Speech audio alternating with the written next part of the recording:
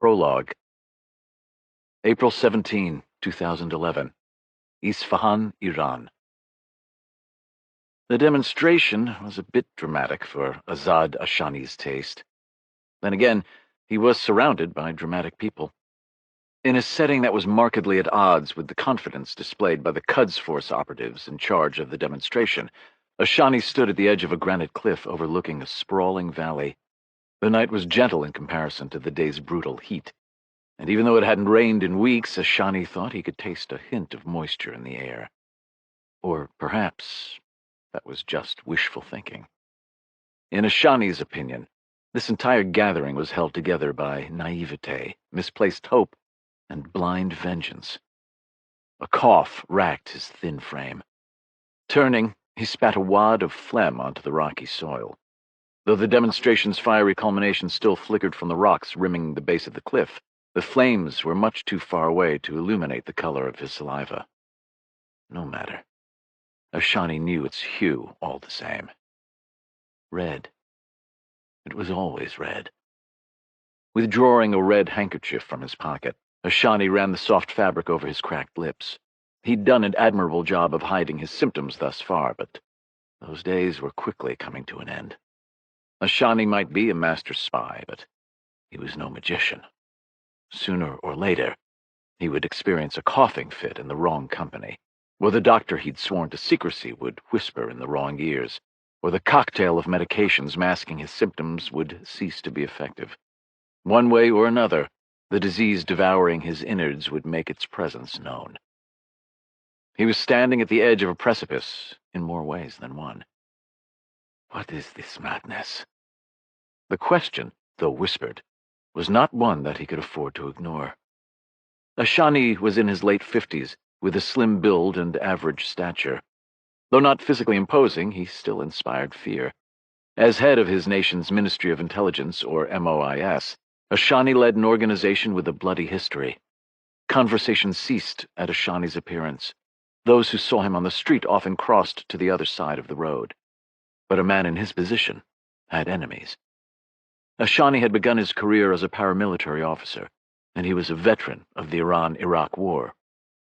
He no longer had an operator's muscled build, but there was a hardness to him, a sharp edge that even age and the ravages of his illness couldn't entirely dull. For the most part, his adversaries were external to the organization he led. For the most part. But a knife thrust wasn't any less deadly just because it came from a trusted lieutenant, rather than a barbarian at the gates.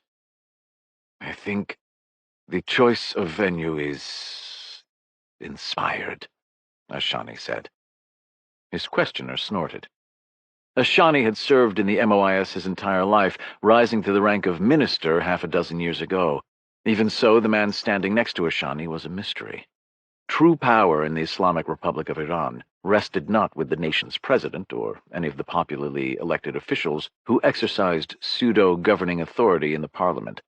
These offices were just for show, a mechanism to convince the populace that they actually had a degree of say in the manner in which their nation was run. They did not. True power resided in just one body, the Guardian Council.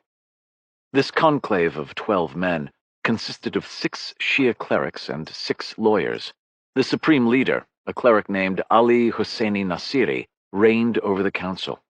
This arrangement meant that the Islamic Republic of Iran was governed according to the whims of an 80-year-old Shia imam, an elderly theocrat whose last remaining earthly wish was to witness the apocalyptic battle that would bring about the return of the fabled 12th imam. Ashani did not think that the combination of a dictator fixated on leaving a legacy of blood and ashes and a cadre of sycophants singularly focused on providing him with the means to do so was a harbinger of good fortune for the nation he loved. But he was not foolish enough to say this to the man standing next to him. The man in question, Darian Moradi, was a relative newcomer to the MOIS. Prior to his appointment as Ashani's deputy a month earlier, the young cleric hadn't held an official position in government. Instead, he'd served as the adjutant to a ranking member of the Guardian Council. A cleric who could very well be Iran's next supreme leader. Unlike Hosseini Nasiri, Muradi's boss seemed less focused on the never-ending quest to destroy Iran's Jewish neighbor, and more on stabilizing the regime through normalization with the rest of the world. This made Muradi's question both interesting and dangerous. "Inspired by the magnificent vista," Muradi said, "or the giant man-made sinkhole?" Ashani stood on the eastern side of the plateau. Behind him, the mountain continued skyward. The drivable trail that led from the mountain's base ended at the plateau, becoming a rocky path passable only to donkeys or goats. The plateau's other occupants were gathered at the western side of the terrain feature, about 70 meters distant. Their jubilant voices carried across the open ground as they gestured toward the flames licking the metallic wreckage strewn across the valley floor. No doubt, the venue was chosen in part to showcase the clear night. In part. There were plenty of places in Iran that offered a commanding view of the sky, along with the requisite room needed to catch large chunks of smoldering aluminum and plastic as they fell to the earth. The decision to hold the demonstration here undoubtedly had much to do with what had once been concealed beneath tons of cement and steel on the valley floor.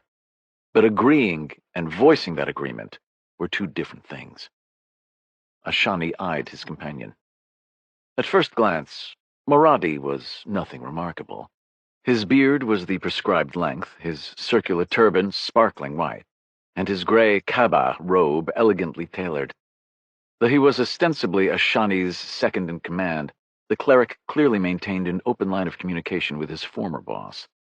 Even so, Muradi was respectful to Ashani and did not flaunt his obvious political connections. His thin frame showed none of the corpulence often associated with Iran's ruling elite, and his short stature was not aided by platform shoes. Most importantly, the dark eyes present behind his clear-framed glasses were sharp and thoughtful. The eyes of someone who saw much, but spoke little. In their admittedly limited interactions, Ashani had yet to put the man in a box. Muradi asked intelligent questions, did not trade on his former boss's influence, and wasn't prone to ravings meant to demonstrate his religious fervor. He reminded Ashani of a particularly keen aide-de-camp. This was a man with whom it would be easy to let down one's guard, which was why Ashani intended to do the opposite. "It is a very nice evening," Ashani allowed. This was true. April and May were two of the more pleasant months in Isfahan. The bitter cold of winter was a thing of the past, and the spring rain briefly returned life to the desert. Only 2 weeks ago, Ashani would have needed a thick coat and gloves to survive the brutal winds that buffeted the cliff face, but tonight the temperature hovered around 18 degrees Celsius, and the breeze felt gentle and warm. "You are a cautious one," Muradi said with a chuckle.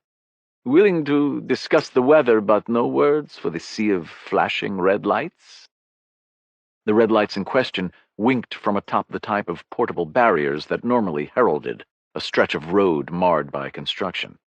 But the constellation of crimson beacons blinking from the valley floor had a different purpose. Ashani was not a civil engineer, but he didn't believe anything would be built upon the concrete cairn the barriers ringed in this lifetime, or even the next. The barriers were meant to prevent the unwary from venturing too close to a radioactive cavern, a cavern that had once contained the centrifuges and feeder reactor that were critical to Iran's nuclear weapons program. Billions of dollars lay beneath the rubble. Billions the Islamic Republic of Iran did not have. Ashani sighed. This was the second time the cleric had brought up the elephant in the room. "What happened here was a tragedy," Ashani said. "How many died?" Ashani turned from his contemplation of the massive crater to find the little cleric's eyes on him. This time, no merriment shone from their depths. "Too many," Ashani said. "You were almost one of them." Muradi's response seemed more statement than question, but Ashani knew he still owed the cleric an answer. "Yes." "What do you think about the disaster?" Muradi said. "The loss of life was tragic," Ashani said. "The perpetrators should be brought to justice." Yes, Muradi said, waving away Ashani's answer. You are suitably outraged, and we must swear vengeance on the Americans, the Jews, the Kurds, or whoever sabotaged our supposedly impenetrable nuclear weapons research facility. I will save us both the trouble, and pretend that you regurgitated the appropriate rhetoric, but you've misunderstood my question. I want to know what you think about the site's purpose, the development of an atomic bomb. This time, Ashani didn't have to fake his reaction. Though the two men were standing apart from the huddle of figures gathered at the cliff's edge, Ashani still couldn't believe what he'd just heard. Belief in the necessity of the Iranian nuclear weapons program was canonical in its fervor. Tens of billions had been spent on the effort, and the ensuing international sanctions had crippled Iran's economy. Even so, continued adherence to this strategy wasn't given any more thought than questioning why water was wet. It simply was. Muradi might as well have been asking Ashani if he believed that Muhammad was Allah's prophet. Ashani hoped for a coughing fit or some other excuse not to speak. A burst of laughter echoed from the group of men clustered at the far side of the bluff. Fools. They were all fools. A gaggle of clerics from the Guardian Council in their formal robes, the Vice President of Iran in his Western-style suit, and the man who'd conceived this plot, a Quds Force colonel. Originally brought into existence by the first Supreme Leader with the goal of safeguarding the resistance, Quds Force had become a nation within a nation. Ashani often thought of them akin to the Nazis' feared Schutzstaffel, or SS, operatives answerable only to the Supreme Leader himself. That these fanatics were responsible for tonight's demonstration, and the scheme it supposedly validated, came as no surprise. That Iran's ruling class was considering their plan was. While Muradi's former boss was not in attendance, tonight's gathering included power brokers from across the Iranian government. This event was indicative of a seismic shift in Iran's approach to the West, a shift Ashani suspected would prove to be the undoing of the nation he loved. Where did that leave him? What I think about the program is immaterial, Ashani said, choosing his words carefully. I do not make policy decisions. I serve the Islamic Republic of Iran and the Supreme Leader Ali Hosseini Nasiri. Of course you do, Muradi said with a smirk. But what about the operation the Quds Force operatives are proposing? If you were the Supreme Leader's advisor, would you counsel that such a venture was wise? Ashani would not. Yes, what the Quds Force imagined had a chance of working, and yes, even he had to admit that their operational planning was impressive. But as the concrete tomb at the base of the cliff could attest, grand schemes often led to grand failures. The flames consuming the downed aircraft's wreckage looked more like a funeral pyre than a victory bonfire. If the Supreme Leader desired my thoughts, I would provide them, Ashani said, locking eyes with the cleric. But my words would be for him alone. Muradi held his gaze for an uncomfortably long time before slowly turning away. As a career intelligence officer, Ashani prided himself on his ability to read people, but he couldn't tell what the cleric was thinking. This is madness, Muradi said, whispering the words. Absolute madness, and no one can stop it. Muradi strode away before Ashani could reply, which was just as well, since he wasn't sure how he would have responded. Yes, this was madness. If the Quds Force plot succeeded, there was a very real chance the Middle East would be plunged into a regional war. If it failed, the radioactive cavern at the cliff's base would look like a playground in comparison to what the Americans would do to his country. Ashani was in violent agreement with Muradi on the cleric's first point, not the second. There was someone who could stop this rush to madness. A man who terrified Ashani in a way that even the disease consuming him did not. Sometimes survival required a willingness to do the unthinkable. Ashani was a dead man. Perhaps his wife and daughters didn't need to share his fate. It was time to make a deal with the devil known as Malikul Maut, the angel of death. Chapter 1. Friday, April 29, 2011. Islamabad, Pakistan. I'm taking this chair." The muscular Pakistani man grabbed the chair in question and dragged it across astroturf-coated concrete to the far side of the patio.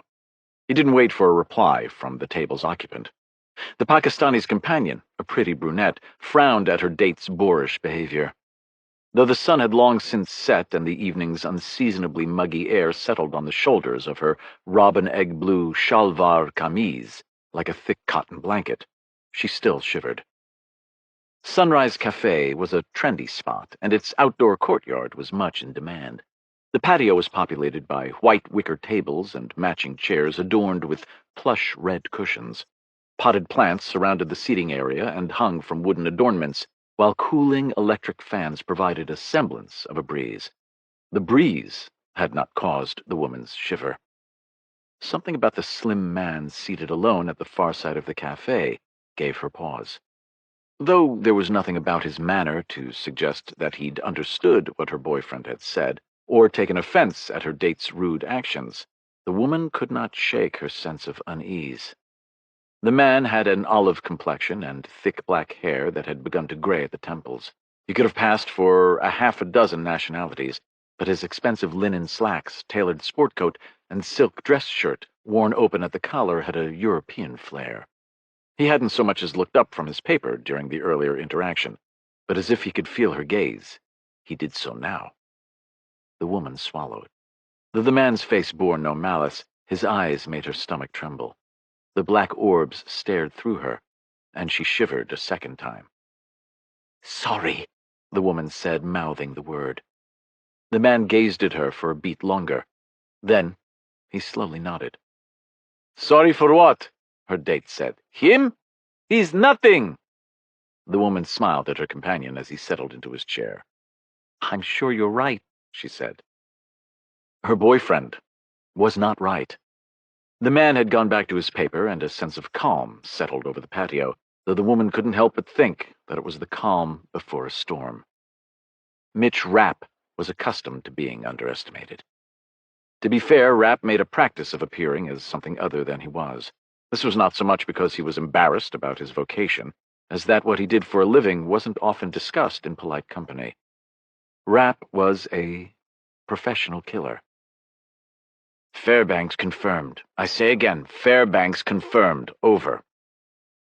Rapp fought the urge to grind his teeth at the radio transmission, choosing instead to vent his frustration on his espresso.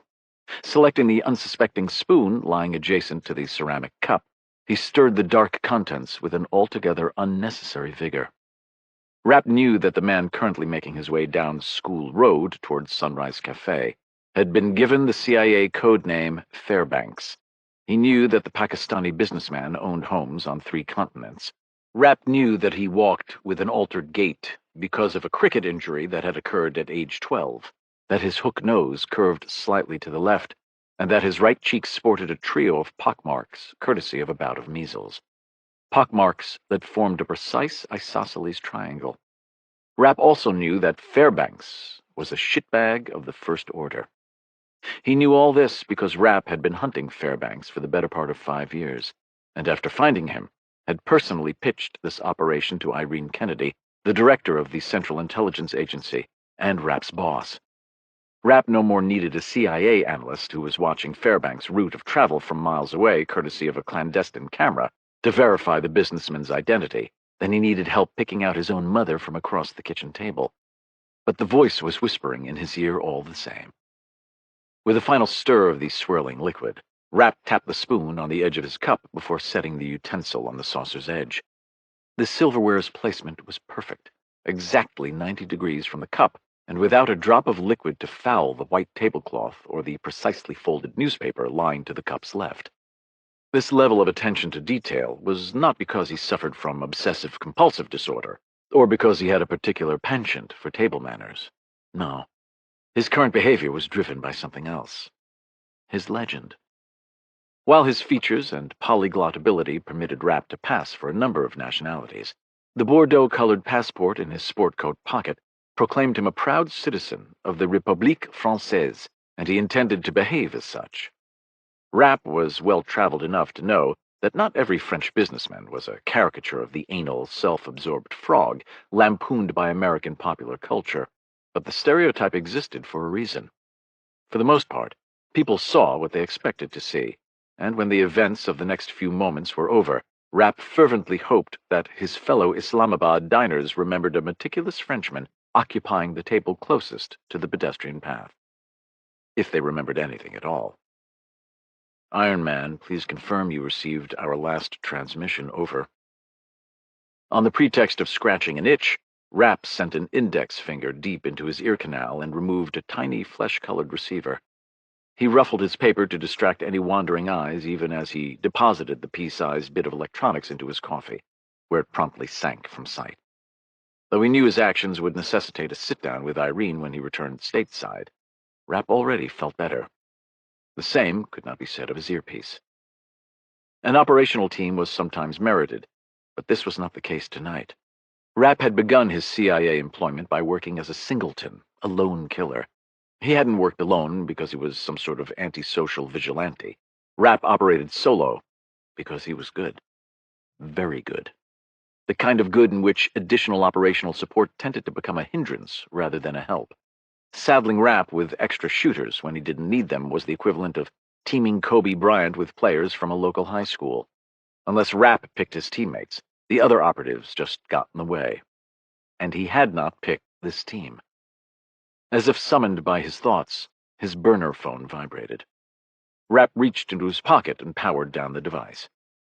While he considered the earpiece gracing the bottom of his coffee cup extraneous, the same could not be said of his phone. There was a difference between being headstrong and acting foolishly. In roughly 3 minutes, Rapp intended to rid the Earth of a particularly vile human being, and he had no intention of following his prey into the afterlife. To escape, Rapp would need the burner phone, so he permitted the device's continued presence, but he did not need the distraction posed by whoever was currently texting him. A car pulled up to the curb on Rapp's left. He allowed his gaze to settle on the vehicle with the same casual interest that might be displayed by any of the cafe's patrons. Rapp's interest was not casual. Fairbanks did not owe his survival to good fortune. While Rapp had been in the field long enough to understand the role that luck played in any operation, this alone was not enough to keep a man safe from a predator with Rapp's abilities. Fairbanks was still alive because he'd had help. Help of the kind only a nation-state could provide. By killing Fairbanks, Mitch intended to send the government who had aided and abetted his evil an unambiguous message. The old rules no longer applied. Nearly a decade after 19 jihadis had perpetrated the worst attack on American soil since Pearl Harbor, the war on terror had reached an inflection point. The Islamic Republic of Pakistan could either help the United States track down and eliminate terrorists, or suffer the consequences. A blunt message to be delivered by a blunt force object. The car door opened, and a man exited. But not just any man. Colonel Dariush Ruintan stood not more than a stone's throw from Rapp's stable. Though Rapp was a veteran of countless clandestine operations, the sight of Ruintan rocked him to his core.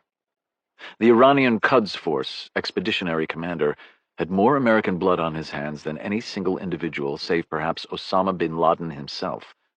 He had funded the work into explosively formed penetrators and had masterminded the rat lines through which the devices had poured into Iraq from Iran.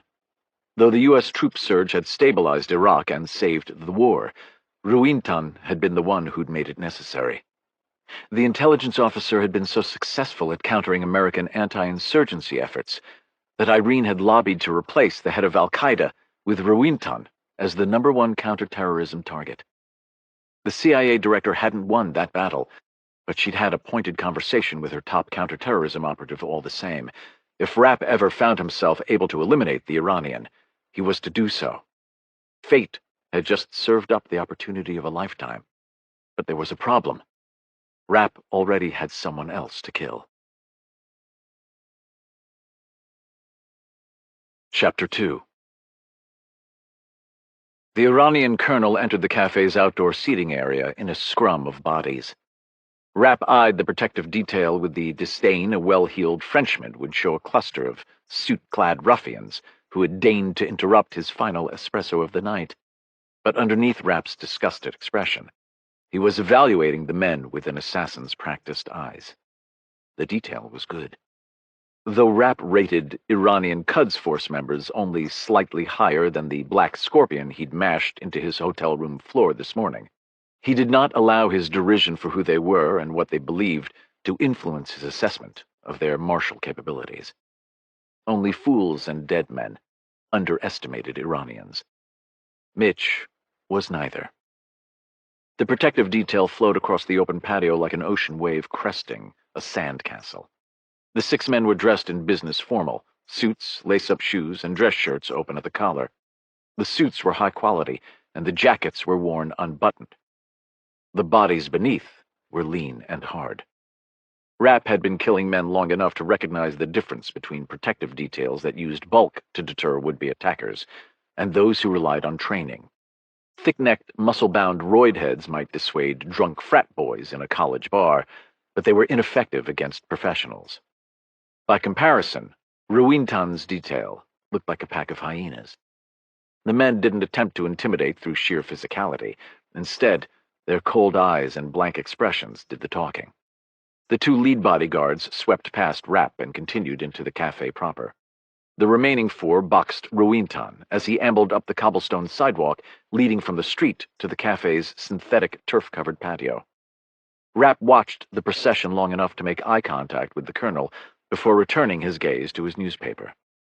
The Iranian's show of force was impressive, but Rapp's legend proclaimed him a businessman who helped interested parties navigate tiresome regulations, the kind of regulations meant to curb the sale of illegal firearms. Men with guns weren't exactly a novelty. Pardonnez-moi, monsieur, aidez-moi s'il vous plaît. The Iranian bodyguard spoke in accented but understandable French. His lean build mirrored that of his companions, but his shoulders were heavier and chest broader. A middleweight surrounded by welterweights. He had a pugilist's flattened nose, and his misshapen knuckles were crisscrossed with scars. His foot placement suggested boxing, but his cauliflower ears pointed toward a passion for wrestling. Either way, this was not a man to be taken lightly. The bodyguard stood a respectful distance from Mitch, but his posture suggested the question was not rhetorical. Rapp decided to put this theory to the test. "Non," Mitch said, turning the page on his newspaper as he spoke. His semi-slouch radiated a disinterest that was starkly at odds with the tendrils of tension tightening his stomach. Fairbanks was nothing if not punctual. In just seconds, the Pakistani businessman would be rounding the corner, no doubt eagerly anticipating a nightcap at his favorite coffee shop. Rapp had endured more oversight during the planning phase of this sanctioned assassination than the last dozen combined, as evidenced by the clandestine camera array and the voice that had been formerly whispering in his ear. Killing a scumbag on the streets of an ally's capital city was not an insignificant act, even toward an ally as fickle as Pakistan. Sending a message was all well and good, but doing so effectively required a certain subtlety. Rapp was the first to admit that the word subtle was not a descriptor often applied to him, but in this case, he agreed with the strategy. Fairbanks needed to die in a manner that left no misunderstanding as to the cause of his demise, while still throwing enough doubt on the identity of the perpetrators to allow the Pakistani government to express public outrage, while privately realizing they'd been given an ultimatum. This message would be infinitely harder to send if the Iranians' guard dogs ran Mitch out of the cafe. Ruintan mounted the cafe's steps and strode across the astroturf. But rather than heading for the coffee shop's welcoming front door, the Iranian angled left, toward Rapp's table. Chapter 3. "Excuse me, sir," Ruintan said. "Do you mind if I join you?" Rapp did mind. Besides the fact that he could see Fairbanks' gray-streaked hair as he meandered down the street to his left, Rapp had a thing about sharing tables with Iranian colonels. But Ruintan wasn't one to take no for an answer. Before Rapp could reply, the Quds Force operative appropriated a chair from a nearby table and sat. That the chair had only moments before held the same muscular Pakistani man who'd originally stolen it from Rapp seemed of little concern to the Iranian. Two of the colonel's bodyguards emerged from the cafe and helpfully explained to the enraged musclehead that his latte would taste much better if he chose to finish it inside the cafe. The Iranian's persuasive words seemed to calm him. Or maybe it was sight of pistols bulging from shoulder holsters. Either way, the man stormed into the cafe, and his date got up from her seat and meekly followed. As the pretty woman drew even with Rapp, she graced him with a tentative smile, and then disappeared inside. When it came to women or chairs, there really was no accounting for taste. A second pair of guards positioned themselves to either side of Mitch's shoulders, and the final pair faced the road. "Sorry," Mitch said, ignoring the skin-crawling feeling that adversaries in his blind spot always produced. "But I'm expecting someone." "Not just someone," Ruintan said. "You are waiting for a certain Pakistani businessman. He thinks he's meeting Monsieur Dubois to discuss a rather sizable acquisition, but that isn't so, is it? You might have a maroon passport, but the Republic is not the land of your birth any more than French is your native tongue. Your given name is actually Said. Farid Said." Ruintan had been speaking in French until he'd arrived at the final sentence. Those words had been rendered in Arabic, perhaps to give the nom de guerre the emphasis it deserved. Not much surprised Mitch. This did. Mitch returned the colonel's gaze. The Iranian was both as Rapp expected him to be in person and different.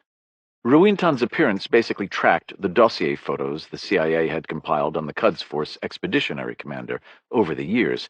Though he was dressed in the same Western-style business casual attire of his men, it was clear that Ruintan was not some boardroom banker. Or at least it was clear to Rapp.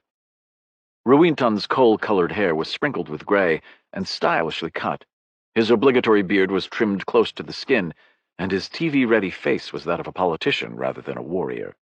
But a closer look at the wrinkles around his eyes and the sun marks on his forehead suggested that this was the visage of a man who'd spent the majority of his life outdoors, and not the sort of outdoors associated with a country club's golf course. As the faint pucker on his right cheekbone could attest, Ruintan led his troops from the front lines, not a cushy command post in Tehran. Though the blemish could have been attributed to childhood acne, Rapp knew the mark's true source. A 5.56mm round. An American 5.56mm round. Ruintan had sustained the wound in Fallujah, Iraq, when a Marine rifleman's shot had cratered the stucco wall next to him, rather than his skull. The metal fragments had just missed the colonel's eye. Rapp had wondered on more than one occasion how many U.S. lives might have been saved if the Marine's aim had been true. But it was Ruintan's presence, rather than his appearance, that surprised Rapp the most. The air surrounding the Quds Force commander seemed charged with electricity, as if the Iranian were a lightning bolt poised to strike. Though he'd encountered them sparingly, Rapp had met such men before. Dangerous men. Ruintan had begun the conversation in a manner meant to startle Rapp, which meant that he had an expected fraction of a second to decide how to respond. Maybe up to an entire second if he pushed his luck. For most people, a single second wasn't much time. Rapp wasn't most people. In the time required to draw a breath, Rapp ran through several potential courses of action. In his left breast pocket, Rapp carried a pen that, when triggered in a very specific manner, emitted 5 cc's of a slow-acting neurotoxin. Since Fairbanks traveled with bodyguards, Rapp had expected to be frisked prior to their sit-down. As such, he was not carrying his customary Glock and suppressor, but even a man with Rapp's abilities did not prowl the streets of Islamabad unarmed. A knife featuring a 4-inch ceramic blade and a 3D-printed hilt formed the latching mechanism on Rapp's belt. The weapon could never win an award for sexiest killing implement, but it was custom-made for Rapp's hand, easily concealed, and couldn't be discovered by a metal detector. Rapp was confident he could end Ruintan's life before one of his bodyguards intervened. What happened next would be a bit of a free-for-all, but Mitch liked his odds. Even so, he did not give in to his homicidal urge. Yet. Over the course of their years working together, Rapp had grudgingly come around to Irene's way of thinking when it came to the big fish. The men who ordered foot soldiers into harm's way should be afforded the same opportunity to meet Allah as their underlings. But sometimes there was a benefit to delaying their departure. Small fish were a dime a dozen. Big fish, on the other hand, could serve as bait for an even larger catch. So rather than shove the dull end of his teaspoon through the Iranian's right eyeball, Rapp decided to do something even more shocking. Talk. "What do you want?" Rapp said.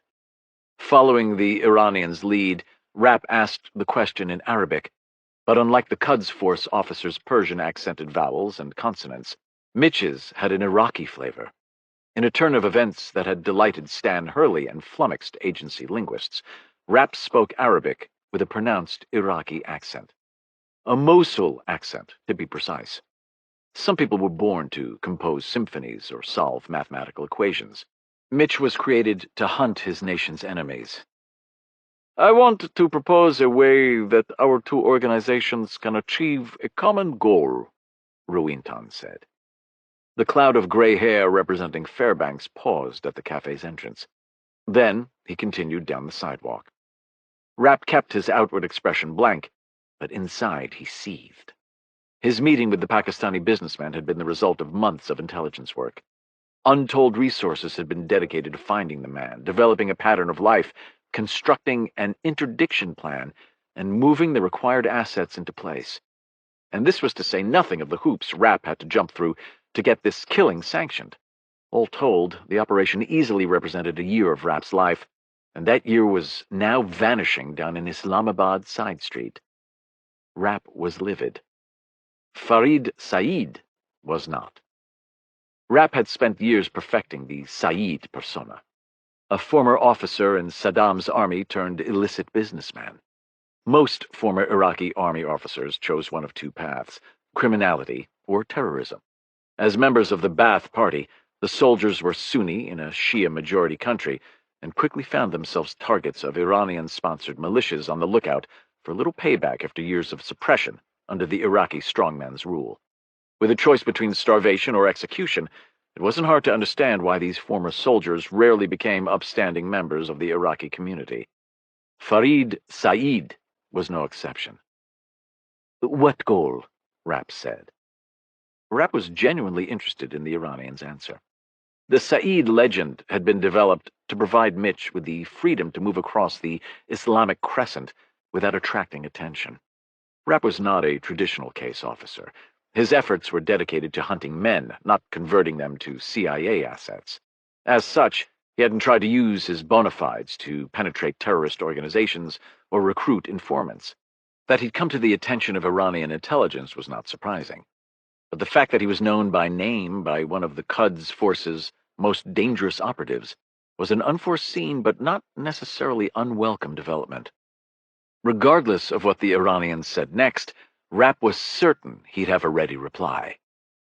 "The goal of killing Americans in Afghanistan," Ruintan said. Or perhaps not. Chapter 4. Mitch Rapp did not commemorate his successes with notches on his pistol grip. He might have begun his life as a paramilitary officer in no small part as revenge for the deaths of his fiancée and the 269 other innocents who'd perished after Libyan terrorists had planted a bomb on Pan Am Flight 103, but that was then. Rapp had long since transitioned from killing as an emotional salve to killing as a way of life. Assassinating his nation's enemies was a job that needed to be done, and he was uniquely suited to do it. End of story. Or at least, Rapp wanted to believe this was the case. But sometimes he wasn't so sure. At this moment, he wanted to reach across the table, snare the preening Iranian in a cross-collar choke, and squeeze his throat's soft tissue until the Quds Force officer's eyes bulged. Instead, Rapp asked the obvious question. "How?" Rapp said. A smile lit the Iranian's face. "You see," Ruintan said, "even adversaries can find common cause when it comes to killing Americans. Tell your organization that we have something that can change the course of the war in Afghanistan.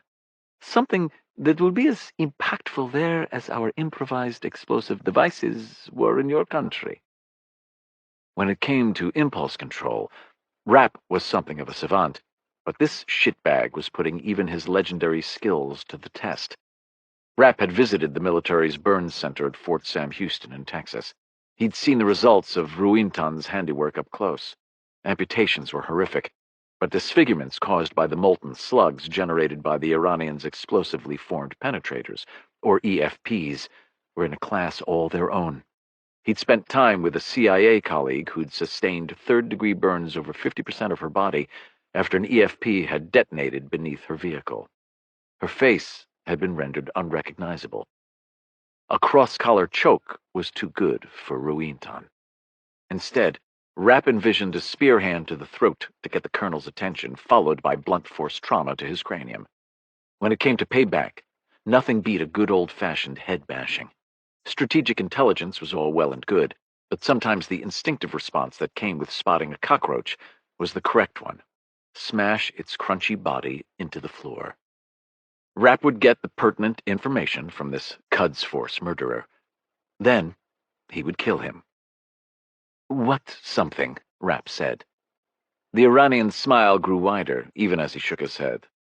"I've always found deeds preferable to words. In light of the history of mistrust between our organizations, I propose a show of good faith instead. A demonstration." "What kind of demonstration?" Rapp said. "An unmistakable one. Within the hour, I expect our handiwork to be the topic of discussion on every Western news channel." The part of Rapp's mind dedicated to battlefield calculus did the operational math. 6 bodyguards, but only 2 of the minders had their attention focused on the table. 2-to-1 odds were not great, but Rapp had done more with less. Could he kill Ruintan before the Iranians' minders intervened? Yes.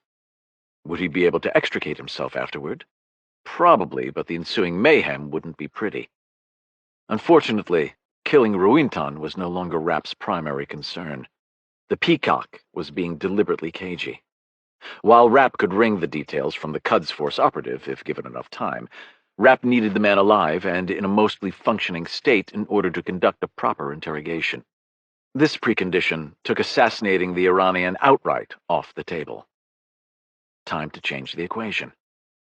With an exaggerated look at his Rolex, Rapp got to his feet. "Where are you going?" Ruintan said. The Iranian's Cheshire cat grin was gone, replaced by another expression. Worry.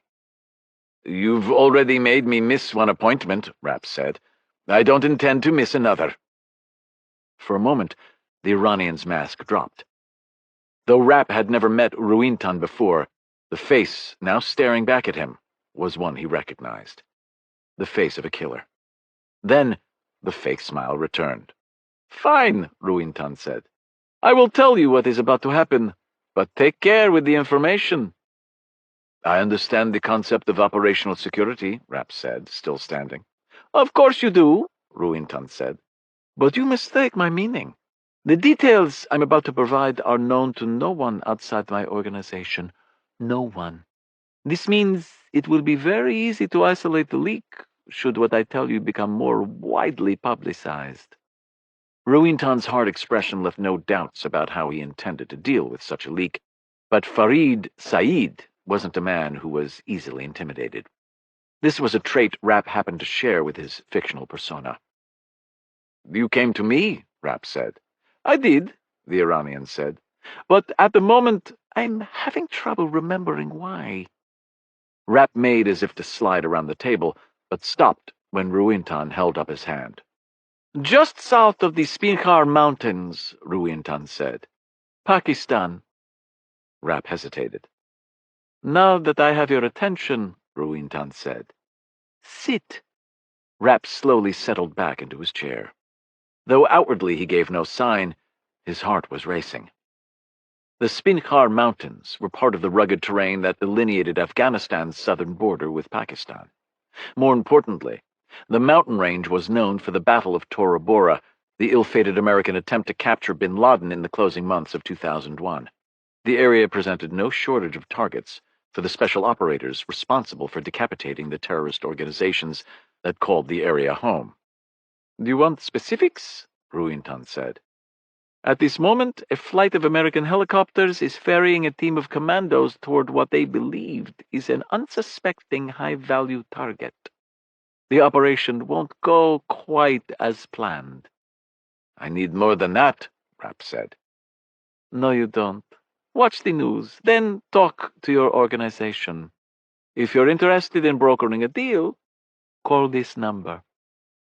Ruintan withdrew something from his pocket and tossed it at Rapp. A business card fluttered through the air before coming to rest on the table.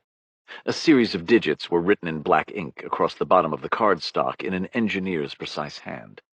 According to his dossier, the Iranian had earned a postgraduate degree from the prestigious Moscow Engineering Physics Institute. Ruintan hadn't just flooded Iraq with EFPs, he'd helped design the weapons. Rapp picked up the card, turning it in his fingers. "Excellent choice," Ruintan said, getting to his feet.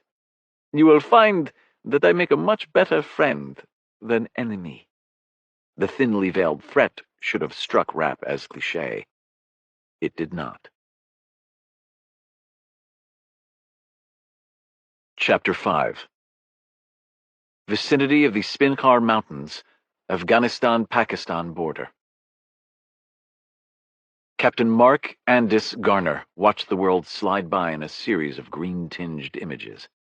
Though night vision technology had come a long way since his father had carried a clunky starlight scope while patrolling the jungles of Vietnam, the grainy picture still seemed otherworldly.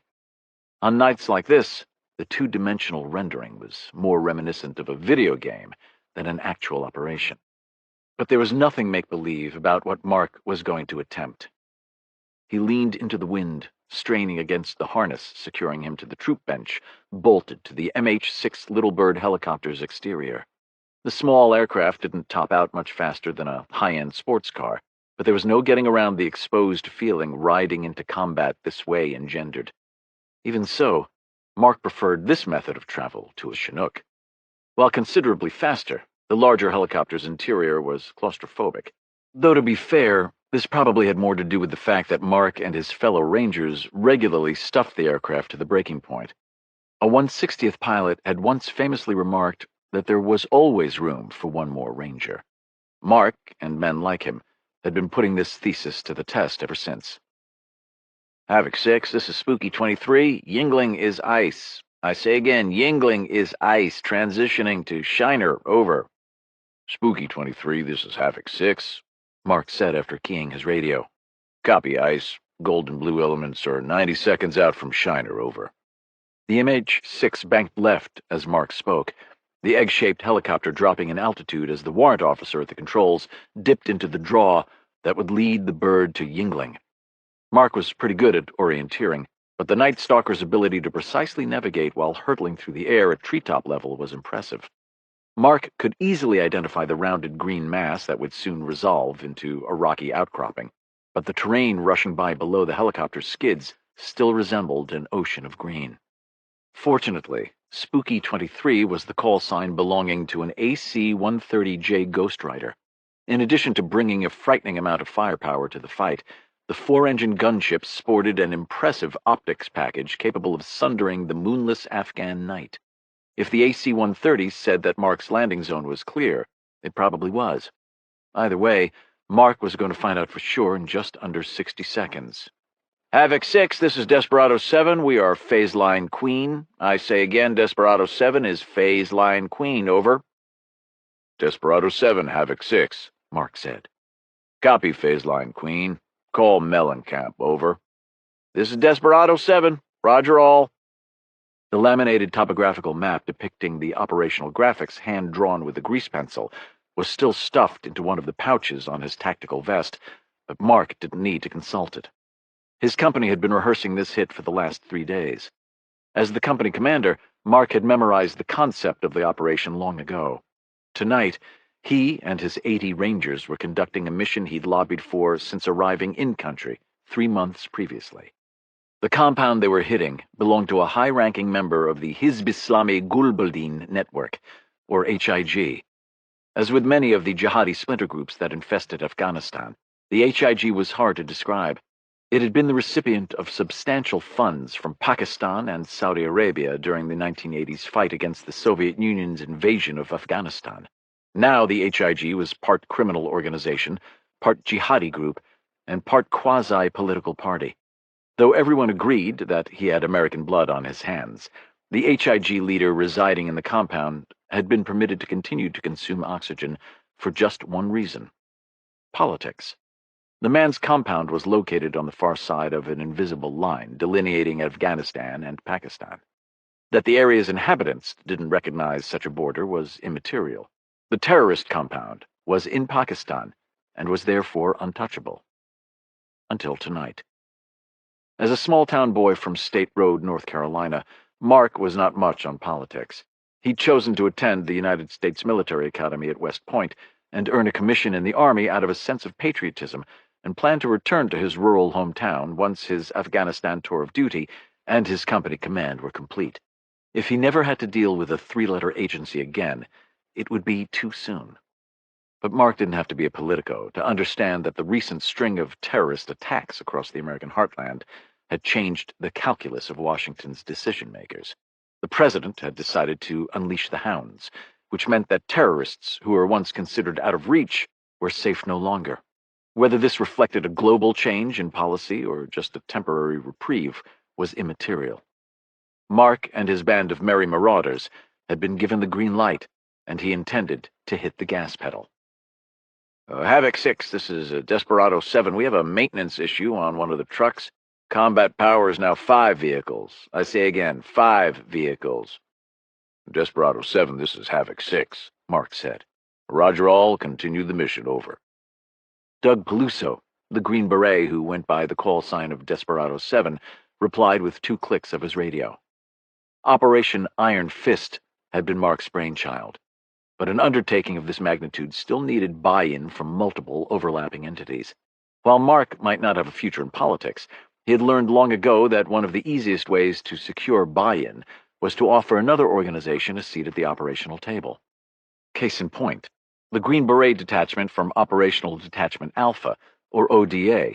535 were not part of Mark's chain of command, but they owned the battle space where the target compound was located.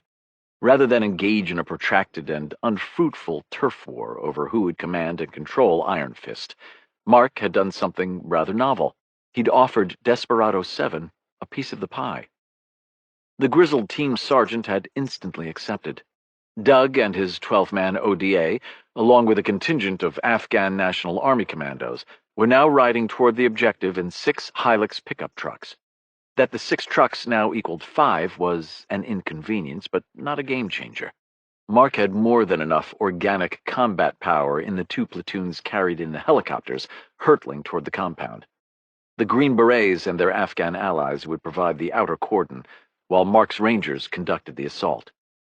The target compound was nestled in the northern end of a bowl, created by the intersection between a north-south running draw and an east-west running ridgeline. A single unimproved road provided vehicular access to the compound.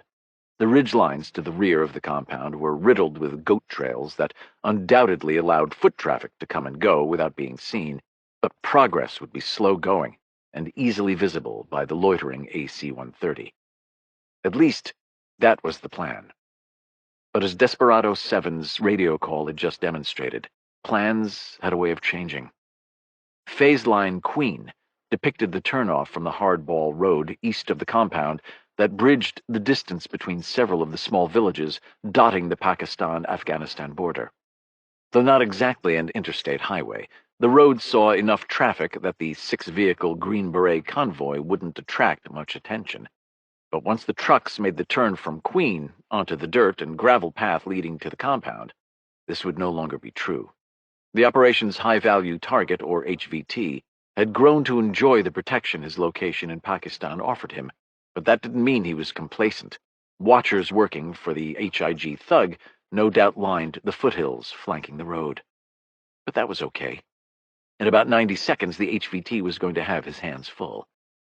As if hearing Mark's thoughts, the little bird flared as the pilot brought the aircraft in for a rushed but steady landing. The Rangers seated next to Mark were off the troop bench and moving forward in a crouch before the helicopter had even fully settled. Mark hit the quick release on his seatbelt and followed, his mind on the multiple radio calls echoing through his Peltor earmuffs as his feet carried him forward. As per their reputation, the Night Stalkers had deposited him precisely on target and exactly on time. Judging by the radio chatter, the helicopters containing the assault team were also adhering to the operational schedule. Mark removed a thermal spotting scope from his assault pack, extended the tripod, planted it in the rocky soil, and panned the device to his right. The 6 Rangers who had exited the helicopter with him were also busy, but they knew their jobs and needed no hand-holding from Mark. His RTO, or radio telephone operator, was already expanding a concave satellite antenna, while the 2-man sniper team were surveying likely targets and completing their range cards. Chris Jankowsko, a Marine-filled artillery officer serving an exchange tour with the Rangers, was verifying radio communication with the indirect fire assets that would be supporting the assault. The final 2 Rangers in Mark's element disappeared into the brush to the northwest of the rock outcropping to establish a security position. Havoc 6, this is Havoc 16. We are release point inbound, over. Mark swung his scope to the left until the target compound swam into view. He'd selected the rock outcropping as his command post, because the elevated position offered him an unobstructed view of Yingling, while still affording a defensible position for his small command team. Though the circling AC-130 was much better equipped to decide whether the compound was ice or cherry, as commander, the final determination was Mark's. His Rangers were about to rain down hellfire and brimstone on the enemy based on his orders. Mark owed it to them to personally check the terrain for enemy fighters before clearing the assaulters onto the objective. Other than its size, the compound wasn't that different from others that dotted the landscape. The 10-foot-high walls were constructed of mud brick and stood 4 feet thick. The bricks had baked to concrete hardness by years of exposure to the unrelenting Afghanistan sun and scouring wind that howled down the valley. Covered guard towers flanked the compound's steel gate. One position held a DSHK heavy machine gun, while the second had space for a pair of guards. Neither tower was occupied. Havoc 16, Mark said, using the call sign of his senior platoon leader, Jeff Mishler. This is Havoc 6. I confirm that Yingling is ice. No enemy in sight. You are cleared to the objective, over. Havoc 6, this is Havoc 16. Roger that. Gig 'em, sir. Mark smiled. As a graduate of Texas A&M, Jeff sought to work the university's signature phrase into nearly every conversation. While Jeff's response wasn't proper radio protocol, Mark made an exception for his hard-charging senior platoon leader. The Ranger Regiment did not attract shrinking violets or wallflowers. Panning his optic back to the right, Mark centered the scope on the gap in the ridgeline where he expected the helicopters carrying Jeff and the rest of the assaulters to appear. Mark loved being a Ranger, but he'd had to adjust to the role of company commander. As a platoon leader, Mark had swept across the objective with his men, often just behind the breaching team. As commander, Mark's role differed. His job was to command and control the fight rather than lead it. This was why he was on a rock outcropping almost 1,000 meters west of the objective, instead of riding in a Chinook alongside his Rangers. Mark's head knew that his ability to coordinate the fight and bring additional combat multipliers, like close air support or Chris Jankowsko's artillery, to bear, did far more to support the effort than adding just another rifle to the stack. Sometimes his heart wasn't so sure. Mark adjusted the optic's focus as he wondered if the pilots from the 160th Special Operations Aviation Regiment were running late. Then he tweaked the thermal's gain and level, and what he'd mistaken for background scatter resolved into a pair of helicopters. The pilots had elected to approach the compound, using nap-of-the-earth flying in the hopes of masking the Chinook's presence for as long as possible. Even so, the pair of helicopters were low even by Night Stalker standards. The bird's landing gear was almost kissing the gravel road. The Chinook and trailing Black Hawk thundered up the draw, and Mark felt the pride that only came from leading America's finest warriors into combat. In seconds, his men would be on the objective, striking a decisive blow against a truly bad man. Some days, Mark couldn't believe he actually got paid to do this job. "Mark," Chris Jankowsko said, grabbing his shoulder, "we might have trouble." And then there were days when he earned every last cent. Chapter 6. Islamabad, Pakistan. Rapp didn't run, at least not at first.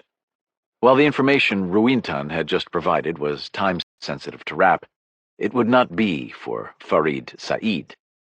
Though his muscles felt like coiled springs, Rapp had remained seated for several minutes after the Iranian and his entourage vacated the cafe. Each second passed with the subtlety of a chiming gong, but Rapp finished skimming the Telegraph's front page before lazily dropping a handful of rupees on the table. Then he'd stood, glanced at his watch, and made for the cobblestone street. Sunrise Cafe was situated in a cluster of shops that were separated from a collection of residences by School Road. Though the grassy median bisecting the thoroughfare often served as a gathering place for groups of men, the patch was empty tonight, perhaps because the pedestrians were all on the western side with Rapp, patronizing the restaurants, clothing vendors, and rug stores surrounding the cafe. Rapp meandered through several alleys that cut deeper into the urban area, heading generally west as two urges battled for primacy. Like a homing pigeon, he could feel Fairbanks lurking just out of reach. As expected, the sight of armed men in his favorite cafe had scared off the businessman, but Rapp still had a reasonably good idea where the terror financier was heading. After his nightcap, Fairbanks habitually closed out the evening at his favorite hookah lounge 5 blocks away. Fairbanks was an enemy combatant, but his weapons were spreadsheets and bank transfers rather than guns or knives. The financier was not an intelligence operative, so his reaction to the commotion at Sunrise Cafe would be very different than Rapp's. Odds were that he would seek comfort in his routine rather than alter it. Rapp had missed his first opportunity to bring the man to justice, though the secondary option was still there for the taking. But for the bit of news Ruintan had just delivered. At this moment, American Special Operations Forces were flying into an ambush. If the Iranian was telling the truth. Rapp could think of many reasons why this might not be the case, chief of them being that this entire overture was nothing but a dangle. The Quds Force officer had been adept enough to suss out Rapp's Saeed persona and track him to a random cafe in Islamabad. Who was to say that the intelligence operative's penetration hadn't gone a step further? Perhaps the entire point of the meeting was to attempt to determine whether the former Iraqi army officer, who was posing as a Frenchman, was actually an American CIA operative. Too many questions. Not enough time to answer them. Rapp angled left, away from the jostling pedestrians, toward a trash-strewn opening between two adjacent buildings. The pockmarked concrete was less alley than a gap in construction between a chocolate store to the left and a bookstore to the right. A dumping ground for refuse and a repository for stagnant rainwater. Rapp reached into his pocket, withdrew his mobile, touched a series of keystrokes to sanitize the call log and contact list, and then tossed the device into the garbage pile overflowing the mouth of the alley. Cell phone theft was a cottage industry in Islamabad, and he was confident that the mobile wouldn't lie unattended for long. He hadn't detected any overt surveillance, but his meeting with Ruintan hadn't been a random encounter. Mitch Rapp might still be clean, but Farid Said assuredly was not. Until he determined how and why he'd been compromised, tradecraft dictated that his cell needed to go. This made warning the appropriate person about the coming ambush more difficult.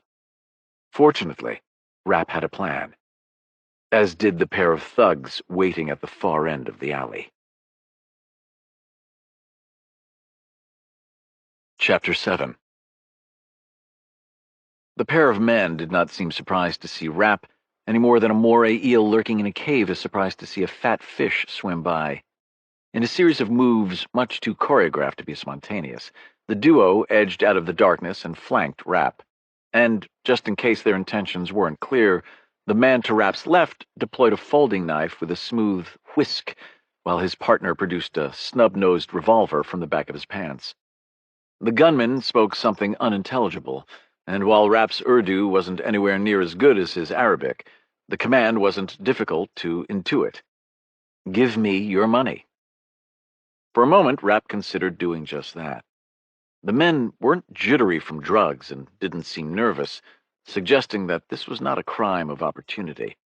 The alley was a shortcut for a confluence of shops, a hookah bar, and at least one house of ill repute. The pair weren't here by happenstance.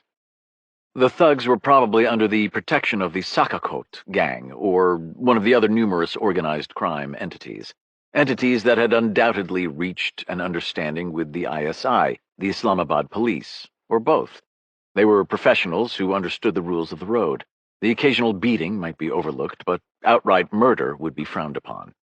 If Rapp handed over the contents of his pockets, he would probably be allowed to pass. Probably. But Rapp was in a hurry. A man needed killing, and a piece of intelligence that might save American lives had to reach the right pair of ears. Rapp didn't have time for bullshit, and was in no mood to play the role of meek victim. The two would-be muggers had just rolled snake eyes. Now it was time to see if they intended to walk away from the table or double down. Move. Rapp gave the command in Arabic, and then added his best Urdu translation for good measure. His choice in languages communicated a subtle but unmistakable message. The robbers had miscalculated. The man standing before them spoke Arabic with an Iraqi accent. He was not a tourist or some other easy mark. The thugs had set a trap for a mouse and mistakenly snared a lion. The prudent course of action would be to acknowledge their mistake and move on. The men were not prudent. The gunman extended the pistol one-handed and thumbed back the hammer with an ominous click. The knifeman turned his wrist, aiming the blade at Rapp's midsection while stepping closer. His placement was perfect. Near enough to lunge, but positioned so as not to foul his partner's gun line. The textbook way to maximize a 2-on-1 advantage. Textbook when not facing someone named Rapp. A competent knife fighter in close was usually more dangerous than a gunman, but in this instance, Rapp's calculus said differently. The gunman's pistol was a double-action revolver and the hammer was cocked. A minuscule amount of pressure applied to the trigger would send a bullet tearing through Rapp's midsection. This wouldn't do. "Okay," Rapp said in Arabic. "Okay." Rapp reached into his pocket, snared his billfold, and offered it to the knifeman with his right hand. Rapp was not right-handed.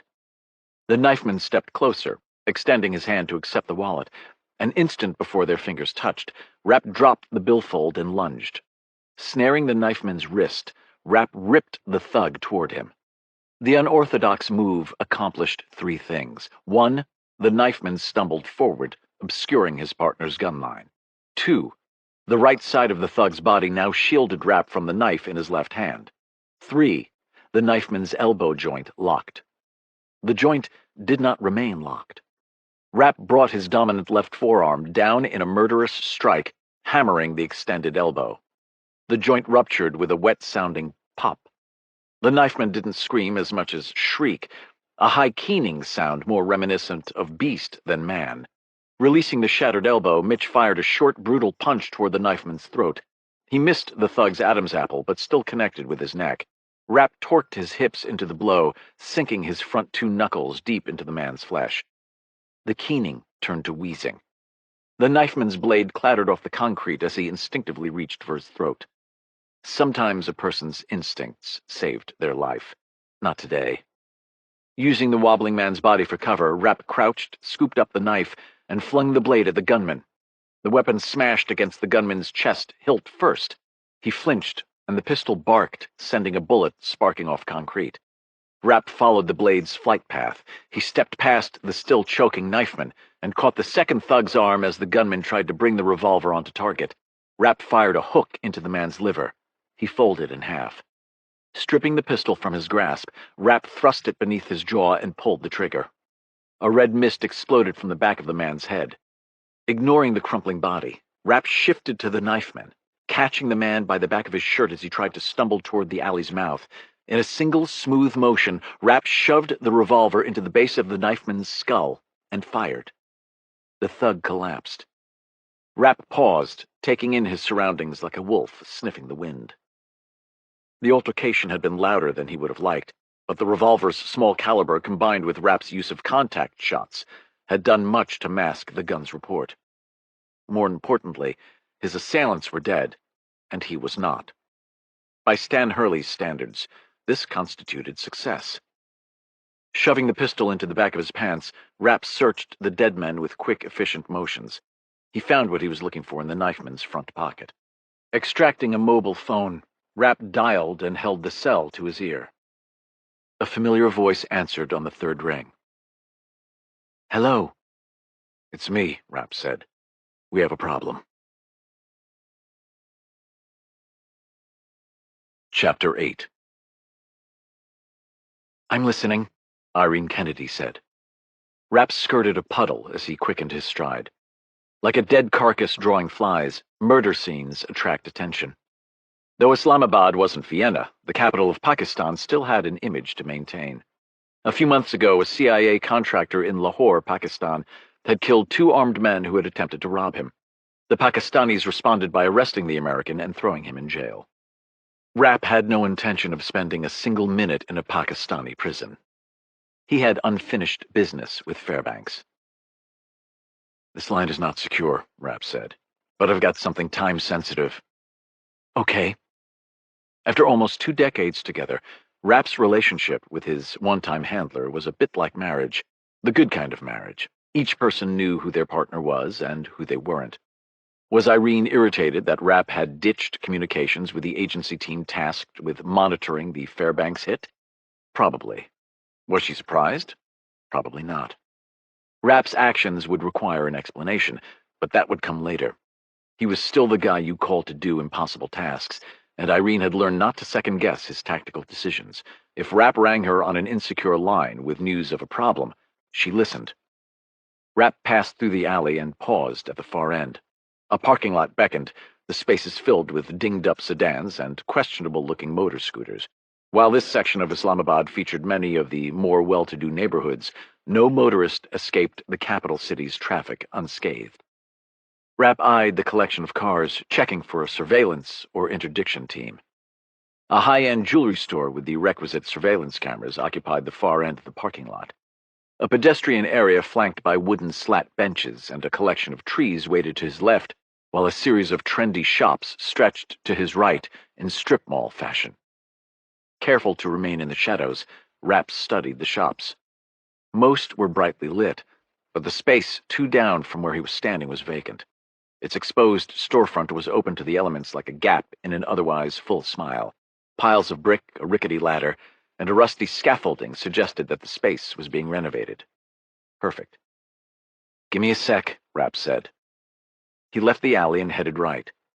After sliding past the darkened windows of a perfume shop, Rapp slunk into the abandoned storefront. He edged past a wheelbarrow, buckets of drywall mud, and piles of trash, seeking the space's darkest corner. The dim lighting revealed what Rapp had hoped to see, a rear exit. Easing the door open, he peered into another dark alley. Unlike the one from which he'd emerged, this one ran north and south. North meant heading back towards School Road, but south led deeper into the sprawling commercial zone composed of shops, restaurants, and the like. Perfect. "Okay," Rapp said, easing the door shut. "I have reporting that suggests a U.S. operation in the vicinity of the Spin-Har Mountains has been compromised. Specifically, helicopters loaded with American commandos are en route to hit a compound, housing a high-value target as we speak. It's a trap." Though she hadn't handled assets in years, a good case officer never lost her farm-trained instincts. Irene might now be the CIA director, but Rapp's update would hit her like a shot of epinephrine. His update must have prompted 1,000 questions. She only asked one. "What's the source of your reporting?" Irene said. Rapp had been expecting this question, but he still wasn't sure how he wanted to answer. While the SIGINT, or Signals Intelligence capability of Pakistan's ISI, was nowhere near NSA levels, only a fool underestimated his adversary's technological prowess. He was calling on an unsecure line. That he was doing so using a cell he'd liberated from a pair of street thugs via a one-time number designed specifically for agents in duress meant that this discussion should be lost among the millions of other calls flooding Pakistan's cell network.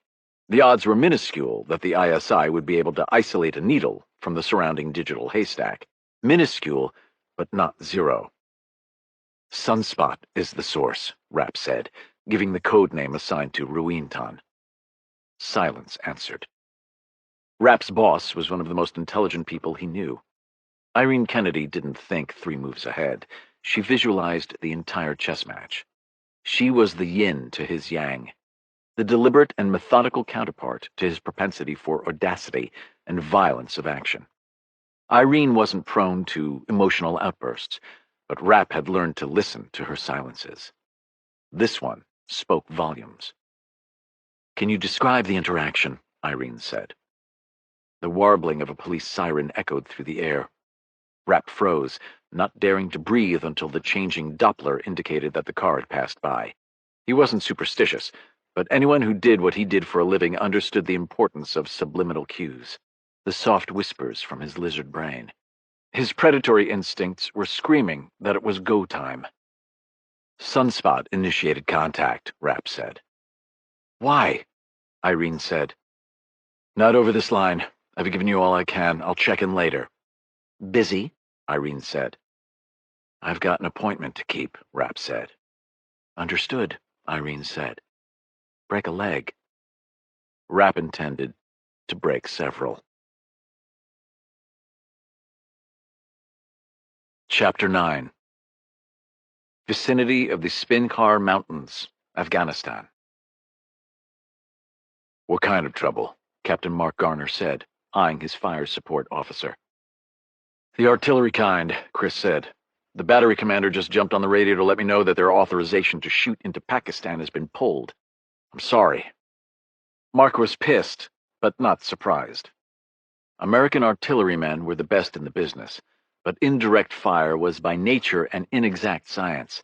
The first rounds almost never hit the target, which was why an experienced forward observer like Chris Jankosko was a critical arrow in every ground commander's quiver. Should the need arise, Chris would serve as the link between the cannons firing the 155mm high-explosive shells and the target. After the first volley, Chris would walk subsequent rounds onto target by issuing corrections in azimuth and distance via radio to the gunners who were located at a forward operating base 20 kilometers away. This was how artillery worked. Unfortunately, firing unguided rounds into Pakistan had the military brass more than a little nervous. Authorization had been granted to incorporate indirect fire into the raid during the rehearsal, but Mark had seen the writing on the wall. If anyone in the chain of command developed cold feet, the big guns were out. And now his premonition had come to fruition. "It's not your fault," Mark said. "Get on the horn with the AC-130 and make sure they know they're the only game in town. I need them ready to put steel on target." "Got it," Chris said. The Marine clicked the transmit button on his radio and began to speak. Mark didn't bother to listen in. Chris had aptly demonstrated his competence over the last 3 months. The Marine was more than capable of conveying the seriousness of the situation to the orbiting Air Force gunship. In a weird way, Mark felt grateful for the snafu. No mission ever went according to plan, ever. Now that the gods of war had thrown their obligatory curveball, maybe the rest of the operation would be smooth sailing. "Sir," Specialist Greg Glass said, "I got Talon 6 on the line." Or maybe not. Talon 6 was the call sign for Lieutenant Colonel Brandon Cates, the commander of 1st Battalion, 75th Ranger Regiment. In other words, Mark's boss. And while Mark got along just fine with Cates, the fact that his boss was tying up the radios seconds before Charlie Company was about to hit the objective was not a good sign. Taking the offered radio handset from Glass, Mark pressed the push-to-talk button and spoke. "Talon 6, this is Havoc 6 Actual," Mark said. "Roger, Havoc. Be advised that our OGA liaison has reported that Iron Fist may be compromised. Over." "Havoc 6, this is Havoc 16. We are petty. I say again, assault element is petty." Petty was the brevity code signifying that the assault team was 30 seconds from the objective. Catching Greg's eye, Mark nodded. The RTO immediately transmitted a response using the Havoc 6 call sign, freeing Mark to stay on the line with Brandon. Mark had been in command for almost a year, and his battlefield interactions with his RTO now bordered on telepathy. "Talon 6, this is Havoc 6, Mark said as he panned his thermal sight back to the compound. Assault elements are phase line petty, and I've confirmed that objective Yingling is ice. Please advise, over. This was Mark's way of politely asking his boss what Brandon expected him to do with the turd he just dropped in Mark's punch bowl. OGA stood for Other Government Agency, a catch-all term for many of the three-letter agencies that provided intelligence to the JSOC, or Joint Special Operations Command, planners. These were the men and women who supplied Mark's Rangers with the intelligence briefings for many of their missions. Havoc 6, this is Talon 6. You're the man on the ground, your call. Over. Mark could have guessed Kate's response. Like most battalion commanders in the storied 75th Ranger Regiment, Brandon had served as a company commander and platoon leader in the organization before eventually returning to command a battalion. He'd earned his spurs during the initial invasion of Afghanistan a decade earlier. Like the good leader that he was, Brandon was deferring the decision to the person with the best situation awareness, Mark. Mark scoped the compound a final time. The men who wore the regiment's coveted tan beret were three-time volunteers. They did not endure the harrowing selection process because they coveted safety. Since their inception, Rangers had garnered a reputation for going where others wouldn't, to do what they couldn't. Iron Fist had required months to approve, weeks to plan, and countless hours to rehearse. The compound's high-value target was not just another Taliban commander. He was a high-ranking HIG member and an integral player in the flow of material and men across the porous border. A second opportunity to capture or kill him might take years to materialize, if ever. OGA's assessment that the mission might be compromised was just that, an assessment. In combat, as in life, there were few absolutes. If Mark waited for a 100% concurrence from the intelligence community before pursuing a target, he'd spend his entire Afghanistan rotation sitting on his thumbs. There was a time to play it safe, and a time to be audacious. This operation fell into the latter category. Talon 6, this is Havoc 6, Mark said. We are proceeding to Henley. Over. Once again, Greg was listening to Mark with one ear and the assault force with the other. Mark could see his RTO's lips moving as he parroted Mark's instructions to the assault force. Besides serving as the last name for one of the greatest singer-songwriters of his generation, Henley also designated the release point, or RP. This was where the two helicopters carrying the Rangers would break formation. The Chinook would deposit the blocking force on the south side of the compound, while the trailing Black Hawk would fast-rope the assaulters onto the main residence's roof. Henley was the point of no return. Roger that, Havoc 6. Good hunting. Talon 6 out. Mark passed the handset back to Greg in favor of the one that connected him to his platoon leader. He considered passing a warning to Havoc 16, but didn't. The assaulters were less than 30 seconds from the objective. Jeff Mishler already had enough to worry about. Instead, Mark switched to his command internal frequency. Stay frosty, Mark said to the Rangers gathered on the hilltop with him. We just received some concerning intel. If you see anything that looks hinky, don't wait for clearance from me to deal with the threat. Mark switched frequencies back to the assault net, even as his headquarters element acknowledged his instructions. He could hear Chris Jankosko whispering into his lip mic as the fire support officer made final coordination with the Air Force gunship.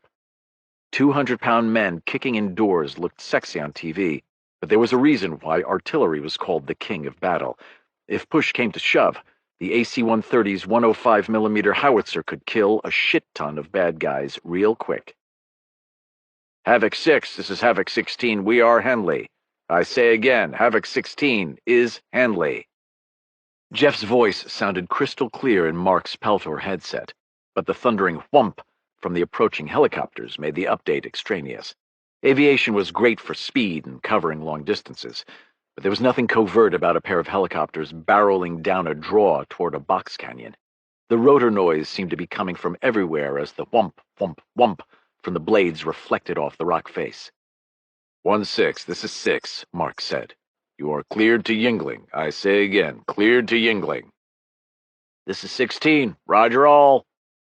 Mark zoomed in on the compound. This was the moment of truth.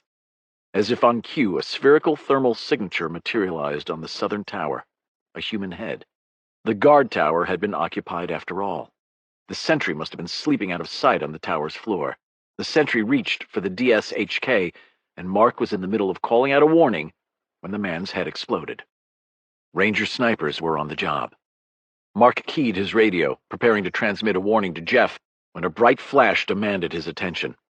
It took Mark a moment to realize he'd seen the burst of light from his left, unaided eye, not through his scope. The flash had originated from the hillside behind the compound, and was now a tiny orange firefly streaking skyward. No, that wasn't quite true. The pinprick of light wasn't arcing toward the heavens like a tracer round. It pirouetted mid-flight, changing from a course aimed at the stars to something much more worrisome. The helicopters. Chapter 10.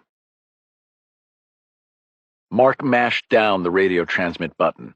"Havoc 16, you are taking fire. Abort, abort, abort." The garbled reply was cut off mid-sentence. One moment the Chinook was thundering down the valley. The next, the pinprick of light detonated just below its number 1 engine. The bright flash reached Mark an instant before the accompanying thunderclap. The helicopter began a ponderous turn to the left as flames shot the length of the fuselage. Mark's thermal sight rendered the dense, thick smoke pouring from the cabin into harmless shades of white. But he knew the truth. His Rangers were in trouble. A second flash erupted from the hillside. The pinprick clawed its way skyward, this time angling toward the Black Hawk. The targeted helicopter dumped flares in an incandescent waterfall while banking to the right, searching for a way out of the kill zone formed by the narrow valley. Mark slapped Chris Jankosko on the shoulder. "Suppress that hillside," Mark said. The fire support officer responded with a thumbs up, since the Marine was already speaking into his lip mic. A heartbeat later, a string of flashbulbs engulfed the hillside as the orbiting AC-130 went to work with its howitzer. The explosions echoed across the valley, uprooting trees and rendering the hillside a series of smoking holes. The Black Hawk thundered untouched over the ridgeline, still trailing flares like a comet's sparkling tail. The Chinook was a different matter. The school bus-sized helicopter nosed toward the valley floor. Flames engulfed the fuselage, but the aircraft continued its ponderous descent, suggesting that someone was still piloting the bird. Against all odds, the 160th aviators at the controls were bringing the aircraft down in one piece. Then it slammed into the hillside. Chapter 11. Islamabad, Pakistan. Rapp eased out of the exit to the construction space, and the night washed over him like a second skin. Though he had and could kill under just about any environmental conditions, night still felt the safest. The darkness slid across his body like a cool breeze. While his intellect understood that modern technology had in large part mitigated the advantages once offered by operating nocturnally, Rapp's predatory instincts weren't so sure. But darkness or not, nothing could hide the fact that Rapp now faced a tough decision. He followed the alley south, toward the neon-tinged light brightening the passageway's entrance. He paused just short of the swirling pool of pink, green, and red luminescence that marked the way back to civilization. Prior to his scheduled meet with Fairbanks, Rapp had reconned the warren of valleys that connected the commercial district, memorizing various routes to and from Sunrise Cafe, as well as other destinations of interest. Destinations like the hookah bar, where Fairbanks liked to close out his evenings. The bar beckoned from the far side of a series of shops that were laid out like a reverse number 7. Rapp was at the northeastern corner of the 7, while the hookah bar anchored the southwestern point. As with the previous strip mall, new construction was interspersed with existing boutiques, restaurants, and cafes, so that almost every other storefront stood empty. A pedestrian walkway of raised cobblestones spiderwebbed across the parking area, separating Rapp from the bar and providing access to the assortment of shops. He studied the hookah bar, considering. Stan Hurley, Rapp's mentor, had passed along many lessons to his protege. Truth be told, though Rapp had operated alongside the crusty old field hand for almost 20 years, he still found himself learning from Stan. Besides teaching Rapp how to best kill a man, perhaps the most important thing Hurley had imparted was when not to kill. Specifically, when to temper the bias for action that ordinarily made Rapp so effective at his job. as Stan was wont to say, he hadn't recruited Rapp to be a suicide bomber. The life of a good guy for the life of a bad guy was never an even trade. Though he wasn't blown yet, Rapp was keenly aware of the two dead bodies cooling on the crumbling asphalt less than a kilometer away. The hookah bar's bright facade was like a siren's song. Prudence dictated that Rapp turn left and head south another 2 blocks toward a strategically parked motor scooter and safety. Fairbanks was on borrowed time. Whether Rapp ended his life today, tomorrow, or a week from now wasn't important. Agency analysts had penetrated the web of secrecy shrouding the businessman once. Given enough time and resources, the eggheads should be able to do it again. Should. With a sigh, Rapp traded the safety of darkness for the neon lights. He did not turn left. Chapter 12. The target should never be permitted to dictate the assassin's actions. Hurley had drilled this truism into Rapp's head. An operative could not allow their feelings for the target to direct how far they pushed the operational window. At least, not if the operative wanted to have a career that spanned more than just one kill.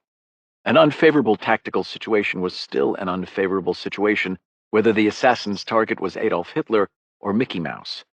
Put another way, an assassin could not allow the evilness of the man or woman they were hunting to increase the level of risk they were willing to accept in order to hunt them. This rule was inviolate.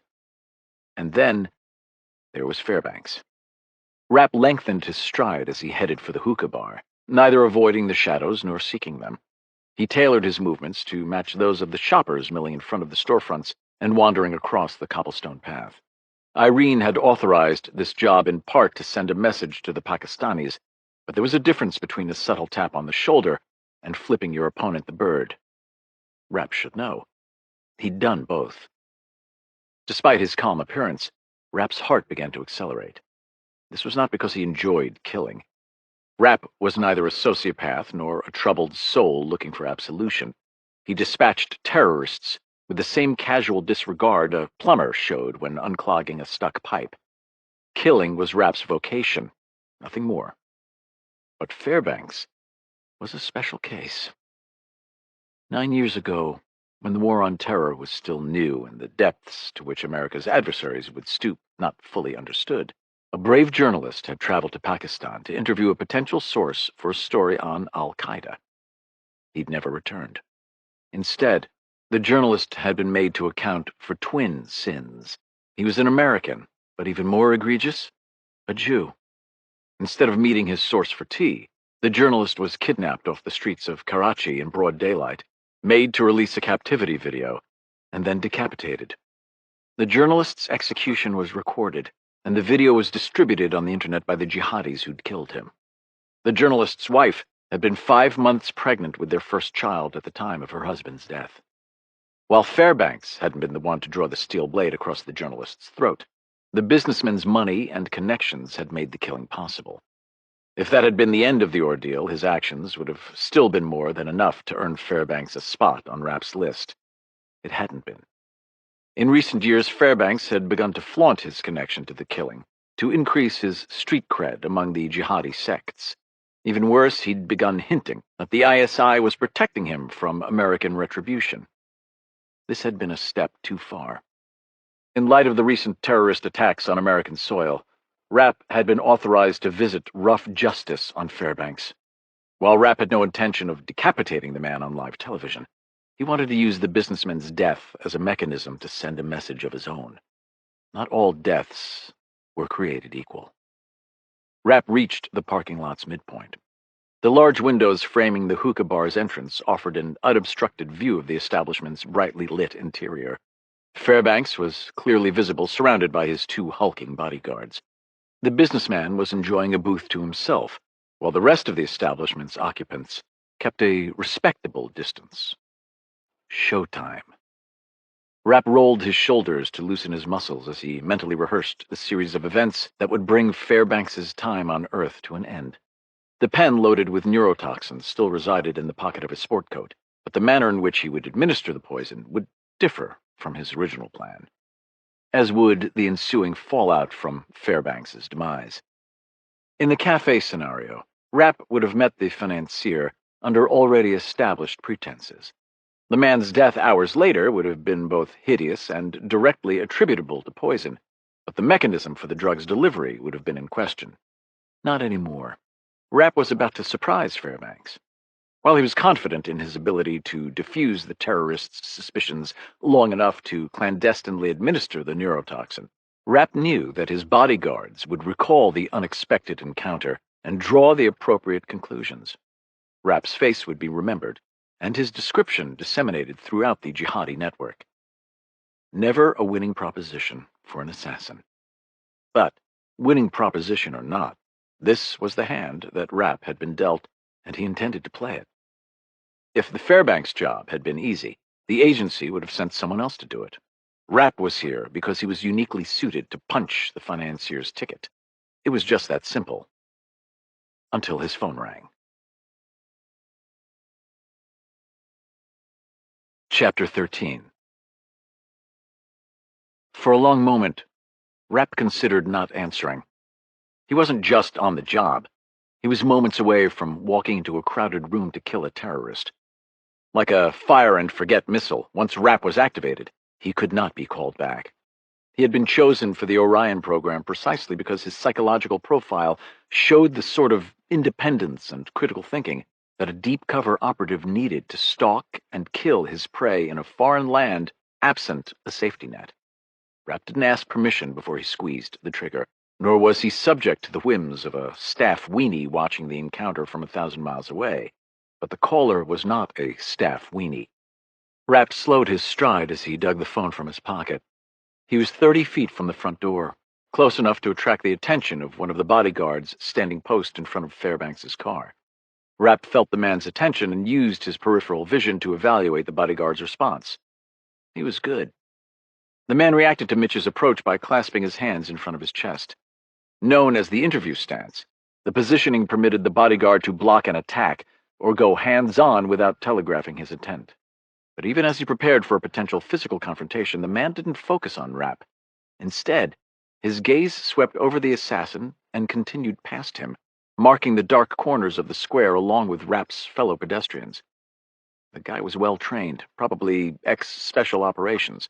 Former soldiers who chose poorly when it came to accepting post-military gigs did not get a free pass, but it did change Rapp's calculus. Slightly. He pulled out the phone and examined the caller ID, hoping that the call was from someone else. Anyone else. Though the corresponding series of digits didn't have the 202 indicative of a Washington, D.C. area code, Rapp still recognized their significance. If redialed, the call would probably go to the last remaining public phone in America, but Rapp knew who had actually originated the call. "Hello?" Rapp said, turning his body away from the bodyguard as he spoke. Rapp wanted to ensure that the bodyguard didn't hear an English reply. "Your warning was correct," Irene said. "A helicopter full of Special Operations Forces was just shot down. Recovery operations are ongoing, but initial casualty estimates are quite high. The pilots of the trail helicopter said that the aircraft was brought down by a missile at night. Do you understand?" Rapp clenched his jaw. He did understand. He counted many members of the Special Operations Forces community as colleagues and friends. The operator fraternity was both small and tightly knit. Odds were that his friends had just lost comrades in arms. But that wasn't the worst of it. A helicopter had been brought down by a shoulder-fired missile at night. Rapp had spent enough time in Afghanistan and Iraq to understand a helicopter's inherent vulnerability to shoulder-fired missiles. While great advancements had been made in the countermeasures department, the easiest way to mitigate the danger posed by man-portable air defense systems, or MANPADS, was to fly at night. A shoulder-fired missile used infrared sensors to home in on a helicopter's hot engine, but the sensor's acquisition window was very narrow. To target a helicopter, the gunner first needed to visually identify the aircraft before he could point the missile's seeker head at his desired target and achieve the necessary pre-launch lock-on. The adage that you couldn't kill what you couldn't see was the reason why American aircraft operated indiscriminately once the sun set. The cloak of darkness didn't make helicopters invulnerable, but it did render the threat posed by man-pads largely moot. Until tonight. Rapp had thousands of questions. Now wasn't the time to ask them. An Islamabad police car trimmed in the force's distinctive yellow and blue color scheme approached from the southeast and turned into the parking lot. The vehicle's light bar remained dark, and the cruiser departed after taking a turn around the pedestrian area, but Rapp wasn't mollified. The officers could have been on a normal patrol, or they might have been canvassing the area in response to 2 dead thugs recently discovered in a trash-strewn alley. Rapp was on borrowed time. "Come on," Rapp said. "Okay." The call ended.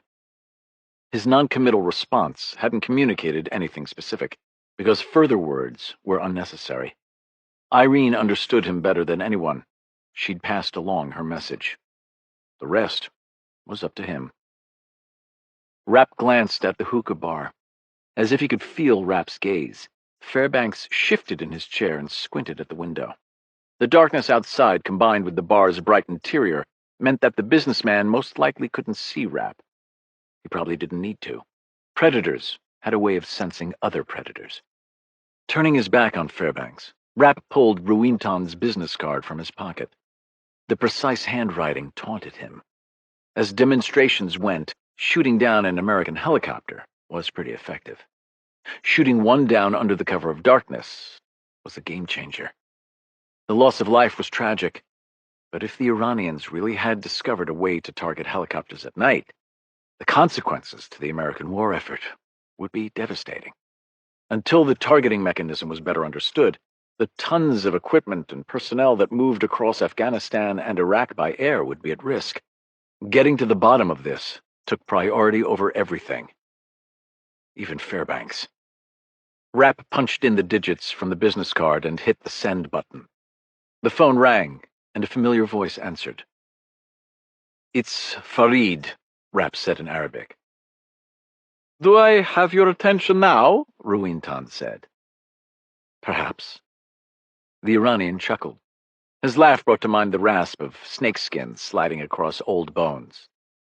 "I think this technology might be of interest to your friends in Iraq," Ruinton said. "But what happens next is up to you." "What do you mean?" Rapp said. "Further discussions will be held face-to-face." "Where?" Rapp said. "The Intercontinental Hotel in Kabul. Tomorrow, 7 p.m. "With you?" Rapp said. Another raspy chuckle. "My part in this is done," Ruinton said. "A co-worker will handle things from here." "Who?" "Azad Ashani. Do you know him?" Farid Said did not. Mitch Rapp most certainly did. Chapter 14. Langley, Virginia. Irene Kennedy stared at her phone, unsure of which number to dial. This was not because the director of the Central Intelligence Agency was indecisive. While her deeply analytical mind made her a cautious person, she helmed an organization charged with lying, stealing, and cheating on behalf of the nation it served. In the rough-and-tumble world of espionage, Irene had found that the British Special Air Service's motto of "Who dares, wins" was a much more apt way of describing how she conducted business than the carpenter's adage of "measure twice and cut once." But sheer audacity was no substitute for operational planning, even when it came to her most willful kinetic operative. Occasionally, Mitch Rapp even agreed. Tucking a length of auburn hair behind her ear, Irene put herself in Rapp's shoes. The best assassin to ever graduate from Stan Hurley's School for Wayward Boys was not impetuous. That he'd reached middle age in a profession that favored the young spoke to something more than just his physical aptitude for violence. Early in his career, Rapp had evaded both the CIA and the French DGSE and police after an assassination in Paris went wrong thanks to an American traitor. That he'd survived the combined dragnet of one national law enforcement organization and 2 intelligence services was impressive. That he'd done so while fighting delirium from a gunshot wound sustained during the ambush stretched the telling to near superhero levels. Mitch Rapp would not go off half-cocked, but once the man settled on a course of action, he executed it ruthlessly. Irene had learned long ago that she aided Rapp most effectively by acting in a support role rather than attempting to command and control him. But in order to help Rapp, she first had to understand what he intended to do. "Irene, do you have a minute?" Irene looked up from her desk to see Mike Nash standing hesitantly in her doorway. As always, Irene was struck by the physical semblance between Nash and Mitch. Though he was 5 years younger and an inch shorter than Rapp, the two could have been siblings. They had the same square jaw, muscular build, and overall demeanor. Mike had brown hair to Rapp's black, but until recently, the two men had also shared the same brash operator confidence. This was no longer true of Nash. Now, the former Marine looked like a 7-year-old who'd just been caught playing with his father's power tools. Unfortunately, this stark transformation could also be laid at the feet of Mitch Rapp. "You're a deputy director now, Mike," Irene said. "I always have a minute for you." She smiled as she spoke, trying to soften the rebuke. Mike had spent his entire career in the field and was still coming to terms with the notion that he was part of the head shed, where before his interactions with the CIA director had usually been buffered by Rapp. Nash was now a member of the senior executive service. The promotion was perhaps the military equivalent of jumping rank from sergeant to general, a transition that was unheard of outside the context of war. Then again, the United States was at war, even if many of the politicians charged with governing the nation pretended otherwise. "Right," Nash said, crossing the threshold into Irene's office. "The operations team tagged with monitoring Rapp's meet experienced some technical difficulties." Nash stared at Irene expectantly, willing her to read between the lines. Irene knew what her newly minted deputy was driving at, but she refused to take the bait. She understood that the former paramilitary officer felt like a fish out of water and could sympathize with his predicament. Her own transition from agent runner to management hadn't been without the occasional bump in the road. But if Nash intended to be taken seriously by the suits who inhabited Langley's 7th floor, he had to dispense with the timidity and start leading. "I'm sorry, Mike," Irene said. "You'll have to be more specific." No smile accompanied her words this time. "It's Rapp," Nash said with a sigh. "He ended communication with the team." "How do you know?" Irene said. "Because the CCTV camera feed we hacked showed him dropping his earpiece into his coffee." This time Irene suppressed her smile for a different reason. She loved Rapp like a brother, but he was without a doubt the most stubborn human being she knew. Rapp was never obstinate just to be difficult, but when it came to helming operations, he tolerated no second-guessing. As someone who'd worked alongside the operative for years, Nash should know this. Or perhaps it was more accurate to say Nash did know this, and therein lay the problem. During the pre-operational brief, Nash had presented a request from the tech team to try out the hacking software and a new low-profile comms system on an active mission. Rapp's mission. Irene understood that the ask was partially driven by operational need, but she suspected that the vehemence with which Mike advocated for the request stemmed from a desire to show his new constituency that he wasn't just another knuckle-dragger who would automatically defer to his former comrades. Irene appreciated the mindset, but thought Nash's approach was poorly executed. There were missions, and then there were missions. Rapp had made his bones stalking targets across Europe. As the times and target sets had changed, he'd made adjustments to his modus operandi and now employed a team of sorts. But this all came with the caveat that once a target package was approved, Rapp had the final say on how the hit was executed. With this in mind, Irene had expected Nash's request to go down in flames. Here again, Rapp had surprised her. After listening to his friend speak, Rapp had agreed with one large asterisk. As the man on the ground, he reserved the right to terminate surveillance for any reason. It appeared that her top counterterrorism operative had exercised this prerogative shortly before his encounter with Ruintan. "Sounds like something you need to take up with Mitch," Irene said. Nash nodded, his puppy-dog eyes hardening. When Rapp had first suggested that Nash transition from the clandestine to the white side of the business, Irene had gone along for the ride. On the surface, the proposition killed two birds with one stone. It gave the press, and more importantly the American people, a genuine hero and rallying point for the war on terror. But more importantly, it arrested Nash's noticeable downhill slide and probably saved his marriage. Now, almost 2 years after the transition, Irene found herself contemplating something she almost never second-guessed: her judgment. I know, Nash said, his tone contrite. But I'm still trying to understand how the new organizational chart plays out in real life. Irene paused. This was an aspect she hadn't considered. Yes, Nash was Rapp's boss on paper, but anyone who had even a passing relationship with Mitch Rapp knew that no one told the world's best clandestine operative what to do. Nash had a point. It was difficult to exercise your authority if you didn't know where its boundaries actually lay. She had herself to blame for this lack of clarity. I understand, Irene said, and I appreciate that this is new territory. Going forward, I want you to assume that you and Mitch are peers. Try to work out your differences without my intervention. If that's not possible, I'll play referee. Okay? Sure, Nash said. Good, Irene said, because I need your expertise. On what? Nash said. Rapp. Chapter 15.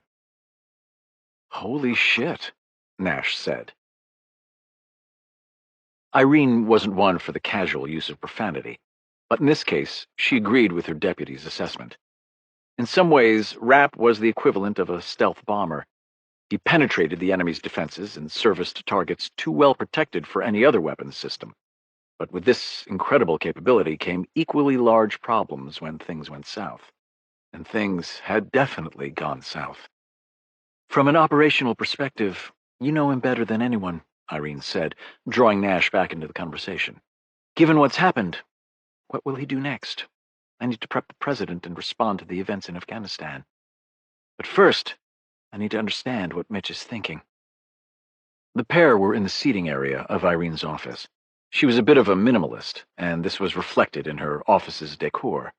Rather than the extravagant settings favored by many of her foreign counterparts, Irene made do with one long couch set with its back to her office's window, a rectangular glass coffee table, and 4 chairs, 2 across from the couch and 1 at each end of the coffee table. Nothing had changed from the previous discussion besides their location, but Nash's transformation was remarkable. Now that they were discussing operational versus personnel issues, the Marine's confidence had returned. It was this man, rather than the mouse who had hesitantly entered her office earlier, that Irene needed. The old Nash was still in here. It was Irene's responsibility to draw him out. Rapp's course of action is obvious, Nash said. He'll go to Afghanistan. Even if that means losing his shot at Fairbanks, Irene said with a frown. Nash nodded, seemingly oblivious to his boss's doubt. The Marine's gaze lingered over her shoulder, but Irene doubted Nash was admiring the picture of Tommy on her desk. His mind was in Pakistan. Rapp plays the long game, Nash said. He got to Fairbanks once, he'll be able to get to him again. Rapp will view this as a postponement, not a cancellation. Making his terminal list is the equivalent of a stage 4 cancer diagnosis. You're going to die. It's just a question of when. Irene refrained from commenting on the morbid analogy. The clandestine service from which Rapp, and until recently Nash, hailed, was staffed with hard men and women, expected to do hard things. Besides, Nash was right. When it came to snuffing out the enemies of his nation, Rapp was relentless. Irene thought of another analogy that was perhaps better suited to describing an encounter with her top assassin, playing Russian roulette with a bullet loaded in each chamber. Sometimes miracles happened and people survived cancer. No one survived Mitch Rapp. Besides, Nash said, continuing his thought, Rapp will see Afghanistan as the priority. Fairbanks needs to die, but Ruintan is on an entirely different level. People who don't know Mitch make the mistake of thinking he's a vigilante. Rapp can certainly hold a grudge, but he's not out for revenge. At least, Not anymore. Nash was absolutely correct, and Irene was surprised she hadn't made this connection. Or maybe she had, but the evolution had occurred so slowly that she hadn't dwelt on its ramifications. When she'd started with Rapp, their relationship was conventional, even if its outcome hadn't been. She was the handler, and Rapp was her asset. Put another way, Irene was the guidance system to Rapp's smart bomb. While Mitch certainly had the latitude to improvise while operating in the field, he did not make wholesale changes to the mission. Then. This was not to say that Rapp had morphed into some sort of loose cannon. He had not. But neither was he just a trained attack dog. Irene had no problem with Rapp exercising operational initiative, but the politicians who oversaw the CIA's clandestine activities often felt differently. This was especially relevant today. Two operations that had the potential to aggravate and embarrass the Pakistanis had just failed to achieve their intended results, one in spectacular fashion. While Rapp viewed the political fallout associated with his personal war on terrorism as only slightly more important than the price of milk, Irene knew differently. Senator Barbara Lonsdale had stuck her neck out for both operations. This was not an insignificant act. Senator Lonsdale had once been the opposition party's leading CIA critic, but a series of brutal terrorist attacks in the nation's capital had drastically changed her view of the intelligence organization. 3 years before, suicide bombers and gunmen had attacked numerous civilian targets, including a DC eatery that was popular with the political crowd. The list of dead included 7 senators and Lonsdale's closest friend and chief of staff, Ralph Wasson. Almost overnight, Lonsdale went from being a thorn in Irene's side to one of the CIA director's biggest supporters. Even though many in her political party seemed ready to throw the baby out with the bathwater, Senator Lonsdale's commitment remained unwavering. While this bit of courage paled in comparison to the fortitude displayed by the spies Irene led, it was courage nonetheless. As her nation's spy mistress, Irene accepted that she would be the recipient of political attacks often levied by the very men and women she had taken an oath to serve. That was part of the game. But just because she was a convenient target didn't mean she had to go quietly into the night. Senator Lonsdale had put her reputation on the line by backing the raid on the HIG compound and the hit on Fairbanks, even though both would occur on Pakistani soil. The least Irene could do was return the favor. If Nash was right about Rapp's intentions, he would put the Fairbanks operation on hold to focus on the Iranians. She viewed the assassination as delayed, not blown, but her political masters might not see things the same way. Providing Mitch Rapp room to maneuver was the best way to salvage both operations while proving to Lonsdale that her trust had been merited. "Why Afghanistan?" Irene said. "Ruintan must have Quds Force operatives in country," Nash said. "That's the only way he could have known about the ambush ahead of time. The operation took place in the vicinity of the Spinkhar Mountains, which are about 50 kilometers south of Jalalabad airfield. Rapp will want to check in with our chief of base in J-Bad, as well as the SOF folks headquartered at Fob Fenty. My money's on him catching the next flight to Kabul." "On the Saeed legend?" Irene said. Nash nodded. "We spent a long time building it. I didn't understand at the time why Rapp was so particular about the details. Now I do. I don't know if he could have articulated it then, but I think Rapp somehow knew that he'd need a legend capable of withstanding the kind of scrutiny that would allow him to do more than just waltz into a country and knock off a few terrorists. I think he was preparing for a deep penetration." The same thought had occurred to Irene. Rapp's ability to do what others couldn't went beyond just the physical. Yes, the man seemed born to kill terrorists, in the same way in which Eddie Van Halen had been born to play the guitar. But it went further than that. Rapp possessed a sort of operational sixth sense that was hard to define and impossible to teach. He was more like a coyote who could spot a hunter's trap than a chess master able to foresee an opponent's strategy. Rapp had probably constructed the Saeed identity for a scenario exactly like this one. Her top operative was doing his part to turn their current setback into a win. Irene intended to do the same. "I think you're right," Irene said as she stood. "Send Scott Coleman and his team to J-Bad. I don't know what Rapp has in mind, but I want to make sure we pre-stage any support he might need. Got it, Nash said, getting to his feet. What about you? I'm wading into the fray, too, Irene said. Nash paused, a look of surprise on his face. You're deploying to Afghanistan? Worse. The White House. Chapter 16. Washington, D.C.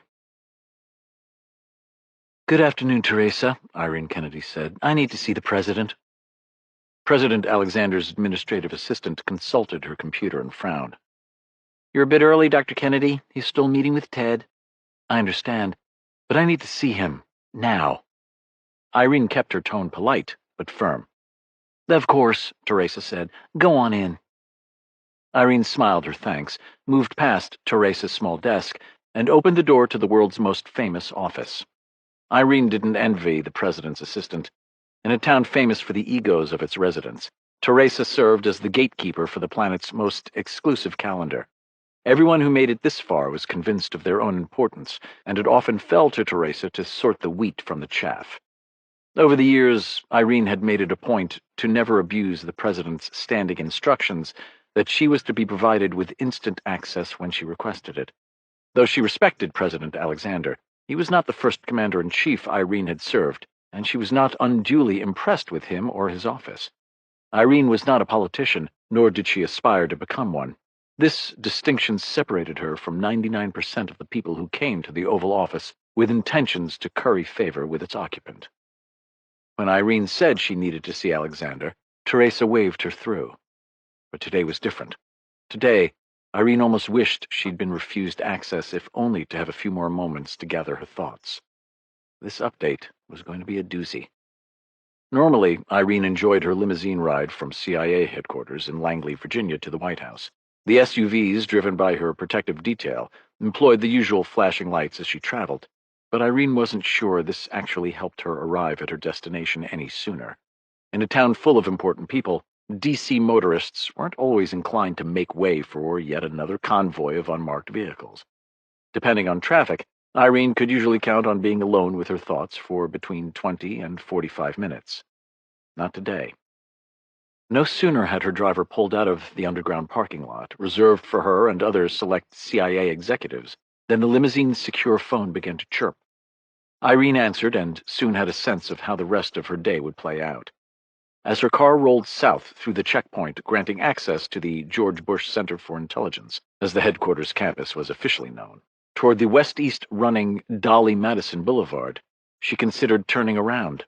The president needed to hear the update she'd just received, but more importantly, those words needed to be immediately followed by a plan of action. A plan Irene didn't have. Yet. Addressing her driver, Irene tasked him with doing something he never thought he'd hear the director of the Central Intelligence Agency say. Take the long way. After ensuring that he'd correctly understood her request, the long-serving protection detail agent dutifully complied. In what was surely another omen of what was to come, the long way added a whopping 5 minutes to Irene's commute. She had used each second to its utmost. But as Irene strode into the Oval Office, she couldn't help but wish she'd had just a bit more luck. Like maybe a flat tire. Irene, you're early. Though the words sounded like a statement, Irene knew that President Joshua Alexander was asking a question partly driven by her unexpected appearance, and partly because she'd left the Oval Office door glaringly open. Unsurprisingly, Ted Byrne, Alexander's chief of staff, had not taken the hint. What have you got there, Irene? Byrne said. Byrne had known Alexander since the president was a little tyke, and had played high school football for Alexander's father. He was fiercely loyal to his boss, but as was often the case with these types of relationships, he occasionally presumed too much. In this regard, Irene felt Alexander's pain. Half the time, Stan Hurley still saw her as his best friend's pink beret-wearing little girl, rather than his boss. Perhaps more than half the time. This is for the president only, Ted, Irene said. The big man's face reddened, but Irene felt no sympathy for him. She'd given Byrne the chance for a graceful exit, He was the one who'd chosen not to take it. "Why don't you grab a cup of coffee, Ted?" Alexander said. "I'll circle back with you in a bit." Joshua Alexander had been born to be president. Though his 40s were waning, Alexander was still one of the youngest ever holders of the nation's highest office. A former collegiate football player, Alexander's 6'2" frame was still a trim 190 pounds. He was a handsome man with a full head of sandy brown hair and alert hazel eyes. But it was his charisma, rather than his looks, that made Alexander the quintessential politician. When the full force of his attention was directed towards someone, it could feel like standing in the middle of a spotlight on an otherwise dark stage. Byrne huffed a bit as he got to his feet, but Irene knew the chief of staff wasn't mad. Not really. That was the effect Joshua Alexander had on people. A moment later, the door swung shut with a thud, leaving Irene alone with the leader of the free world. "Let's have it," Alexander said. "It's crankshaft, sir," Irene said. The president eyed Irene for a beat, his upraised eyebrows registering the significance of her statement. Though the words were innocuous-sounding enough, the meaning behind them was not. Crankshaft was the code word corresponding to a special access program her people had been working for years. A special access program focused on finding Osama bin Laden.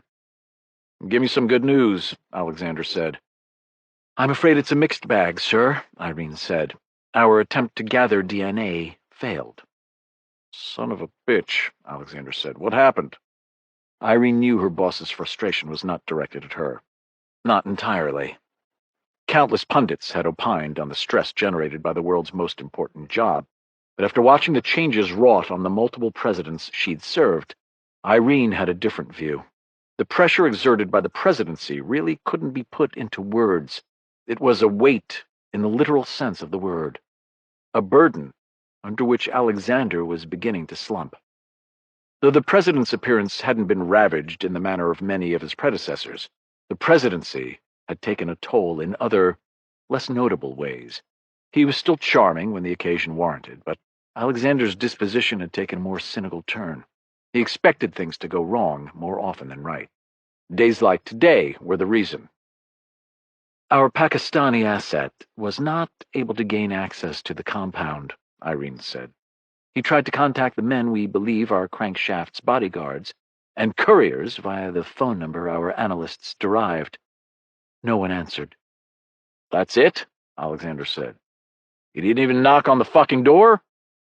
Alexander's voice had risen in volume as he spoke, so that the last two words had been nearly shouted.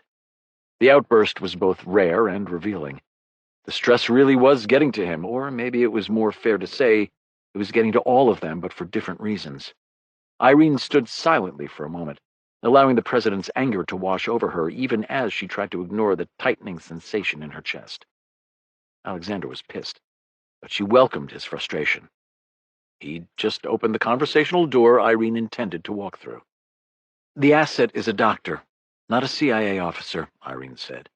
"We all knew using him this way would be a stretch. From the beginning, his handler said that the asset's motivation was purely financial. I believe her words were something along the lines of, 'Don't expect too much and you won't be disappointed.'" Alexander knew that Irene had a photographic memory, which meant that he also probably knew that the phrase she'd just quoted was lifted word for word from the case officer's cable. The Pakistani doctor had been charged with distributing the hepatitis B vaccine to the rural areas surrounding the mountain town of Abbottabad, Pakistan. His recruitment had been rushed and his training minimal. On the surface, the doctor's tasking had been simple. Vaccinate the occupants of the imposing compound known among the locals as the Waziristan Haveli, or Waziristan Mansion, due to the thick Waziri accents of its occupants. But even the simplest of taskings had a way of turning complex. "So that's it?" Alexander said. "We're done?" "With this asset, yes," Irene said. "With the compound, no. I think we need to change our approach, send in someone who isn't afraid to knock on the front door." "You're talking about a CIA officer," Alexander said with a frown. "We've been over this." They had been over this, numerous times. At this very moment, a troop of SEAL Team 6 assaulters were training on an exact replica of the Abbottabad compound in a remote area of North Carolina. This was to say nothing of the team of CIA officers conducting round-the-clock surveillance of the Abbottabad compound from a nearby safe house. To his credit, Alexander had agreed with each of Irene's requests to escalate toward a raid on the compound, save one. Until he had absolute proof that bin Laden was the lanky man captured by drone footage, pacing back and forth across the compound's courtyard while wearing a hat with a large brim that obscured his face, the president did not want an American anywhere near the Waziristan Haveli. On this point, Alexander refused to budge. Irene intended to change his mind. "Yes," Irene said, "I am. This is what my people train for. Let them do their job, sir." Alexander reached for the coffee cup on the corner of his desk, realized that it was empty, and frowned. As delaying tactics went, it wasn't the most subtle, but Irene resisted the urge to fill the silence. She'd made her case for using a CIA officer to conduct reconnaissance of the compound numerous times. Doing so again would only weaken her position. Besides, the president hadn't yet said no. That was progress. "You said your update was a mixed bag," Alexander said, clasping his hands behind his head as he leaned back in his plush leather chair. "That implies that you've got some good news." "I do, sir," Irene said. Irene opened the satchel she was holding and withdrew a folder. The cover sheet was orange and stamped with a series of acronyms, each meant to spark fear in the heart of the beholder. Irene didn't like taking material at this classification level out of Langley, but in politics, as in the intelligence business, words were cheap. If she was going to convince her boss that years of hard work had finally borne dividends, Irene would need more than just vague assurances. The collection of papers she handed across the resolute desk had that in spades. "What's this?" Alexander said, reflexively taking the documents. "Remember the two men who live with their families in the compound?" Irene said. "The ones you're convinced are couriers for Al-Qaeda?" "Not just Al-Qaeda," Irene said. "Bin Laden. And I can prove it." Alexander raised an eyebrow, but he didn't dispute her statement. This was also progress. Satisfying the president's exceptionally high standard for what he considered proof of who called the compound home had been a game of back and forth for the last 2 weeks. To his credit, Alexander had authorized the CIA safe house and given the go-ahead for the SEALs to begin preparations for an eventual assault, but that was as far as he'd been willing to go. Hopefully, that was about to change. With a long sigh, the president began to read. Within a few pages, Alexander's eyebrows shot from where they'd been resting above skeptically narrowed eyes to the top of his forehead. The stack of red papers to his left allowed Irene to chart the president's progress through the intelligence report. He'd arrived at the good stuff. "It is bin Laden," Alexander said, his chair snapping upright. The president's words carried a reverence that was at odds with the revulsion etched across his face. It was as if Alexander were afraid that merely speaking the terrorist mastermind's name would cause him to vanish. Irene nodded. "Our linguists have combed through the text. The speech pattern and sentence construction match other bin Laden fatwas. The level of detail and familiarity with ongoing operations expressed in the communique also indicate that the sender is a senior Al-Qaeda commander. That message came from bin Laden." "How did you get it?" Alexander said. "We've had one of the compound's courier bodyguards under electronic surveillance for the last several weeks," Irene said. "He practices excellent tradecraft with his cellular devices." "Explain," Alexander said. "The courier switches phones randomly and discards them after a single use," Irene said. "He buys his burners from a rotating selection of stores, making interdiction of his hardware extremely difficult." Extremely difficult was perhaps too charitable a description. After identifying the potential courier, Irene had dispatched paramilitary officers to Abbottabad with instructions to hack into the man's cell phone. The Al-Qaeda operative had proven to be too wily. He never kept his phone active for more than a day, and he never bought a replacement at the same store. "Then how did you get to him?" Alexander said. "The internet cafes," Irene said. "We were able to crack his phone twice since we've been monitoring the courier, but we found zilch. No hidden files, no texts or calls to numbers of interest, and no emails. Both times we gained access to his cell, we got nothing. The president leaned forward, intrigued. Maybe he's clean. Irene shook her head. His obsession with operational security suggested otherwise. Yes, his phones were absent incriminating data, but his actions said we were on the right track. What do you mean? Alexander said. Besides your own, how many telephone numbers can you recite? Irene said. Oh, my parents, the president said. Maybe a couple of others. Any of them cabinet members? Irene said. What about the leader of your Secret Service detail? Alexander shook his head. Exactly, Irene said. The contacts section of our cell phone serves the purpose that a Rolodex and good old-fashioned memory used to fill. But the courier's phone didn't contain a single name or number, not one. And even if he had it encrypted on the phone somewhere we couldn't find, he switches devices constantly.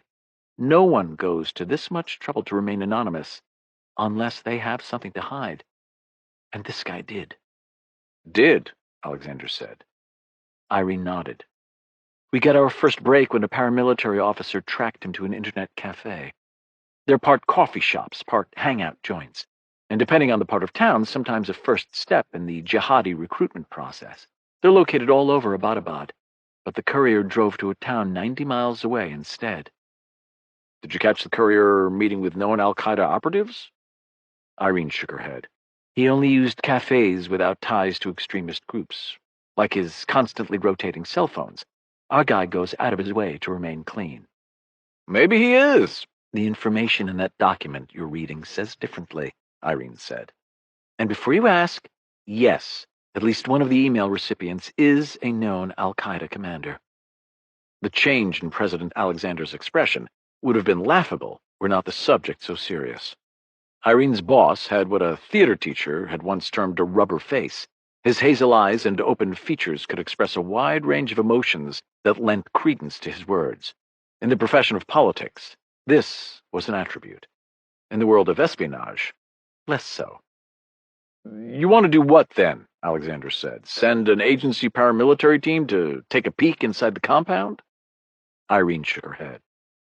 Getting a declared team in-country this quickly would attract attention from the Pakistanis. The ISI is an unreliable ally at best. At worst, elements within that intelligence organization are actively working to thwart us. Sending a standard paramilitary team to Islamabad without alerting the ISI is a non-starter. We need a different approach. Rapp?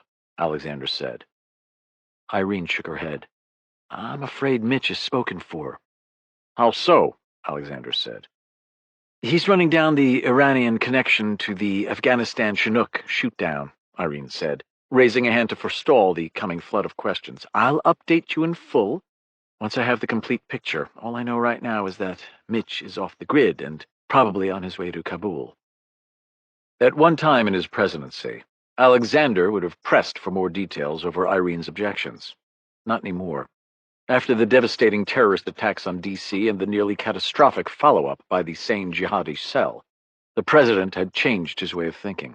When politicians tried to keep Mitch Rapp on a leash, people died. Irene was hoping this wasn't a lesson the president would have to learn twice. Then who do you want to send? Alexander said. 2 people, Irene said. I have a knock who is uniquely suited for this mission, but they will need help. What kind of help? A distraction. The best way to keep the ISI from noticing what we're doing is to give them something more interesting to watch. Like what? Alexander said. A delegation of spies. Alexander stared back at her in confusion.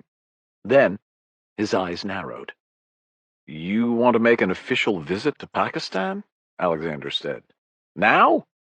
Not an official visit. Our Pakistani friends are holding a regional security summit. A number of countries are attending, including the Iranians. I think we should go as well. I need you here. Understood, sir, Irene said. That's why I'm sending another executive in my stead. Someone who's synonymous with the CIA in the public's mind. Who? Mike Nash. Chapter 17. Tehran, Iran. It's done. Azad Ashani held the secure mobile to his ear as he leaned on his balcony's intricately worked wrought iron railing and admired the view. 30 years ago, he and his wife, Samira, had scraped together every rial to their name in order to make the down payment for this three-bedroom flat.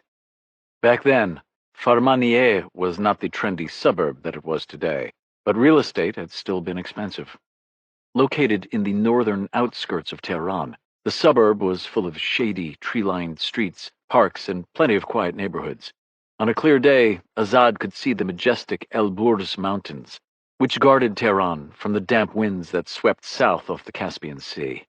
Best of all, his apartment was only a 30-minute commute from his office at MOIS headquarters, located just east of Sanai Street. Azad had spent the best years of his life in this modest apartment.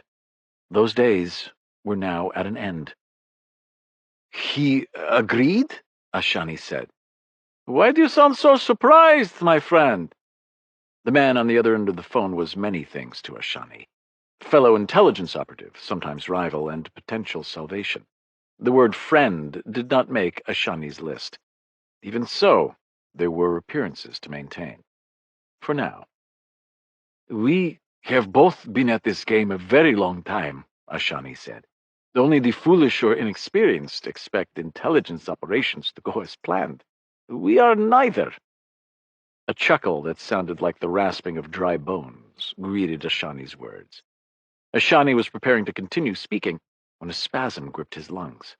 Muting the phone mid-cough, he dug his ever-present handkerchief from his pocket as his chest shuddered. Ashani pressed the cloth to his lips and waited for the bout to run its course. When the fit ended, he returned the crimson square to his pocket. Ashani didn't bother to check the fabric for blood speckles. The damp cloth was answer enough. "That cough doesn't sound good." "I'm fine," Ashani said. "Just a bit hoarse from allergies." "I can have one of my men take the meeting in Kabul instead." "I said I'm fine." Ashani had meant to be firm, but his response came out angry. Maybe that was just as well. This conversation was on dangerous ground. Showing weakness could doom everything. Besides, he was angry. Angry at the world. I didn't mean to imply otherwise. Both you and the organization you lead are critical to this endeavor. I just wanted to offer my full support. As a partner." Partner. Another interesting choice of words. As with his personal relationship with Colonel Dariosh Ruintan, the professional interactions between the Quds Force and Ashani's MOIS were complicated and often characterized by the internecine backstabbing one might expect from two rival organizations. Ashani thought that competitor, rather than partner, more aptly described the interplay between Iran's Foreign Intelligence Service and the expeditionary arm of the Iranian Revolutionary Guard Corps. But this had been before Ashani had volunteered to take point on a few of the crucial logistical issues plaguing Ruintan's pending Afghanistan endeavor. The demonstration Ashani had witnessed in Isfahan had served its purpose. At the event's conclusion, the Guardian Council had enthusiastically approved Ruintan's proposed operation against the Americans, an operation Ashani was determined to thwart. Using the Quds Force colonel to deliver a message to the man Ruintan believed to be Farid Said had been the first step in Ashani's plan. It would not be the last. "I understand," Ashani said, trying for a conciliatory tone. "I appreciate your concern, but my ticket to Kabul has already been purchased. As I told the Supreme Leader, I am committed to doing my part." This time, Ashani didn't have to fake sincerity. He was absolutely committed to doing his part to ensure Ruintan's Afghanistan operation went down in flames. Better that than the flames that would engulf Iran's refineries, remaining nuclear facilities, and perhaps even Tehran itself. Fire and brimstone would surely be the American response to Ruintan's madness if the Quds Force commander succeeded. "All right then," Ruintan said. "Safe travels. I will see you in Islamabad." Ruintan ended the call before Ashani could reply. This was just as well. Ashani had no intention of seeing Ruintan in Islamabad or anywhere else. Unfortunately, he could no longer shoulder the effort to save himself and his nation alone.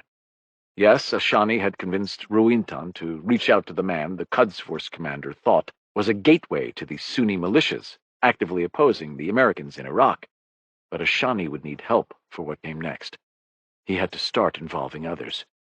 People like the Angel of Death himself, Mitch Rapp, and Ashani's pragmatic new deputy, Dorian Moradi.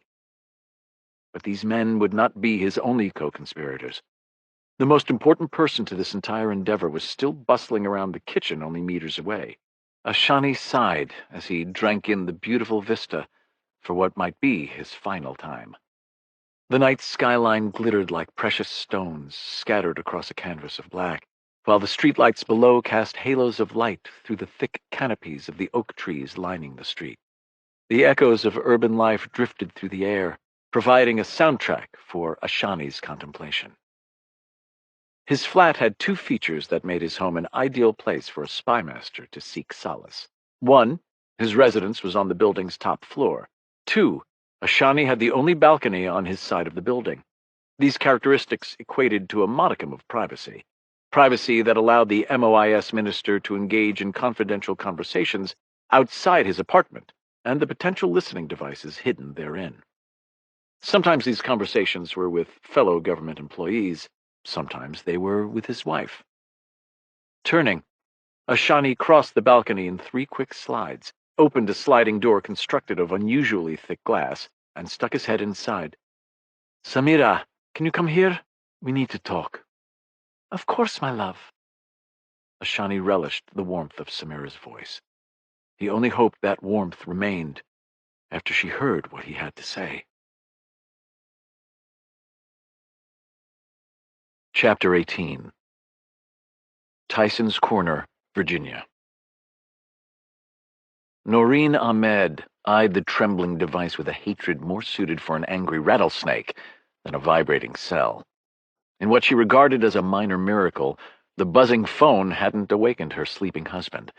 When they'd first married 10 years ago, Brian would stir if their cat padded across the room. Today, he slept like the dead. Working 24-hour shifts as a surgical resident could do that. Swiping the phone from her nightstand, Noreen eased from her bed, holding the still pulsating device against her chest.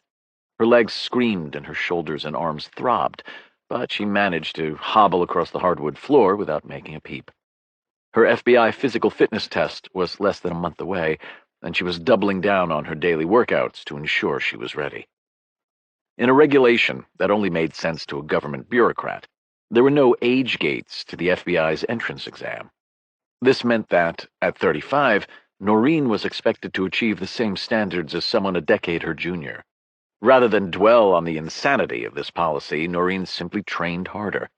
In her experience, government regulations rarely made sense, and Noreen had plenty of experience.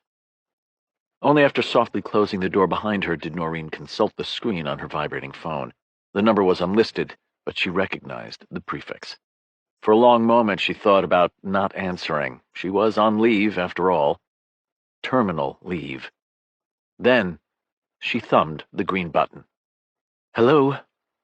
Noreen Ahmed?" "Who's this?" Noreen said. Though she had a pretty good idea where the call had originated, the voice was unfamiliar. Even more important, she was on vacation, and her employment with her current employer ended in 3 weeks. She felt little need to be polite. In the lexicon of her soon-to-be former profession, Noreen was bulletproof. "This is Deputy Director Mike Nash." Or perhaps not. Though the camera on her cell was taped over, Noreen still felt strange talking to a 7th-floor executive while wearing just a black tank top and the skimpy sleep shorts Brian loved. Resisting the urge to grab a sweatshirt from the laundry basket resting on the floor, she padded over to the couch and took a seat next to the orange cat that had been her companion since college.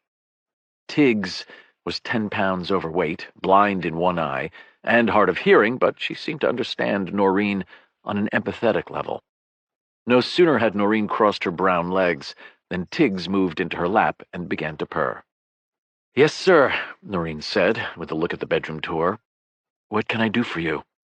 Her benign response still felt like a betrayal. She'd promised Brian. Promised. "I know you're on leave, but I'd like you to please come in," Nash said. "It's urgent." Noreen's gaze traveled from the accusing bedroom door to the framed picture resting on the end table. She and Brian, just after he'd proposed. Then as now, their opposing complexions complemented each other. His alabaster face pressed against her nutmeg cheek. A boy who could trace his heritage back to County Antrim in Northern Ireland had married a girl whose parents hailed from central Pakistan. Only in America. The wedding had been a compromise of sorts, a mixture of Muslim and Catholic traditions that had mollified their prospective mothers-in-law while satisfying neither. Noreen had always thought that the biggest threat to their marriage would come from inter-family strife spawned by their very different backgrounds. She'd been wrong. "I don't think so," Noreen said. Tiggs vibrated like a tuning fork as she purred her agreement. "What's that?" Nash said. "I'm not coming in," Noreen said. "Sir." She'd paused before adding the honorific, almost not uttering the word. But that wouldn't have been right. Regardless of how things had turned out, the state of her marriage could not be laid solely at her employer's feet. She and Brian were adults responsible for their own choices. "I see," Nash said. Noreen expected the conversation to end. It did not. "Noreen, can I ask you a question?" Noreen paused again, trying to spot the trap behind the words. Mike Nash had served his country in combat as a Marine before transitioning to the agency as a paramilitary officer. According to the national news, he'd single-handedly stopped an attack on the Counterterrorism Center, even though some of the details of what happened that day hadn't been disclosed. Noreen had no doubt that Nash was a hero. The voice on the phone didn't belong to a run-of-the-mill seventh-floor bureaucrat. Noreen might be disillusioned with the CIA and pissed off at what the long hours and frequent deployments had done to her marriage, but she had no cause to make Nash the target of her frustration. "Sure," Noreen said. "Do you remember what it felt like the first time you walked across the seal?" He did not need to specify which seal. For CIA case officers, there was only one. In an organization rife with rituals, there was one tradition that was considered inviolable. Until a CIA officer graduated from the farm, he or she was not permitted to walk across the 16-foot diameter granite seal embedded in the lobby floor of the original headquarters building. This was not so much a rite of passage as an homage to all the clandestine operatives, past and present, who'd gutted it through the CIA's grueling school for spies at Camp Perry, an old naval training site located near Williamsburg, Virginia. For an organization built on secrecy, there were few ways to recognize the achievements of its most important employees. Walking across the seal was one of them. Of course, Noreen remembered the first time she'd strode across the seal after skirting it for so long. She always would. "Yes," Noreen said. "Me too. Want to feel that way again?" With a final look at the bedroom, she answered. Chapter 19. Jalalabad, Afghanistan. Saturday, April 30th, 2011. Scott Coleman had mixed feelings as he surveyed Forward Operating Base, or FOB, Fenty. On one hand, he couldn't escape the fact that he was in foreign and mostly hostile territory. Even prior to the events of 9/11, Jalalabad had been an important city. With its proximity to the Pakistan border, large population, and agriculturally favorable climate, Jalalabad has served as the center of gravity for multiple military campaigns, from medieval times to the present day. But you wouldn't know this by the state of the airfield that serviced the city. With a single runway, a decrepit control tower, and a few crumbling buildings, the facility made its austere cousin in downtown Kabul look metropolitan. FOB Fenty had sprung up around the airfield, adding much-needed infrastructure while attempting to modernize the aging facility, but the airport proper still had the look of a one-horse town. This was not the case.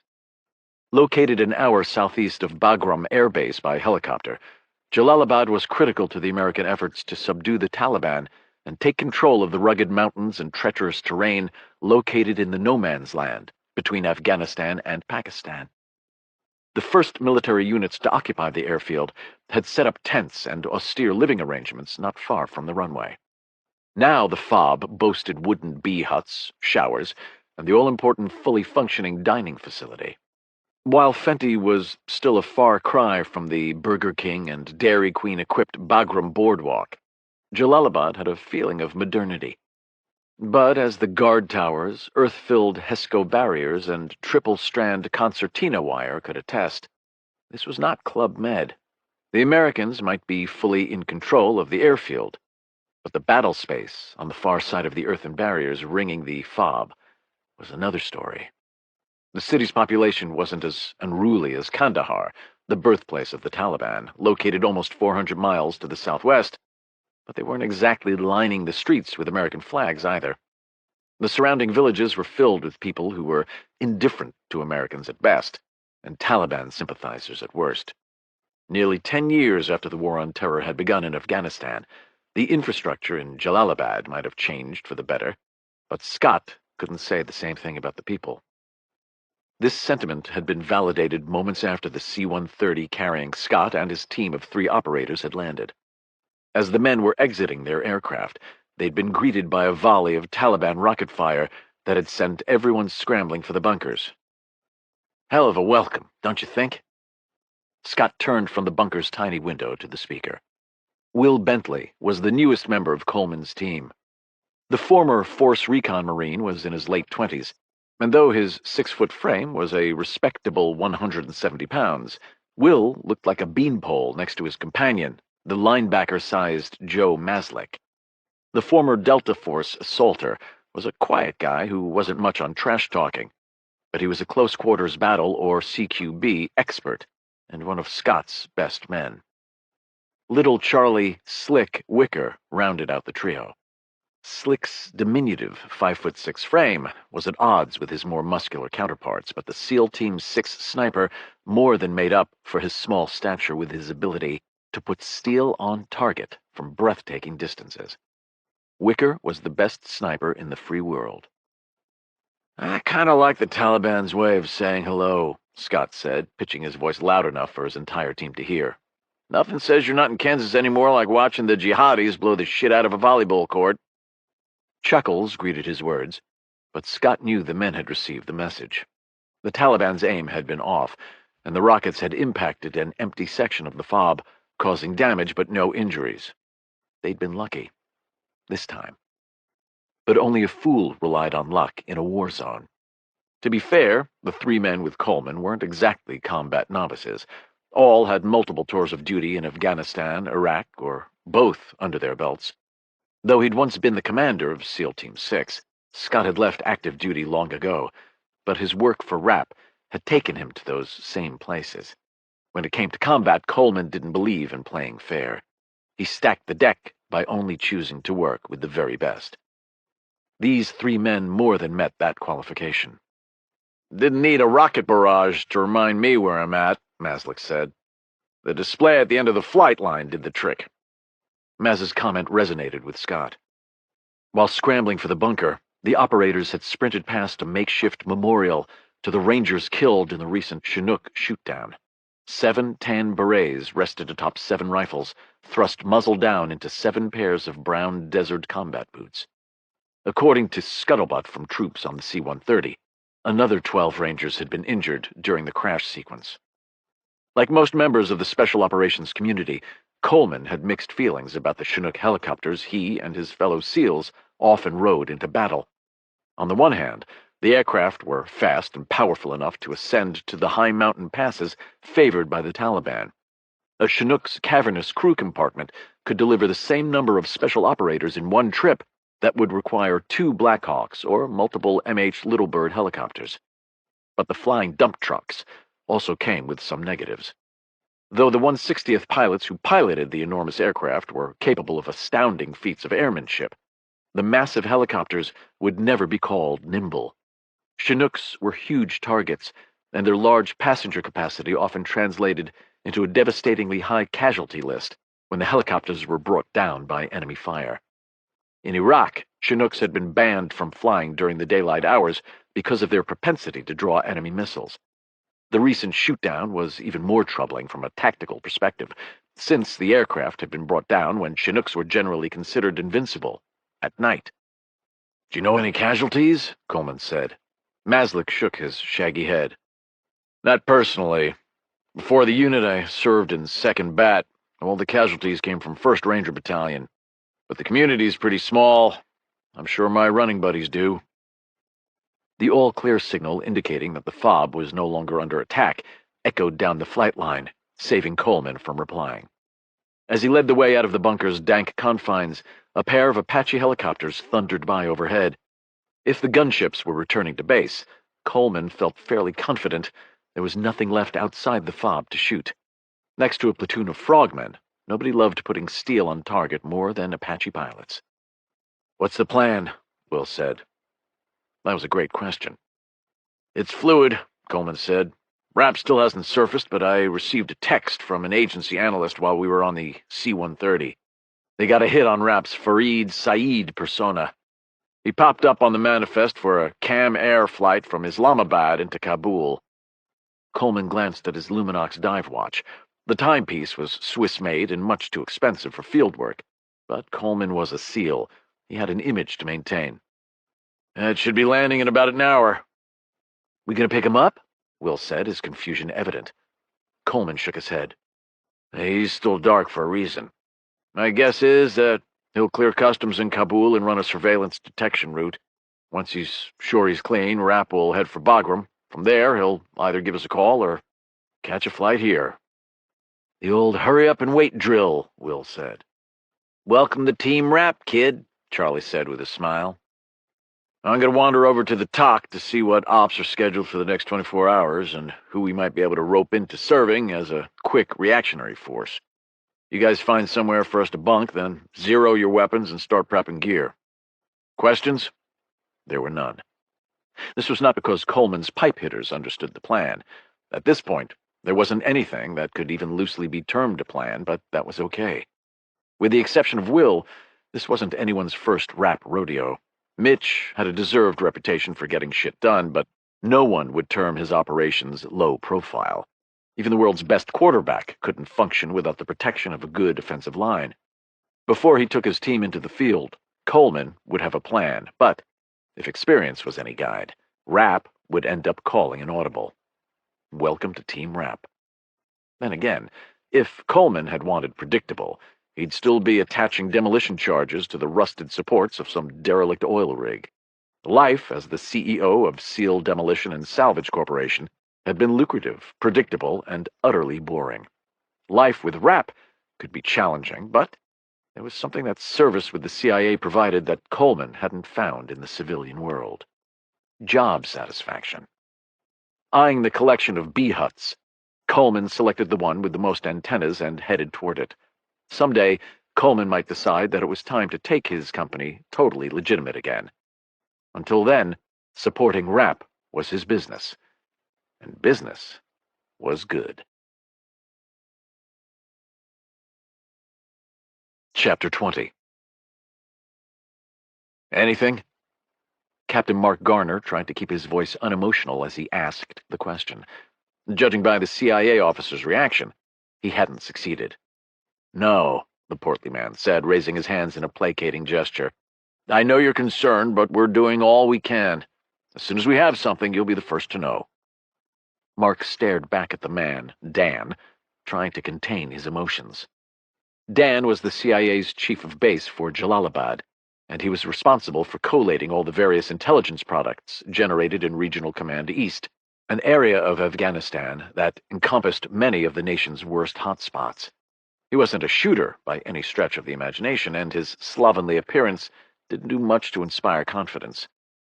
Dan's stringy hair flopped over a mostly bald pate in what might have been the world's worst comb-over. His patchy faux operator beard looked like a Brillo pad, and his ample belly hung over cargo pants that were at least an inch too short.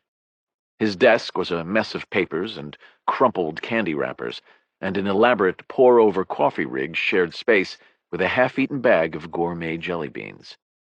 If this knucklehead was responsible for providing a coherent, actionable picture of what was happening on the ground to Mark's chain of command, It was no wonder they'd been unable to locate Mark's missing ranger. Mark had purposefully placed his hands on his hips so that he wouldn't inadvertently clench his fists, but his body still vibrated with equal parts rage and frustration. Though the 5 or so CIA analysts who shared the B-hut with Dan were pecking away at their laptops, there had been 0 intelligence products worth a damn distributed by this fusion cell since the ill-begotten raid on the HIG compound had turned Mark's world upside down. After hours with no word from the CIA, Mark had decided to pay Dan a visit. What he'd found hadn't been reassuring.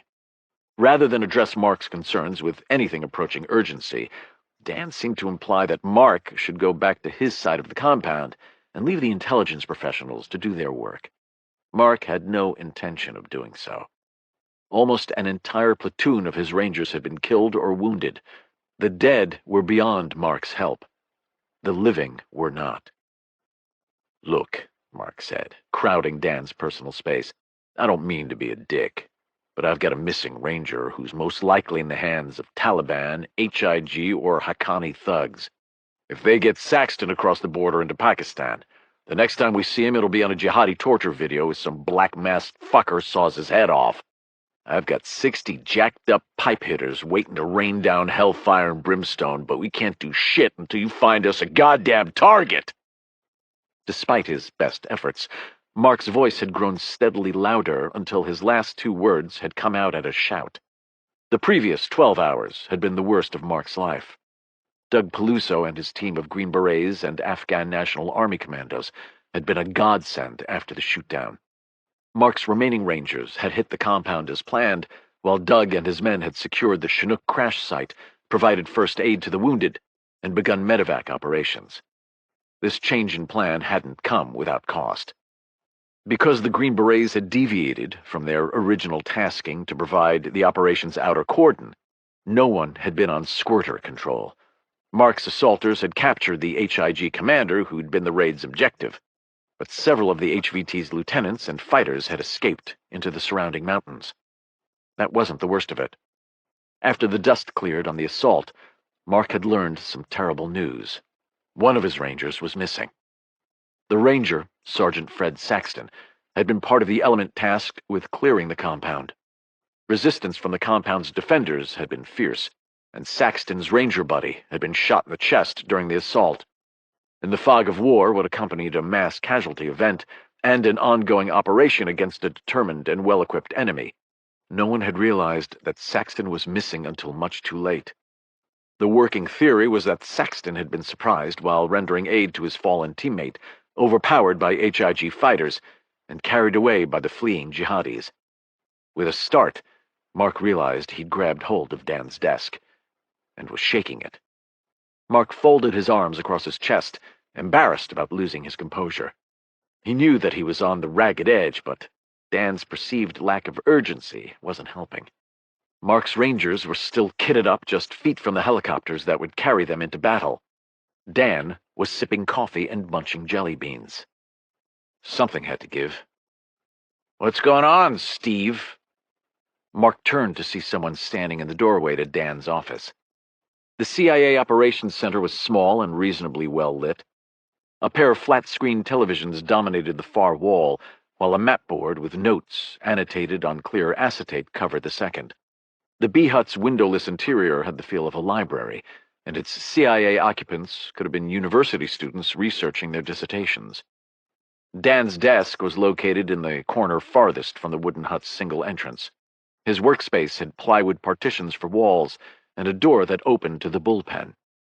Besides the clatter of fingers on keyboards, Mark's conversation with the chief of base was the only thing interrupting the silence, so he was surprised he hadn't heard the visitor enter.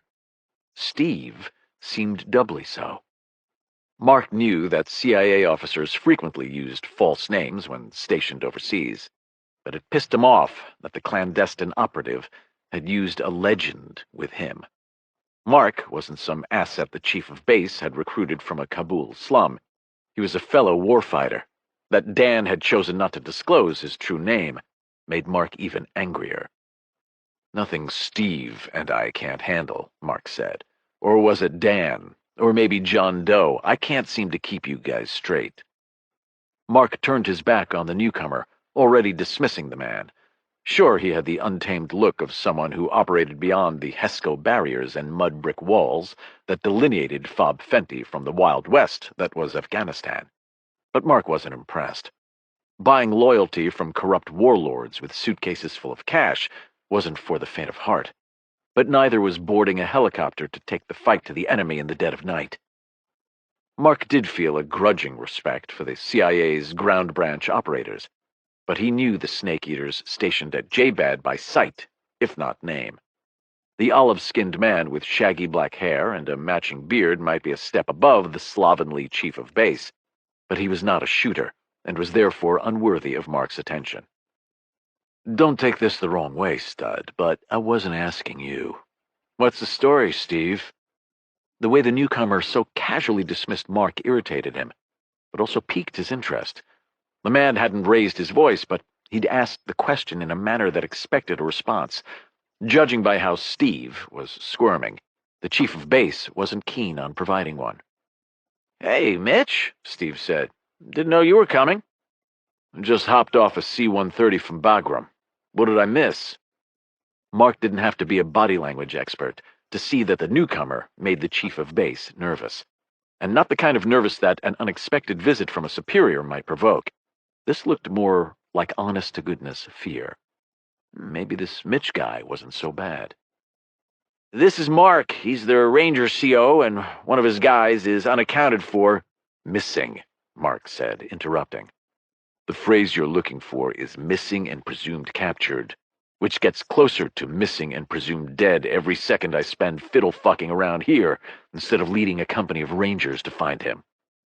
"What's stopping you?" Mitch said. "Great question," Mark said. "JSOC is gun-shy after losing that Chinook.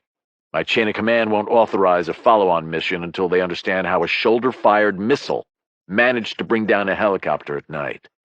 They'd also like intel on who might have my Ranger and where he's being held, you know, the sort of intel the CIA's supposed to provide." Mark had worked with the agency long enough to know that trying to pit one officer against another was a losing battle. The CIA was an incredibly close-knit entity, and though he was certain they fought behind closed doors just like any other organization, the officers he'd worked with always presented a united front. By stating his frustrations so plainly, Mark had probably just shot himself in the foot. Mitch might have been sympathetic before, but in response to a frontal assault by a knuckle-dragger like Mark, he would undoubtedly close ranks with Steve. "What the fuck, Steve?" Mitch said. Or maybe not. "Come on, Mitch," Steve said, looking over Mark's shoulder. "It's not my decision. The chief of station is crawling up my ass. He didn't want any case officers leaving the wire until we have a better understanding of the current threat assessment." Mark was not an intelligence officer, but that sentiment made zero sense. Gaining a better understanding of the current threat assessment required case officers to leave the wire. Maybe there was something he didn't understand. "The chief of station is in Kabul," Mitch said. "You think someone sitting in a bunker 100 miles away has a better grip on the situation here than you?" "He's my boss, Mitch," Steve said. "I swear to God, we're going to lose this war," Mitch said, shaking his head. "If I thought explaining how to do your job was worth the effort, I'd give it a try. Instead, why don't you tell me what you do know, and I'll decide whether to ship your ass back stateside now, or offer you a chance to redeem yourself." "But the chief—" Steve sputtered. "Don't worry about the chief," Mitch said. "If Bill's as fucked up as you, his ass will be on the seat next to yours on the flight back to Dulles. For the last time, what do you have on this missing Ranger?" The CIA officer looked like a beached fish gasping for air. His mouth opened and closed, but he didn't speak. Steve's forehead glistened as beads of perspiration ran down his scalp. Opening his mouth for the third time, Steve replied, "One of our assets provided actionable intelligence on a high-value target, who was a key member of the HIG leadership team. We provided that intelligence to JSOC, who tasked Captain Garner and his Rangers with prosecuting the target, and it was a trap," Mitch said. "I want to talk to the asset. I assume he's hanging by his balls somewhere nearby?" Steve shook his head. The asset is no longer in communication with his handler. Go round his ass up. Well, we can't seem to find him right now, Mitch. Mark realized his hands were now balled into fists, and he had to make a conscious effort to unclench them. He started toward Steve, but what felt like an iron band gripped his shoulder. Mitch's hand. "Let me get this straight," Mitch said. "You sent these Rangers on a hit that turned out to be an ambush, and now you've lost the fucker who fed you the bad intel? Holy shit." While Mark wanted to scream at Steve or beat him senseless, Mitch's question stopped him. Something about the man's cold, emotionless delivery made Mark want to shiver, and he wasn't even the CIA officer's target. The chief of base wilted. "Mitch, I'm sorry. Tell me what you do have," Mitch said. "Now." "The HVT," Steve said, almost babbling. "We have the HIG leader and some of his men in custody." "Where?" Mitch said. "Here." Mark hadn't known this, but it made sense. The HIG compound his Rangers had hit was only about 15 minutes from J-Bad by helicopter. Some of the most critically wounded Rangers had been transported to Fob Fenty's medical clinic for stabilization before undertaking the much longer flight to Bagram. Apparently the raid's prisoners were at J-Bad, awaiting transfer to Bagram's detention facility. "That's the first thing you've done right," Rapp said. "Get them ready for transport." "I'll check the air manifest," Steve said. "I'm sure there's a flight to Bagram later today." "They're not going by air." "What do you mean?" Steve said with a puzzled tone. "I mean we're moving the prisoners by ground." Chapter 21. Contrary to popular belief, Rapp did not kill everyone who irritated him. As he was fond of telling Irene, he could and did practice restraint when the situation merited it.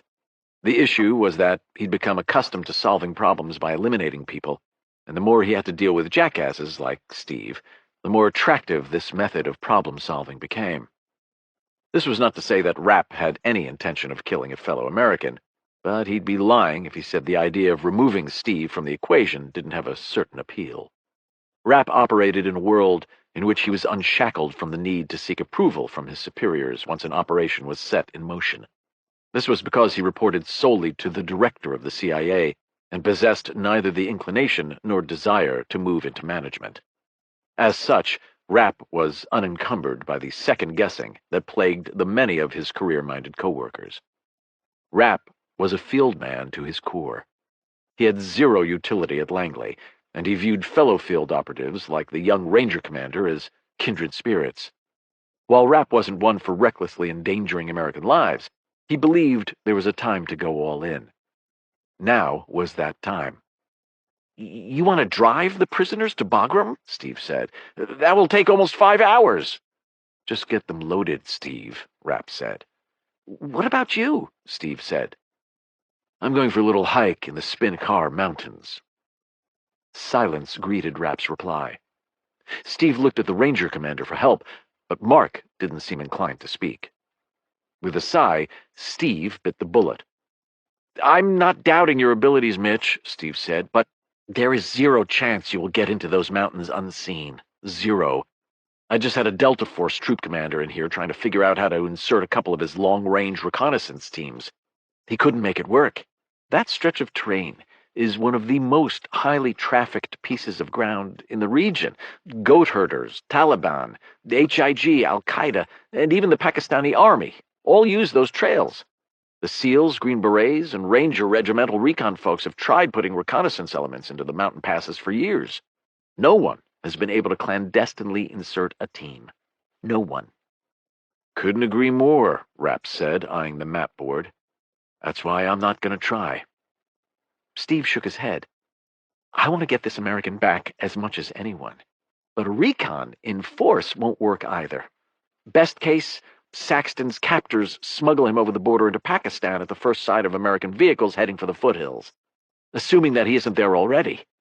Worst case, the jihadis decide the juice isn't worth the squeeze and put a bullet in the ranger's head. It can't be done." Bullshit, Mark said. My guys went in there once. We can do it again. I just need intelligence and a couple of helicopters. The young ranger officer looked ready to knock Steve out, and while the chief of base could probably use a good ass-whooping, Rapp didn't have time to play referee. His meeting with Ashani was in 9 hours. He needed to take care of this missing ranger situation, and then catch a flight to Kabul.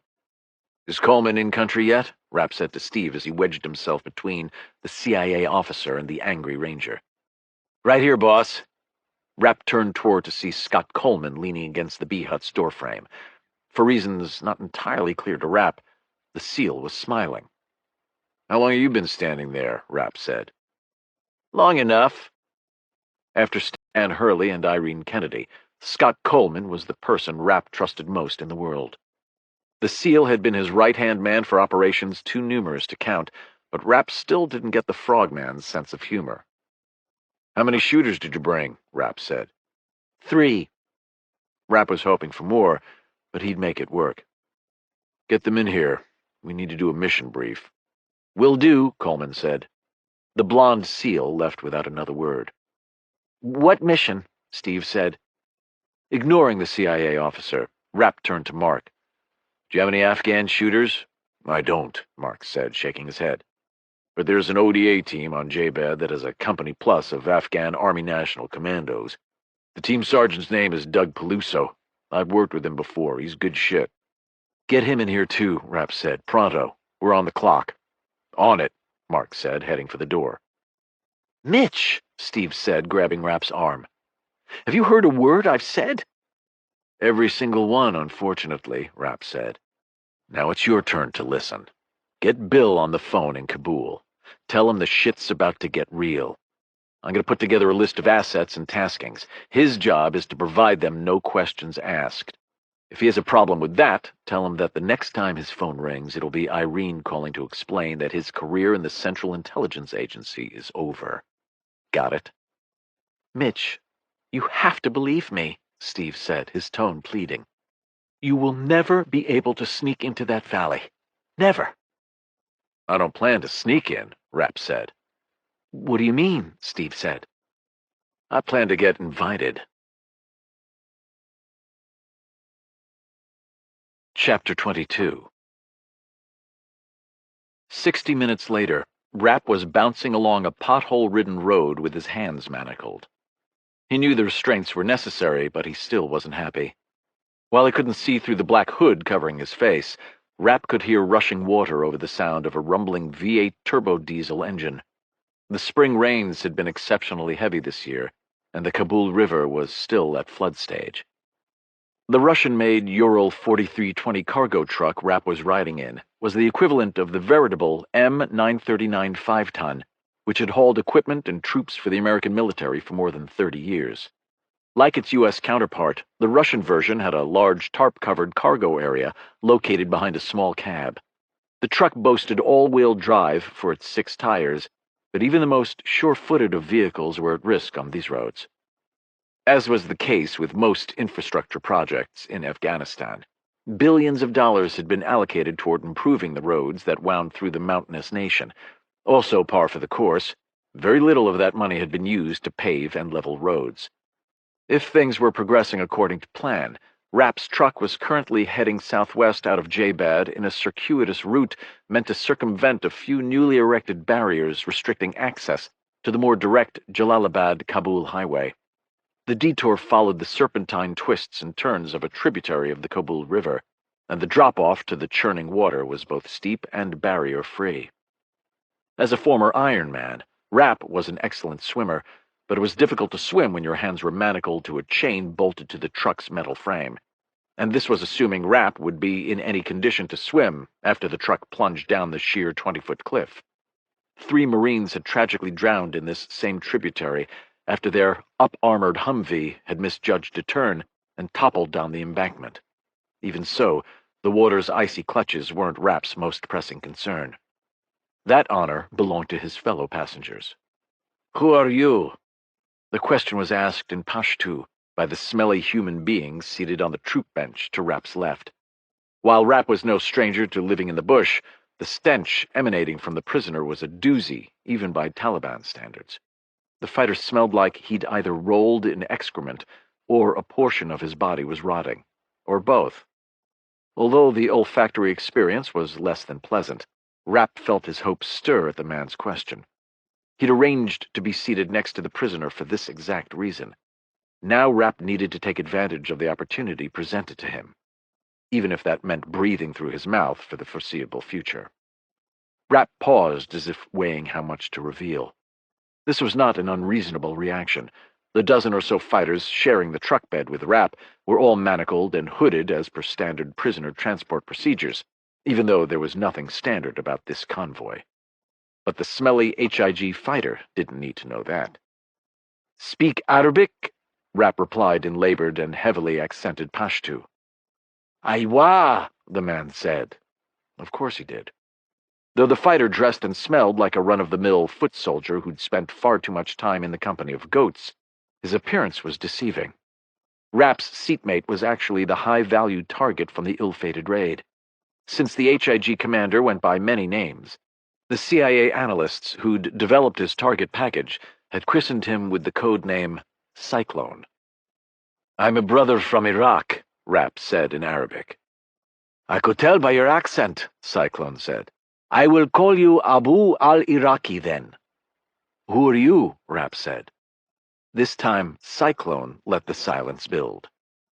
Rapp forced himself to relax, even as he could feel the seconds tick by. The next part of this engagement was critical. While Rapp wasn't an agent runner per se, he knew a thing or two about handling assets. 99% of the time, Rapp thought that people in the intelligence community erred too much on the side of caution. In a world full of nails, a hammer usually was the best tool. Not today. Today, Rapp had to try something that was anathema to his usual modus operandi. Subtlety. "I am the bearer of bad news, Abu al-Iraqi," Cyclone said. "What news?" Rapp said. Cyclone snorted. "They are taking us to Parvan detention facility. Afghans might run the prison, but only the Americans decide who leaves. I would prepare for a lengthy visit." "I don't think so," Rapp said. "You doubt me?" Cyclone said. "Not in the least," Rapp said. "I just have no intention of going to prison." As if on cue, Rapp felt the truck slow.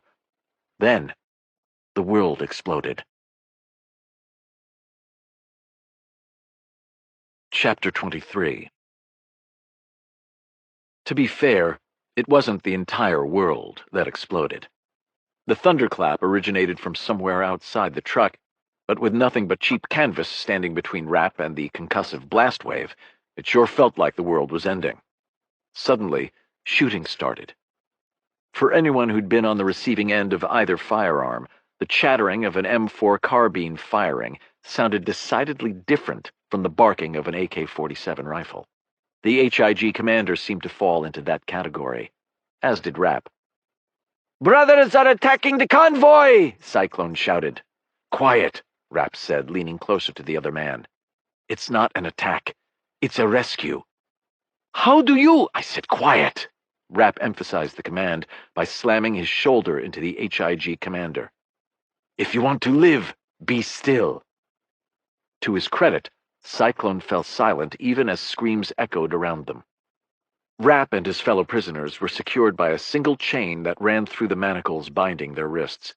The chain was fastened to eye bolts, sunk into the truck's chassis at regular intervals, preventing the captives from moving. As such, just one guard shared the cargo area with them. Though the Afghan was outmanned 12 or more to 1, the manacles and black hoods restraining the captives meant that he had nothing to worry about. From his prisoners, anyway. An AK-47 sounded to Rapp's right. The report was deafening in such close confines, and the muzzle blast buffeted his chest and face. A scream morphed into a gurgle, as bullets presumably found their target. "Here!" Rapp shouted in Arabic. "I'm here!" "What are you doing?" Cyclone said. "Leaving," Rapp replied, as nimble hands pulled the hood from his face and pressed a key into his fingers. "Hurry!" Rapp's rescuer said. "The Americans are coming." "Help the brothers," Rapp said. I'm right behind you."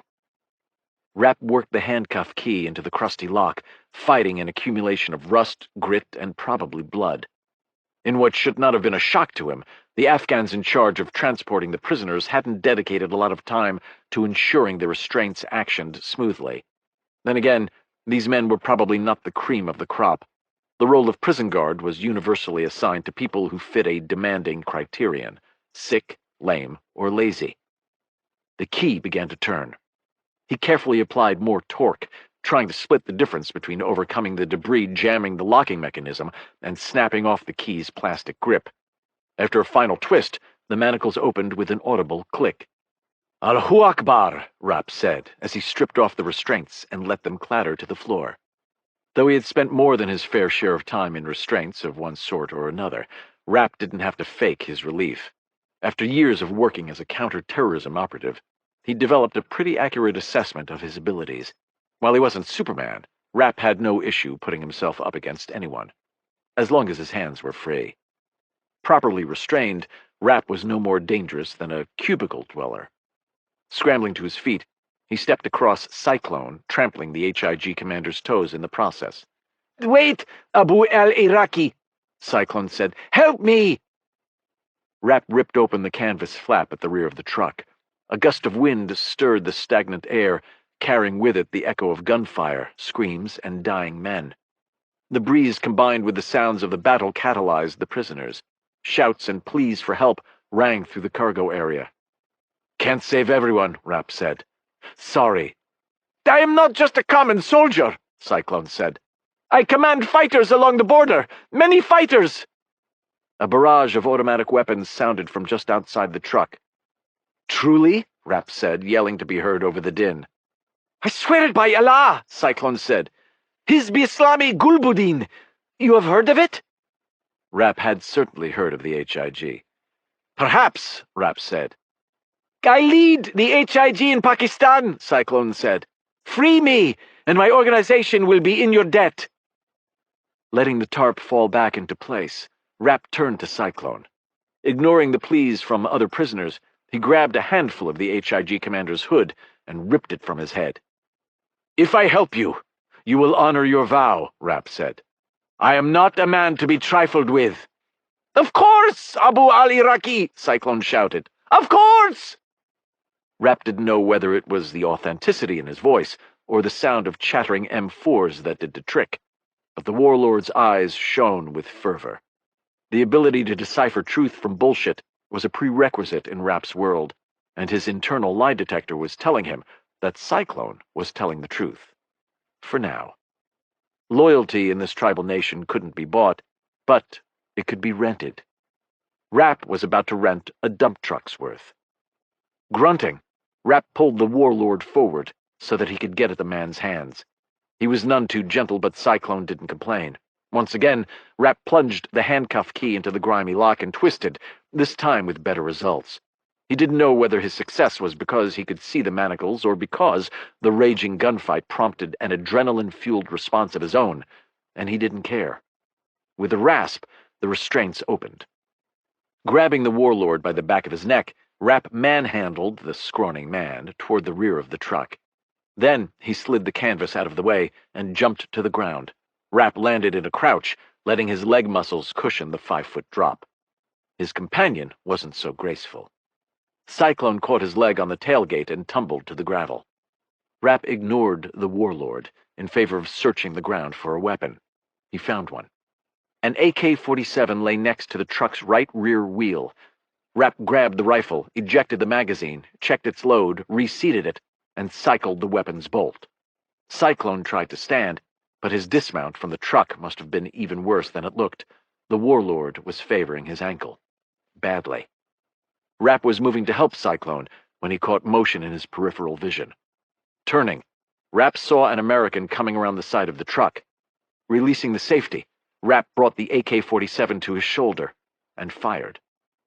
The rifle barked, and the American spun to the ground. Rapp sighted on the limp man's chest, but his crimson-stained shirt didn't move. Rapp turned back toward the warlord. "You are very good, Abu al-Iraqi," Cyclone said. "We need to get to the Hilux trucks," Rapp said, pointing toward a bend in the road. "My brothers will—" A giant flash, followed by a pair of thunderclaps, interrupted Rapp. The explosion echoed from where Rapp had been pointing. "Al-Karf," Rapp said.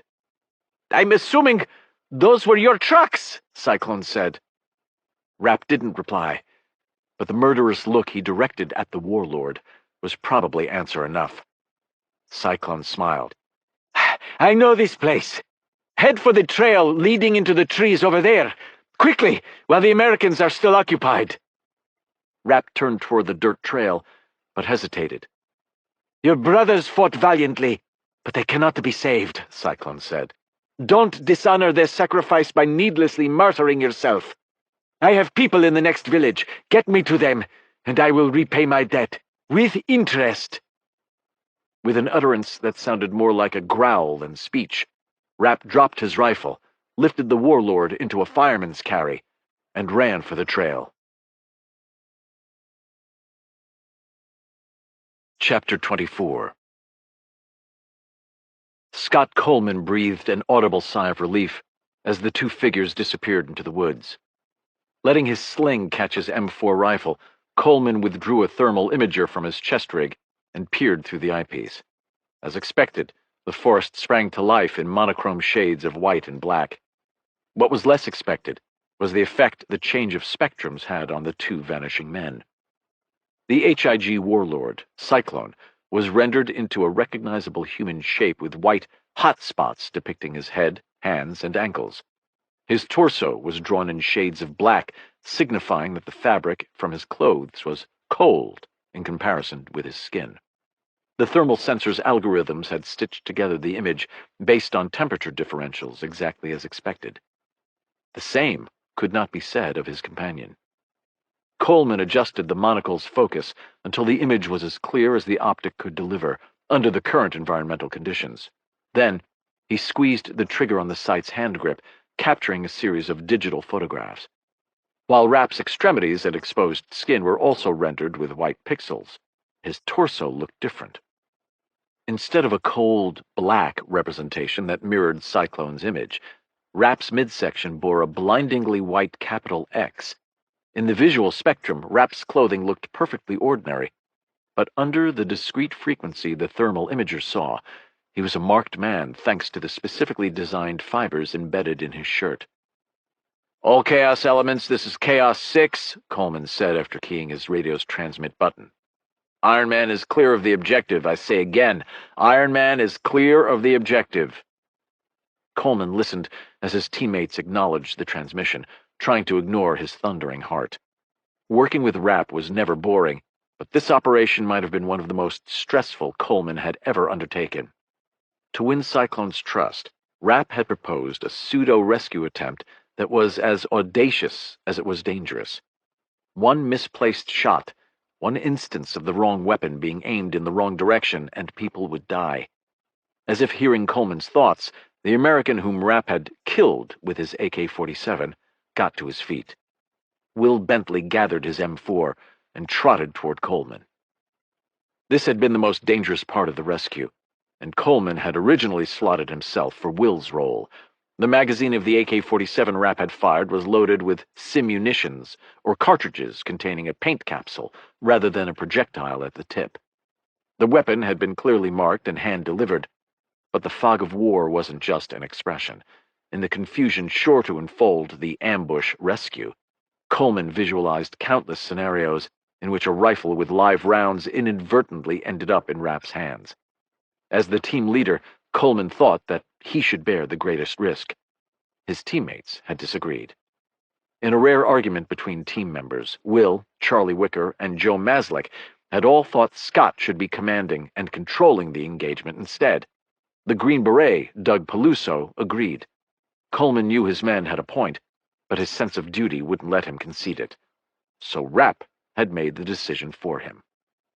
Now that the engagement was over, Coleman knew that his teammates had been right. The ambush and subsequent prisoner escape might have been executed flawlessly from Cyclone's perspective, but things hadn't been so peachy on the other side of the battlefield. Coleman needed to navigate several last-minute hiccups on the fly, including a potential friendly fire incident between Doug's Afghan Army National Commandos and the Afghan National Police charged with guarding the prisoners. Coleman gave a relieved sigh as the knots in his stomach slowly untangled. The dangerous part was over. "Chaos 6, this is Grip 13. Go for 6, Coleman said. Grip was the call sign for the Reaper drone drifting through the sky overhead. True to form, Rapp had convinced both the CIA chief of base in Jalalabad and his boss, the chief of station in Kabul, to get religion. The list of taskings and assets Rapp had requested seemed over the top even to Scott, but the agency had come through on every ask. The loitering Reaper was Exhibit 1. In another stroke of good luck, clear skies had permitted the UAV to fly at an altitude of 40,000 feet. After almost a decade of watching compatriots die in Hellfire missile strikes, the jihadis had learned to listen for the unmistakable buzzing sound made by the drone's engine. But at more than 8 miles above the Earth, the Reaper's engine noise was lost to the combatants on the ground. At least, that's what Coleman hoped. "Roger 6, Iron Man is looking good, but the rest of you need to get off the X pronto. The explosions woke up the neighborhood. I have several vehicles full of military-aged males heading your way. ETA 10 mics, over." Coleman sighed. Part of him thought that he ought to press his luck and set up an ambush for the approaching forces. In the never-ending skirmishes between the anti-coalition forces and NATO, the jihadis had proven to be masterful at adapting their tactics, to make use of the ever-changing Western rules of engagement. Lately, this had taken the form of a concerted Taliban effort to locate their fighters within villages considered safe by the Americans.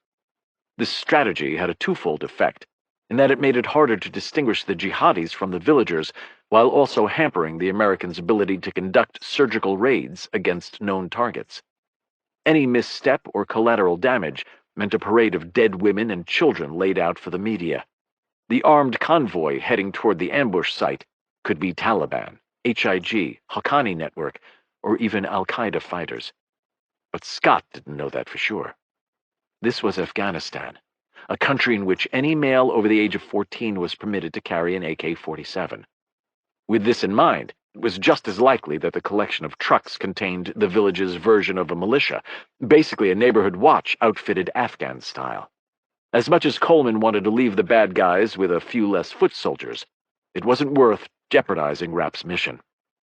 If the last decade was any indication, this war wasn't going away anytime soon.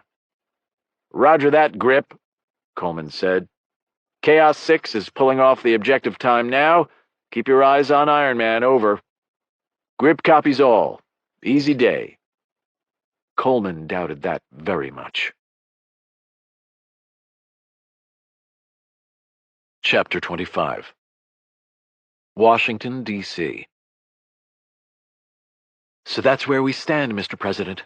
The remaining prisoners have been secured and are safely back at FOB Fenty, along with all the American and Afghan assets that participated in the diversion. Any questions, sir?" Irene turned from the LCD screen showcasing the imagery from the Reaper drone orbiting over the site of the faux ambush to the president. The Situation Room always felt chilly, and despite the fact that she was wearing a long-sleeved blouse and slacks, Irene still fought the urge to shiver. Between the flat-screen TVs lining the walls, the communications suite that provided a secure connection to anywhere on the globe, the plush leather chairs, polished wood conference table, warm overhead lighting, and even the coffee station, the Situation Room had been designed with the men and women who made the nation's most important decisions in mind. Why the room had to be kept at a temperature more suitable for a meat locker was beyond her. "No, I think I'm tracking," the president said. "Well done." Irene didn't become a spy because she craved public affirmation. Between her mentor and predecessor as CIA director, Thomas Stansfield, her uncle Stan Hurley, and her own father, espionage was a family business. She'd joined the agency because she loved her country and believed that working in the clandestine service was the most effective way to utilize her talents. Now, as the leader of the world's premier intelligence organization, Irene was comfortable in the shadows. If she did her job, terrorists died in foreign locales far from U.S. shores, and the American people were none the wiser. That said, Receiving an "atta girl" from the one person who actually knew the lengths to which the men and women Irene had the pleasure of leading went to in order to ensure that their countrymen could sleep safely in their beds at night was rewarding. But in this case, Irene took no joy in the president's pronouncement. While her gaze was centered on her boss, Irene's peripheral vision was locked on someone else. General Alton Rex.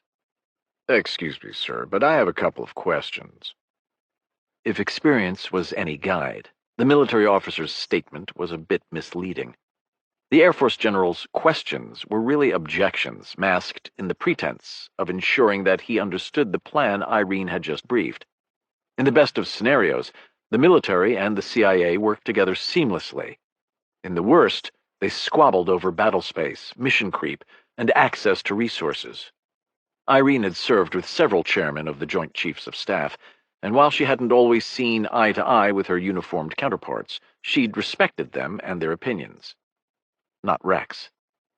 "Of course," President Alexander said. "Go ahead." "Yes, sir," Rex said with a smile. "I'm just a farm boy from Omaha, but I'm not sure I understand what we're trying to do here." Like his perfectly bronzed skin and sparkling white teeth, General Rex's modest beginnings shtick was artificial. As the leader of an organization that numbered more than 21,000 people encompassing a multitude of races, religions, and creeds, Kennedy did not draw conclusions about a person based on their upbringing.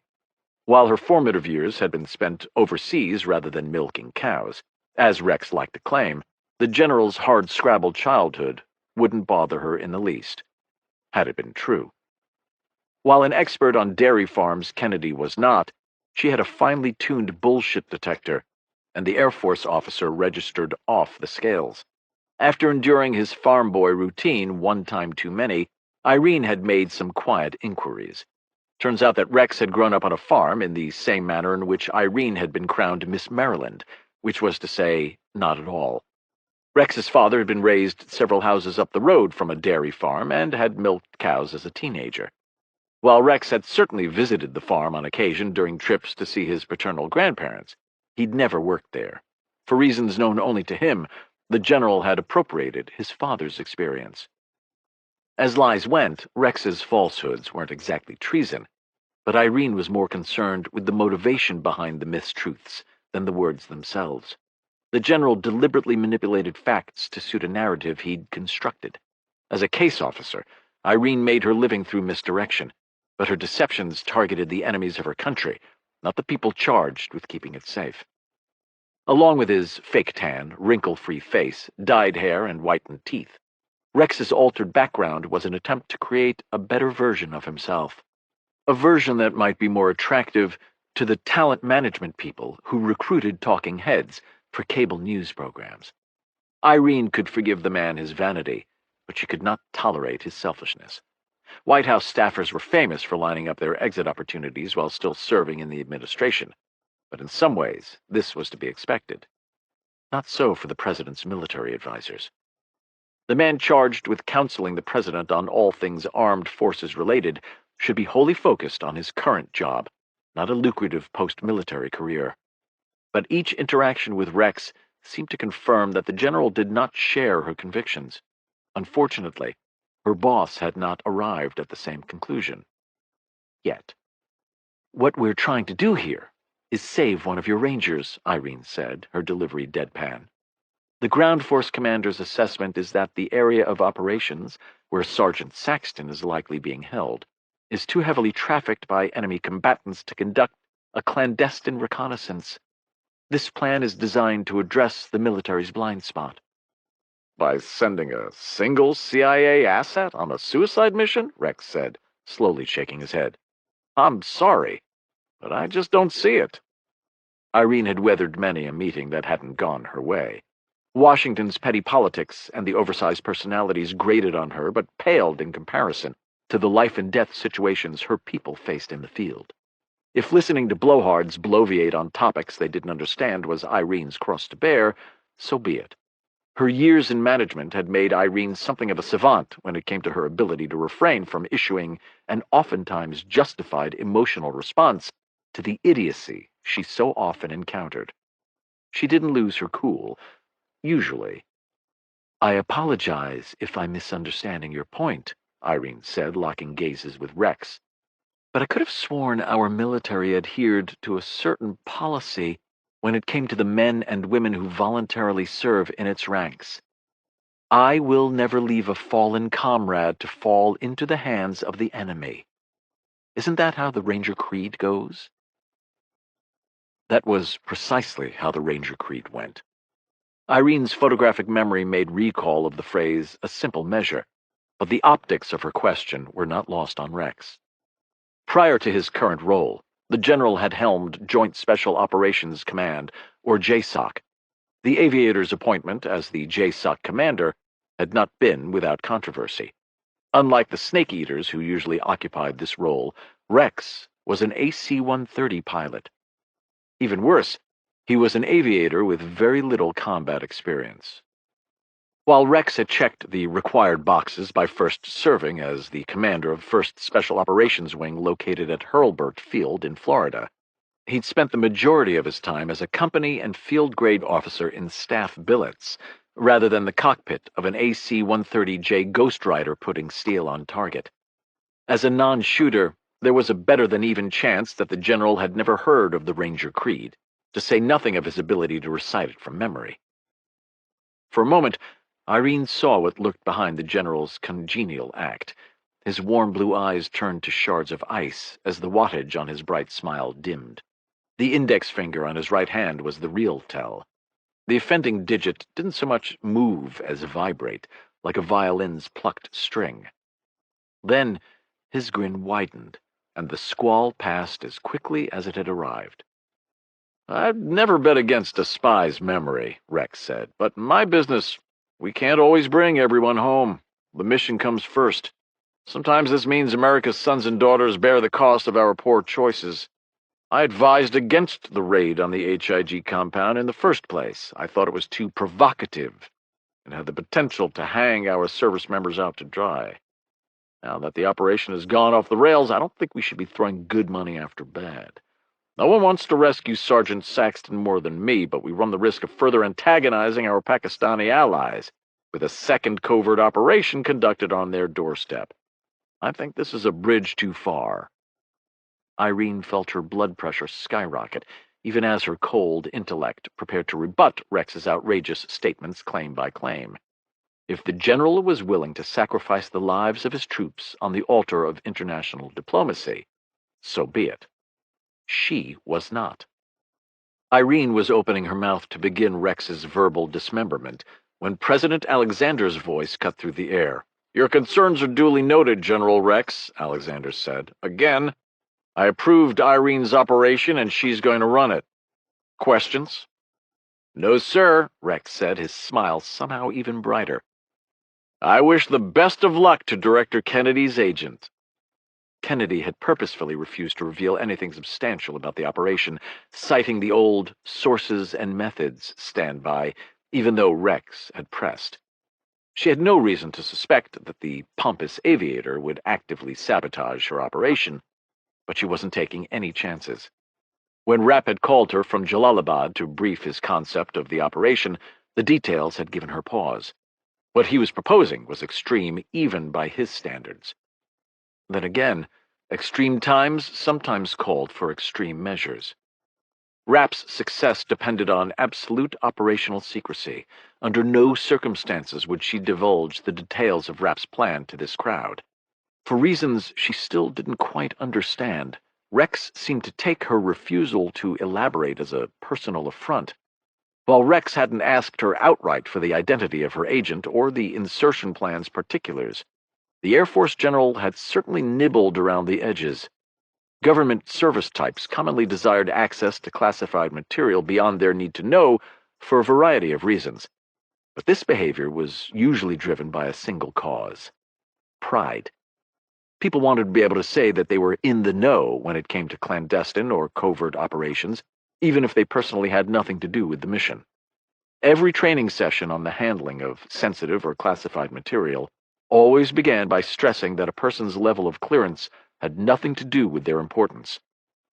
While this was true in theory, the principle wasn't so clean in practice. In a town in which status was derived from a person's proximity to power, everyone wanted to be in the room where it happened.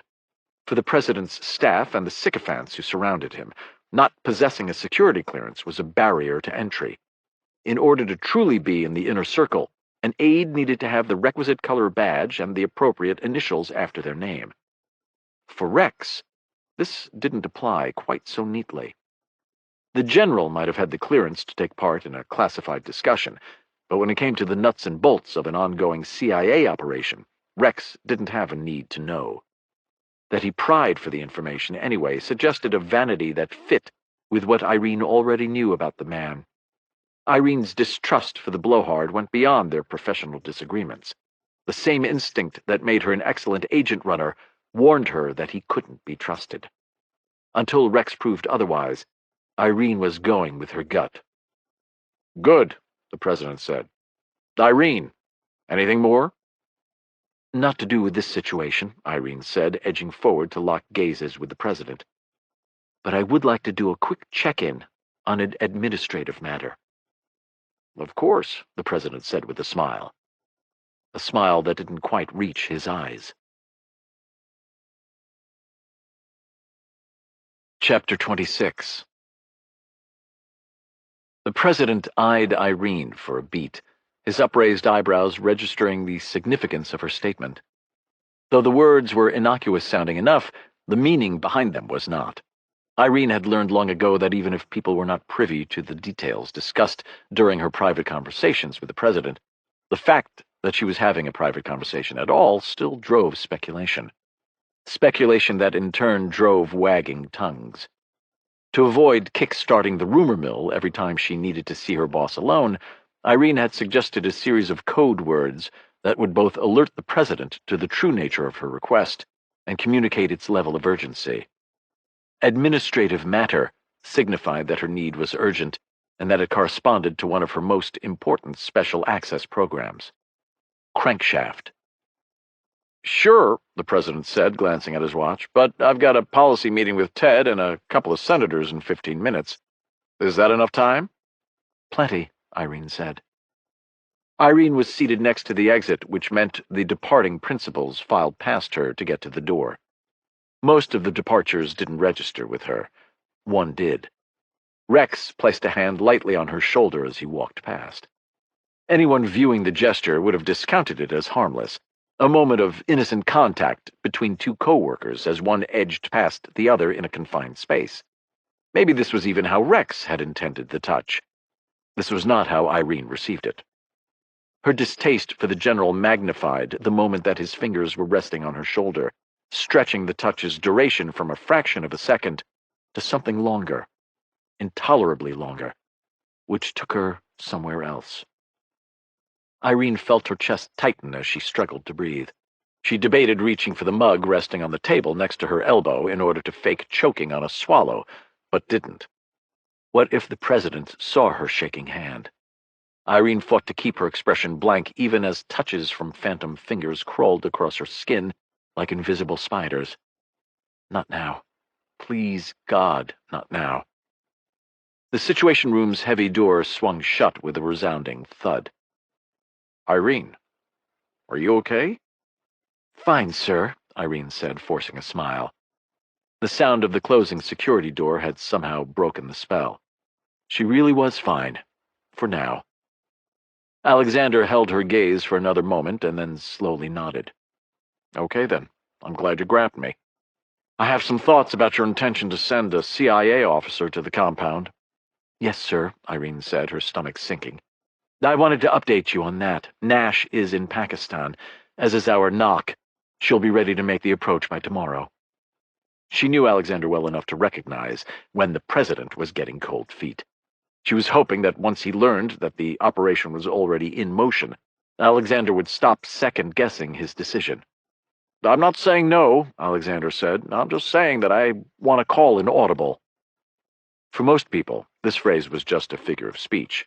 Not Joshua Alexander.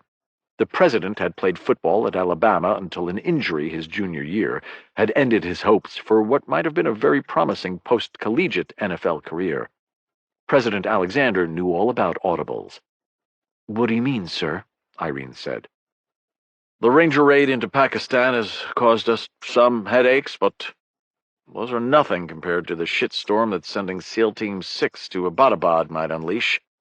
We're not talking about a minor incursion into Pakistan. Our helicopters would have to cross almost the entire country to fly from Jabad to the targeted compound. This isn't a simple raid. It's an invasion. I understand, sir, Irene said. That's why it's vital that our officer confirms who's in the compound. You misunderstand me, Irene, Alexander said. When it comes to getting proof, I'm in violent agreement with you. You can send your officer, but I want to add someone to the mission. At first, Irene didn't understand. Then she did.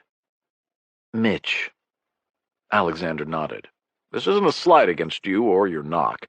You know how much faith I put in your word, but if I get this wrong, I could be taking us to the brink of war. I want Rapp in Abbottabad. That's non-negotiable. Irene sighed. Then we have a bit of a problem, sir. Alexander frowned. What do you mean? Irene pointed to the TV. Alexander's features narrowed in confusion as he glanced at the video streaming from the still loitering Reaper. Then his eyes widened. That? Alexander said, stabbing an index finger toward the display. That's Rapp. Who else? Irene said. Anyone else, Alexander said, his voice thundering. I thought you were inserting an agent, some jihadi you'd flipped. Which is exactly what I wanted you and everyone else at the table to think, Irene said, holding firm against the president's anger. No one but Rapp could pull this off. No one. I thought Rapp was chasing down the Iranian link to those killer missiles. He is, Irene said. The HIG warlord from the compound the Rangers hit was the second man in the Reaper video, the one Rapp was carrying over his shoulder. Holy hell, Alexander said. You want to run that by me again? The raid the Rangers executed against the HIG commander's compound was ambushed, Irene said, and Colonel Dariush Ruintan, an Iranian Quds Force operative, somehow knew the ambush was going to happen. The HIG warlord, Cyclone, is the only link between Ruintan, the missiles used to shoot down our Chinook, and maybe our missing Ranger. Rapp is going to pull on that thread. You said he was going to meet with Ashani in Kabul. He is, Irene said, as soon as he finds Sergeant Saxton. The words sounded ridiculous as she said them, but Irene was hoping that she was just overreacting. Judging by the president's gobsmacked expression, she was not. Are you serious? Absolutely, Irene said. Rapp isn't scheduled to meet with Ashani for another 6 or 7 hours. That should be plenty of time. Only her years of running agents allowed Irene to make that statement with a straight face. She put all the conviction she could muster into her voice and hoped it would be enough to convince the leader of the free world that neither she nor her top counterterrorism agent was crazy. If the president believed her assurances, maybe she would too. I think you're both out of your minds, but I'm not questioning your judgment, Alexander said, lifting his hands in surrender. By the same token, I don't expect you to question mine. I'm not sending our SEALs into Pakistan without ironclad proof of who is living in that compound. And I'm not sending a CIA knock on the compound's front door unless Rapp is there too. Understood? Yes, sir, Irene said. With a final nod, Alexander got to his feet. As the president left the room, Irene found herself wondering how it was that the most powerful nation in the world was yet again placing its fate on the shoulders of just one man. Chapter 27. Undisclosed location, Afghanistan. Who are you truly, Abu al-Iraqi? Rapp had been anticipating some version of this question, but hearing it voiced so bluntly was still unsettling. Or maybe the source of his discomfort could be traced to the pair of bodyguards flanking Cyclone. The gunmen were not the type of high-priced talent a minor Saudi prince would hire or the former Spetsnaz thugs that a Russian oligarch would employ. Their weather-beaten faces could have been crafted from leather, their beards were long and unkempt, and their clothes were worn and bleached by the sun.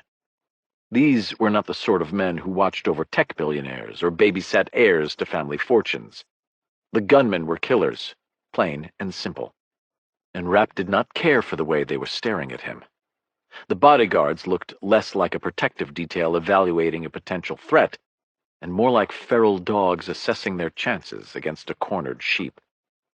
Rapp finished chewing his mouthful of Afghan flatbread and sighed. "Who I am is none of your concern. You promised to help me if I freed you. I did. Now I'm beginning to think that you aren't going to honor your side of the bargain. This makes me upset, which should make you terrified." Though he was speaking Arabic, Rapp's words appeared to register with the mangy dogs. Or maybe it was his tone. Either way, both men took a step nearer to Cyclone. Rapp found this amusing. He and Cyclone were sitting cross-legged on small cushions, eating food scooped from their individual bowls with chunks of bread. As was typical with Afghani meals, no utensils were offered, and Rapp found himself fervently hoping that the round of vaccines he'd received before heading to Pakistan were up to defeating whatever might be lurking beneath the dirty fingernails of the man who'd prepared the meal. But while a bout of dysentery might be funny in a gallows humor sort of way, this was not why Rapp was amused. Rapp was currently in the inner room of a compound that had been sunk into the side of a mountain.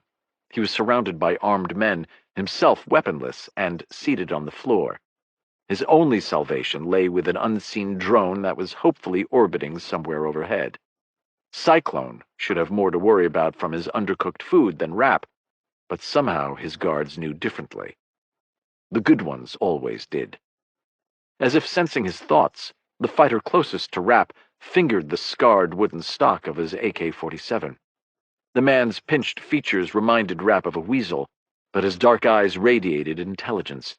His companion wasn't so much thin as emaciated. He looked like a fence post, but the gunman held his rifle with the shooter's familiar, easy manner. Rapp had a rule about guns. He didn't let people point them in his direction. Neither guard had violated this ironclad tenet yet, but Ferret-Face was getting close. If things went sideways, he would die first. In contrast to the guards, Rapp's implied threat seemed to wash over Cyclone like rain running off a boulder. "Please don't take this the wrong way," Cyclone said with a smile. "But your identity is very much my business.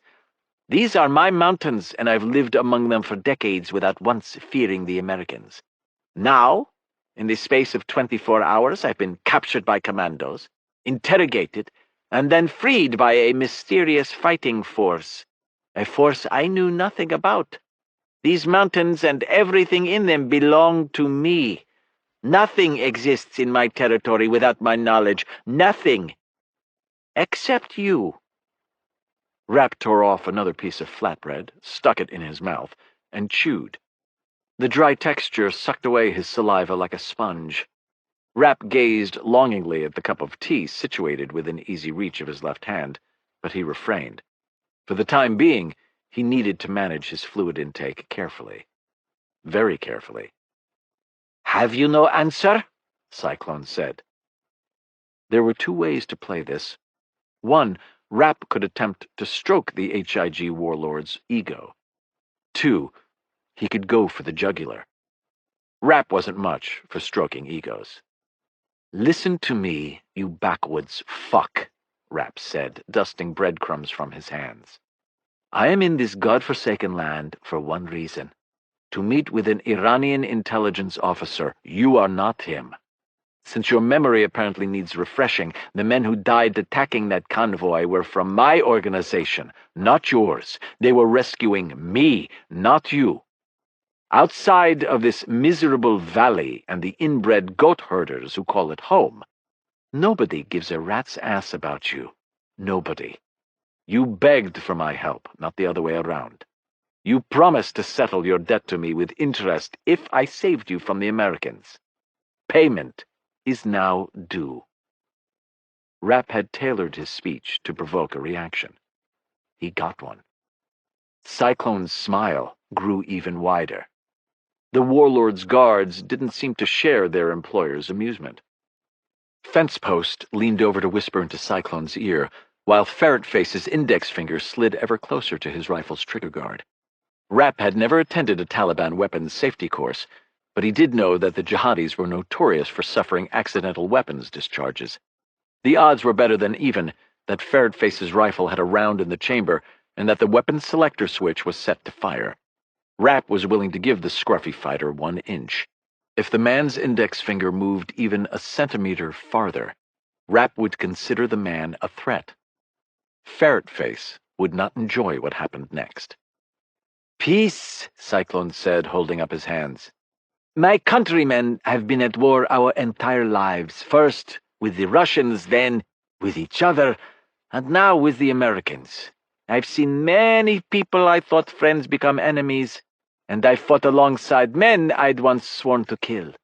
In Afghanistan, you either become a crafty fox or die a trusting hare.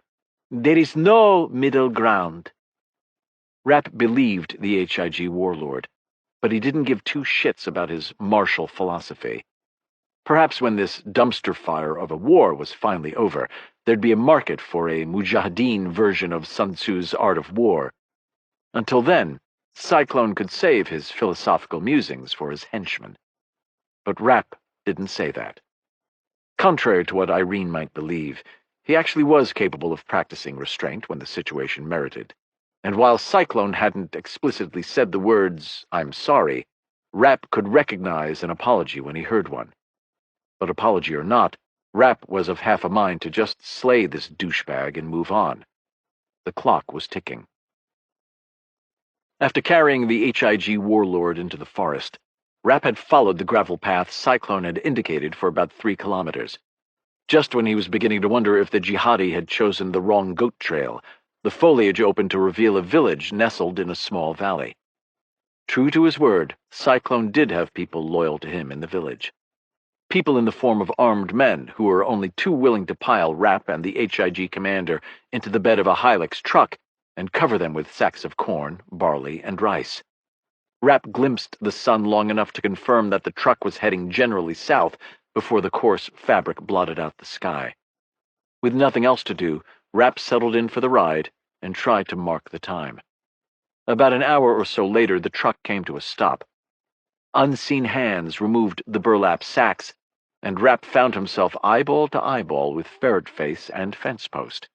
The two gunmen seemed indifferent to his presence, but the sight of Cyclone provoked a much different reaction. They didn't salute, but the deference the pair showed the HIG warlord was obvious.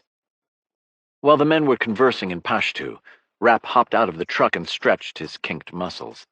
The Hilux was parked in front of yet another compound, but this one was different from the typical mud brick construction in several important ways.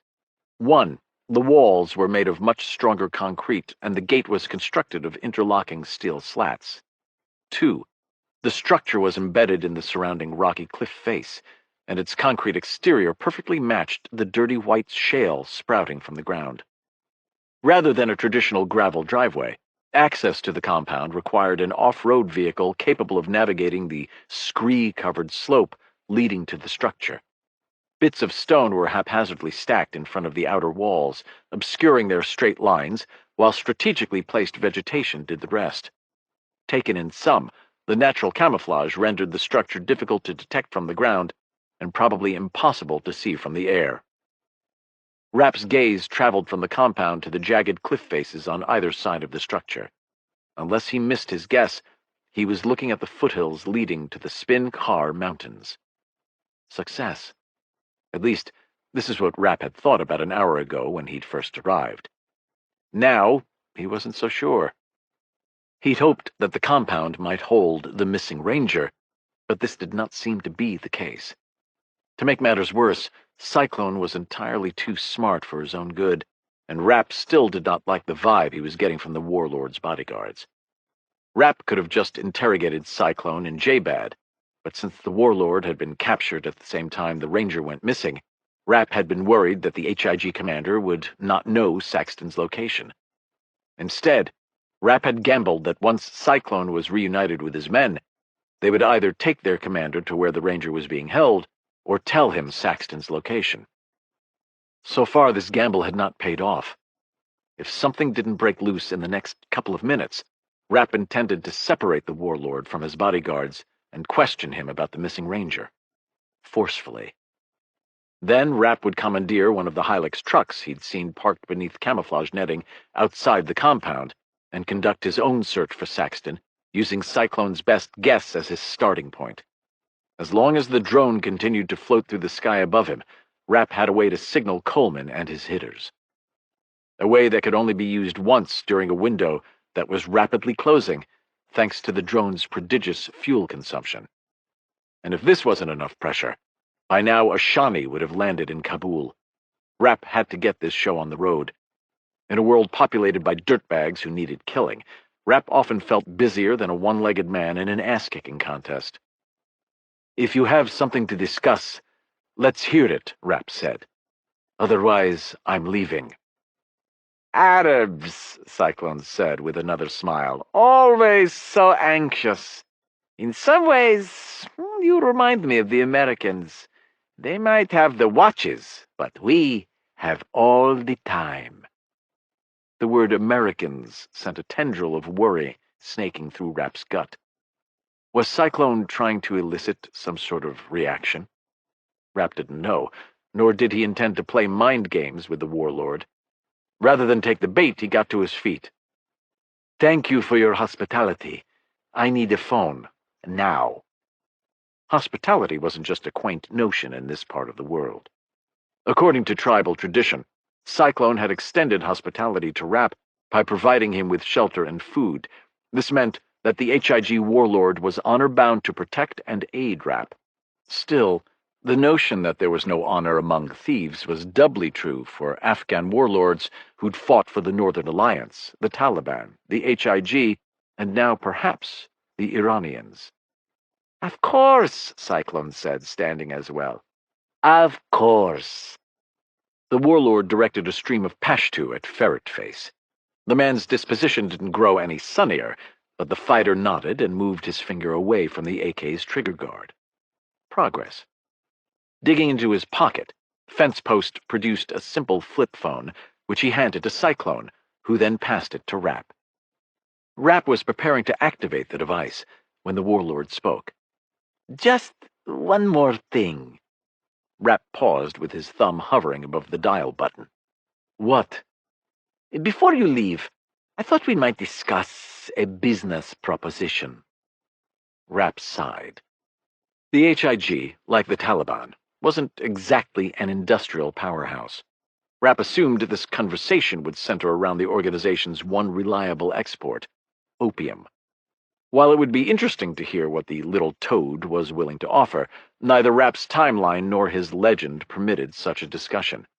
Farid Said wouldn't be interested in a deal to export poppy. Rapp wasn't either. "I don't traffic opium," Rapp said. "Maybe that's true, and maybe it isn't," Cyclone said with a laugh. "But I have something even more valuable than heroin." "What?" Rapp said. "An American." Chapter 28. Rapp stared at the Taliban commander, waiting for the punchline. Cyclone grinned. Had he not been in the troop transport truck with the jihadi, Rapp would have never guessed that just hours ago Cyclone had been on his way to one of Afghanistan's most notorious prisons. Now the little shit looked positively serene, like some version of an Afghan Buddha. When it became obvious that Cyclone was content to wait all day, if that's what it took, Rapp bit the bullet. "What American?" "Ah," Cyclone said, "I thought that might interest you." "Maybe," Rapp said. "Captured Americans bring with them a unique set of problems." "What sort of problems?" "Men with guns, who drop on your head from helicopters in the dead of the night." The wattage on Cyclone's grin dimmed. "This American is worth the risk." Cyclone's reply sounded defensive, petulant even. Rapp took the warlord's reaction as a sign that he wasn't the only one who had offered such advice. This was not a welcome development. If whoever else was whispering in the HIG commander's ear managed to sway the man, it would not be to the captured ranger's benefit. In this part of the world, liabilities were dealt with decisively. Still, Rapp ran the risk of tipping his hand if he acted too interested in the captive. He was a financier from an Iraqi terrorist organization who was in Afghanistan to meet an Iranian intelligence officer. A man of Rapp's stature didn't concern himself with trivial matters like captured Americans. Usually. "Why?" Rapp said. "Because," Cyclone said, a portion of his Cheshire cat grin reappearing. "The captive isn't just any American. We have one of their special forces soldiers." "You're a fool," Rapp said with a shake of his head. "You might be able to ransom a civilian, but the American military will not pay a dime for a captured soldier. And you've further compounded your mistake by your choice in captives. Do you know the lengths the Americans will go to recover one of their special operations warriors? If I were you, I'd kill him and be done with it." "That would be extremely short-sighted," Cyclone said. "But if this is how you truly feel, farewell. I remain in your debt. Go in peace." Rapp made a show of considering the cell phone Cyclone had loaned him, as he furiously thought. It was clear the warlord knew that taking the ranger hostage was the equivalent of poking a hornet's nest, but for some reason Cyclone believed the risk was worth the reward. As much as Rapp hated to admit it, the warrior hadn't lived this long by being stupid. Cyclone had excused himself to make a series of calls after he and Rapp had arrived at the compound. At the time, Rapp had assumed that the wily old fighter was calling subordinates to head off the inevitable battle for succession that would have been waged by those postured to take his place had Cyclone remained captured. But perhaps Rapp had misjudged the call's purpose. Maybe Cyclone had been working the phone to determine the market value of his new captive. Rapp thought the warlord likely shared the religious zeal common to his comrades in arms, but a fighter who'd switched allegiances as many times as Cyclone also had a practical bent. According to the pre-mission brief Rapp had received from the JBAD chief of base, the series of compounds Cyclone was known to frequent were well constructed and somewhat luxurious by the region's standards.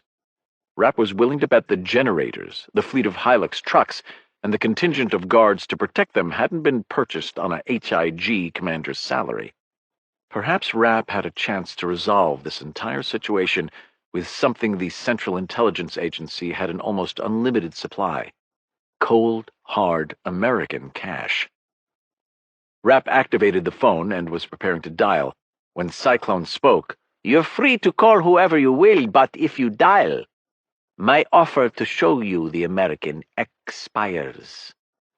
"Why?" Rapp said, his finger frozen above the cell's number pad. "Operational security," Cyclone said. "I'm sure you understand." Rapp did understand, but he'd been hoping the HIG warlord would not. Those hopes appeared to be in vain. Cyclone apparently knew enough about the National Security Agency's digital exploitation capabilities to keep anyone interested in the captured American isolated from their cell phone.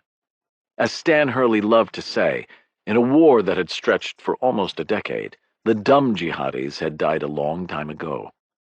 Rapp had certainly found occasion to dispute his mentor's assessment, but as was often the case, Stan was right more often than wrong. Today was no exception. Rapp gazed at the phone in silence for a beat. Then he grunted his frustration and handed the device back to Cyclone. "Take me to the American." An hour later, Rapp found himself in the bowels of the earth, fighting the urge to lay waste to everyone surrounding him. Well, almost everyone. In the hurricane of violence that was brewing in Rapp's soul, the American wearing a bloodied multicam uniform would form the eye of the storm. Everyone else was fair game, especially the two shitheads of dubious origin attempting to outbid him. "Come now," Cyclone said. "That's a very reasonable offer from our Saudi friends. Surely you can do better." Rapp could do better, but when it came to bidding against someone with the backing of the House of Saud, even the CIA's supply of cash started to look stingy. But it wasn't the Saudis who had Rapp most concerned. That honor went to the quiet man standing in the rear of the cave, wearing a nondescript desert camouflage uniform. The man who spoke Arabic with a Persian accent. Rapp turned his attention from the mystery Iranian to Cyclone. If the HIG commander felt any lingering sense of gratitude toward Rapp, he was hiding it well. After voicing his intent to see the American, Rapp had been ushered out of the compound and into yet another Hilux truck. Though this time Rapp rode in the pickup's cab alongside Cyclone rather than beneath burlap sacks in the truck bed, he still couldn't tell where they were taking him.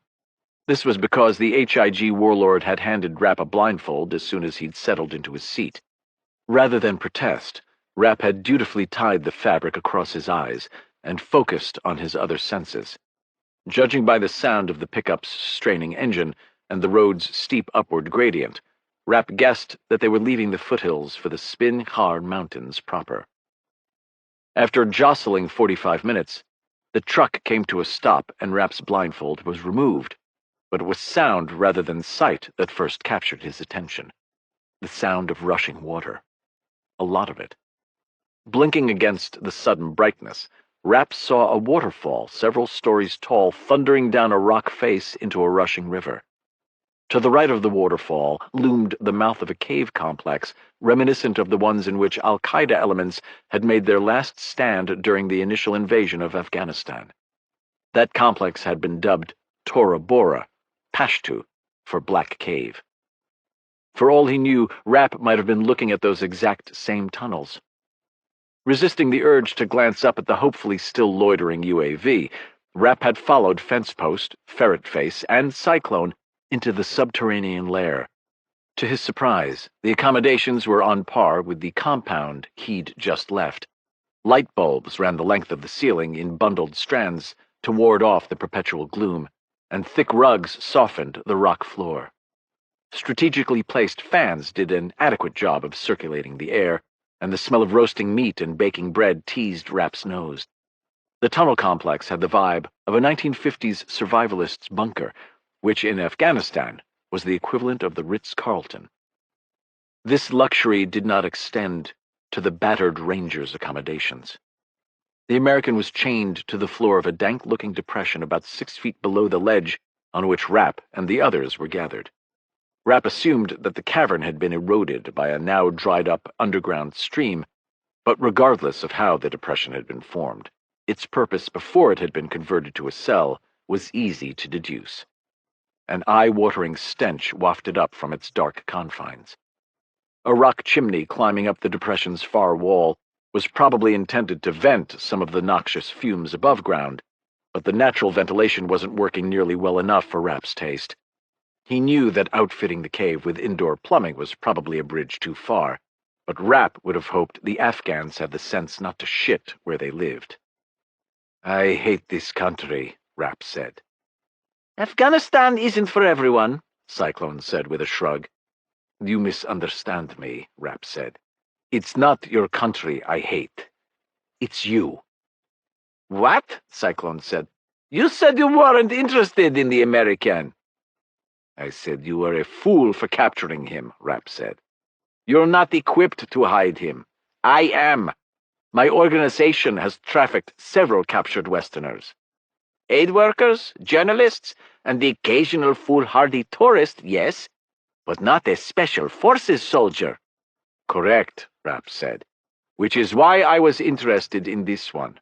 Now you want me to bid for the American? I saved your life."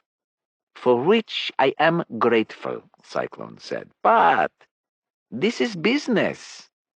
"I thought you knew who I represented," Rapp said. "He doesn't, but I do."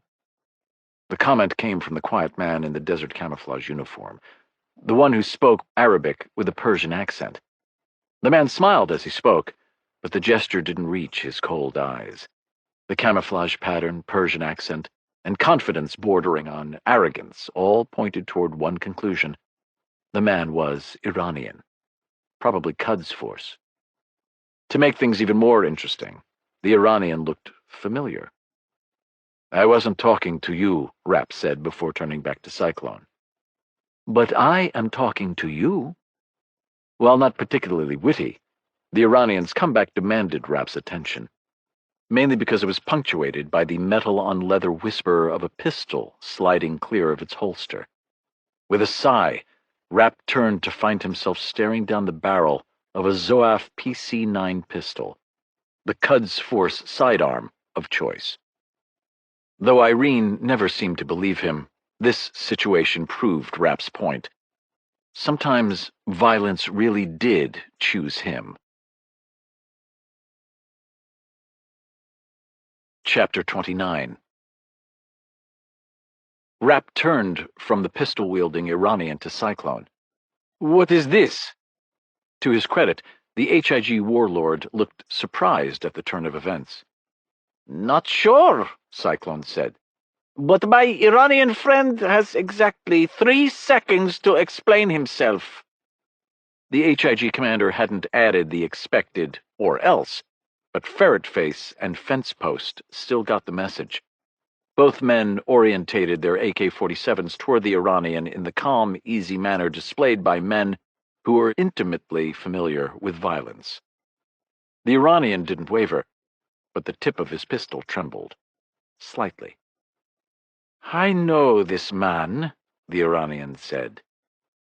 "My name is Farid Said," Rapp said, addressing the Iranian, "and I am in this country at the behest of Minister Ashani of the MOIS and Colonel Ruintan of the Quds Force.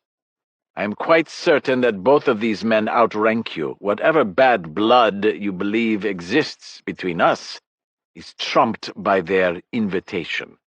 Lower your pistol and stand down now." "Your sectarian quarrels are not my concern," Cyclone said to the Iranian. "Mr. Said is my guest. He will be treated as such." American intelligence analysts too often painted the various armed factions in Afghanistan with an overly broad brush. While the groups were mostly united in their hatred for the West, their motivation differed. Case in point, while the Taliban and the remnants of al-Qaeda might be true believers in the cause of radical Islam, other jihadis adhered to Islam in a manner similar to the way members of New York's 5 families professed their Catholicism. The mobsters might attend Mass, but they were not what anyone would call practicing Catholics. Cyclone was a HIG warlord, but he also led a criminal enterprise. Judging by his efforts to auction the captured American, money, not Islam, was his primary motivation. Rapp could work with that. "Your guest is not Iraqi," the Iranian said. "He's American. An American known as Malikul Maut." Rapp had earned the Angel of Death moniker while slaying terrorists in Iraq. Most days he was rather proud that the jihadis had christened him with the nickname. Today was not one of those days. "If this man and I have a history, it's because I led my organization's efforts to destroy his Shia militias," Rapp said to Cyclone. "One call to either of the Iranians I mentioned will put his suspicions to rest. Now, for the last time, tell him to lower his pistol." Since Rapp's Saeed legend meant that he was Sunni, it made sense that members of his fictional organization would have crossed swords with the Iraqi Shia tribes backed by the Iranians. While much had been made of the struggle between militant Islam and the West, talking heads tended to forget that, prior to 9/11, Muslims had been killing each other with reckless abandon for decades. In fact, the longest and bloodiest war in modern Middle East history hadn't involved either the U.S. or Israel. That honor belonged to Iran and Iraq and their 8-year war. Rapp was unarmed and secluded in a hidden cavern, but the Iranian was outnumbered 4-1, 6-1 counting the Saudis. Rapp also had the advantage of an airtight legend, a recent history in which he'd saved Cyclone from captivity, and a sizable bank account. Bottom line, Cyclone was a thug. The thing about criminals is they're criminals. At the end of the day, money talks and everything else walks. "I do not know what Ashani or Ruintan would say about this man," the Iranian said. "But I do know what my own eyes tell me. The last time I saw him, he was as close to me as he is now, except that, instead of talking, he was slaughtering my Hezbollah and Quds Force companions while attempting to save Irene Kennedy." "Who?" Cyclone said. "The director of the American Central Intelligence Agency," the Iranian said. "Your companion is a CIA officer who is undoubtedly here to rescue your prisoner. He is the most dangerous man I have ever met. Letting him live is the equivalent of grabbing a cobra by the tail." While he was a little irritated that he'd missed one of the men who'd perpetrated the vicious assault against Irene, Rapp was pleased with the Iranian's comparison. Over his long and storied career, Rapp had been called many things, but this was the first time he'd been likened to a viper. On the negative side of the equation, the Iranian sounded convincing. Very convincing. Ignoring the Iranian, Rapp walked to the edge of the depression. Then he pulled down his trousers and began to piss. Hours of accumulated urine sprayed into the depression. Rapp hadn't had to pee this bad in, well, ever. He aimed most of his stream toward the rock chimney. Most, but not all. Offering a silent prayer for forgiveness, Rapp pissed across the soldier's shackled form. The ranger reacted predictably. "Come down here and try that," Saxton bellowed. "I'll rip your pecker off and shove it down your throat." Rapp had always liked Army Rangers. The soldiers didn't have the suave surfer boy reputation of their naval commando brethren. Rangers were the brawlers of the special operations community. If you needed a bunch of human wrecking balls to breach an enemy compound and punch the ticket of every Taliban shitbag inside, Army Rangers were the men for the job. Rapp gave his pecker a final shake, and then turned back to his astonished audience. "I'm here to rescue him," Rapp said with a laugh. "I don't think so." Rapp locked gazes with Cyclone. "You brought me here, not the other way around. I am interested in this American. Several of the jihadi groups we service would pay handsomely for the opportunity to execute him. But smuggling this soldier to Iraq won't be easy. I'm willing to pay $2 million, not a penny more. Doesn't matter to me if you take it or leave it. But if that kalb doesn't lower his pistol by the time I count to 5, I'm going to feed it to him." Rapp stepped closer to the Iranian, positioning himself just behind and to the right of fence post. The bodyguard registered Rapp's presence with a slight shift of his head, but the rifleman's attention remained focused on the room's primary threat, as did his AK-47. "My Iraqi friend is correct," Cyclone said to the Iranian. "Lower your pistol and 100 million, the Iranian said. "I will pay you 100 million US dollars. "For the American?" Cyclone said. "For both Americans," the Iranian said. 50 million for the one in the pit, and 50 more for the one standing behind you." Cyclone didn't answer. He didn't have to. Rapp felt the room's energy shift. The thing about criminals is they're criminals. Chapter 30. Jalalabad, Afghanistan. "How did you say you knew this asset again?" "I didn't," Scott Coleman said, staring at the UAV feed. "Come on, Scott, frogman to frogman. What are we looking at here?" Coleman sighed, trying to settle on an answer. Fortunately, this was an area in which he had considerable expertise. Hang around with Mitch Rapp long enough, and you were sure to find yourself in an uncomfortable situation. Or two. This part of the conversation was nothing new, but Coleman's tap-dancing act usually didn't involve misleading a fellow SEAL, especially one of Justin Garza's caliber. Beneath his laid-back Texas vibe, Justin was a SEAL's SEAL. Though he and Coleman had served together early in Justin's career, the assaulter had spent the last decade as a SEAL Team 6 operator. While this achievement was more than enough to set Justin apart from the herd, the unassuming man with the soft Texas accent was also the Naval Special Warfare Command's subject matter expert on combatives. In non-military speak, Justin was responsible for developing the hand-to-hand combat curriculum taught to every Navy SEAL. In furtherance of this goal, Justin had traveled the world to immerse himself in martial arts styles as varied as Israeli Krav Maga, Okinawan Kempo, and Filipino Kali. Justin was the real deal. He was also the SEAL Team 6 liaison officer to the CIA in Afghanistan. Since there were currently no SEAL Team 6 operators in country, Justin's current role centered more on providing a commando's viewpoint on all agency and JSOC operations. Technically, Justin was not read into Mitch's operation. Technically. But in Scott's experience, it was always better to have another frogman at your back. Coleman took a quick look around the room before responding. The agency's B hut had become much busier since he'd first arrived in country. The chief of base, Steve, was sequestered in his office, probably updating the chief of station in Kabul on the operation's progress for the 50th time. The Ranger Company commander, Mark Garner, was standing in front of a flat-screen TV with one of his lieutenants. The pair were studying a computer-rendered topographical map of the Spin Car Mountains, no doubt plotting likely enemy locations.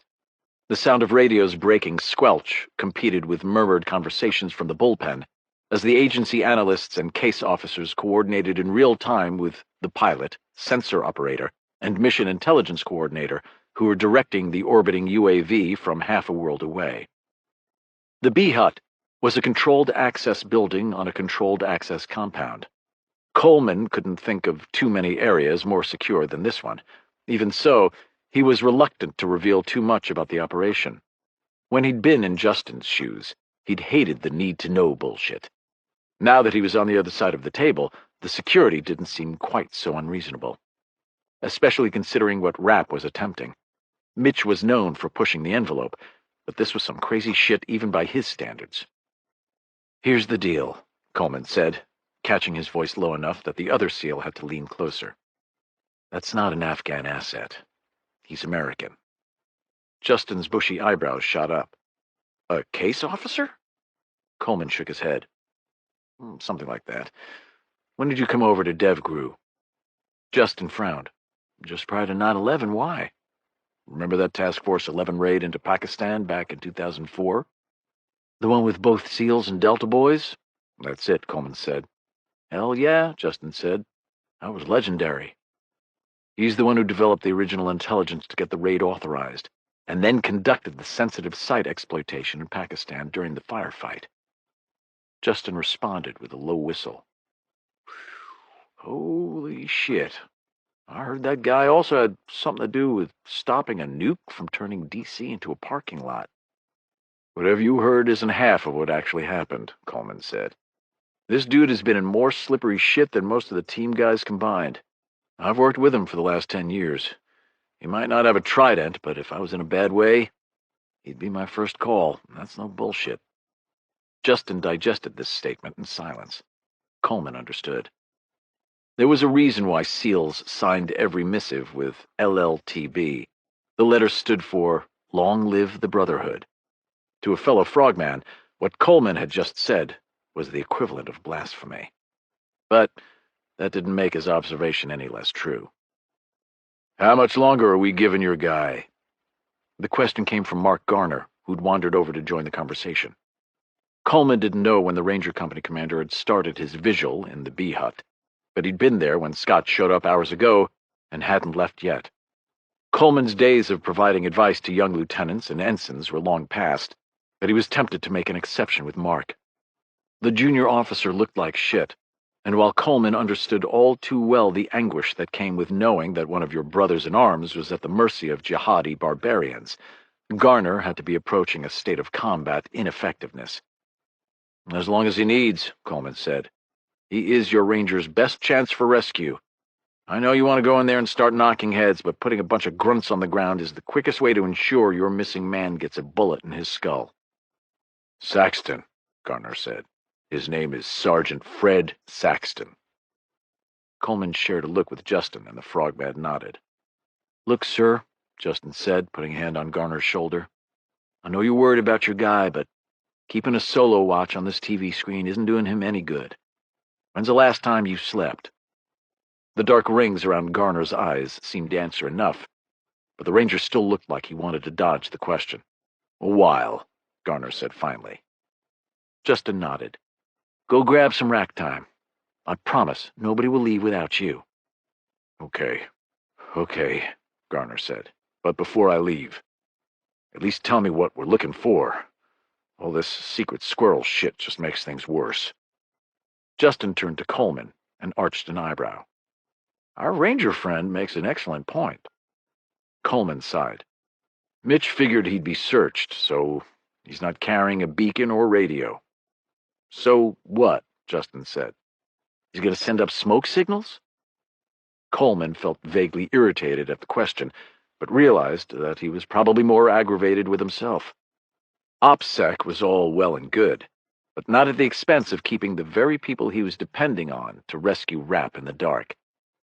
Time to come clean. Not exactly, Coleman said. He ingested a couple of special tablets. Something the agency's S&T folks dreamed up. Like Rapp's uniform, the pills are designed to allow us to passively track him. They slowly release a special compound into his bloodstream that makes his urine fluoresce in the spectrum monitored by the UAV's sensor.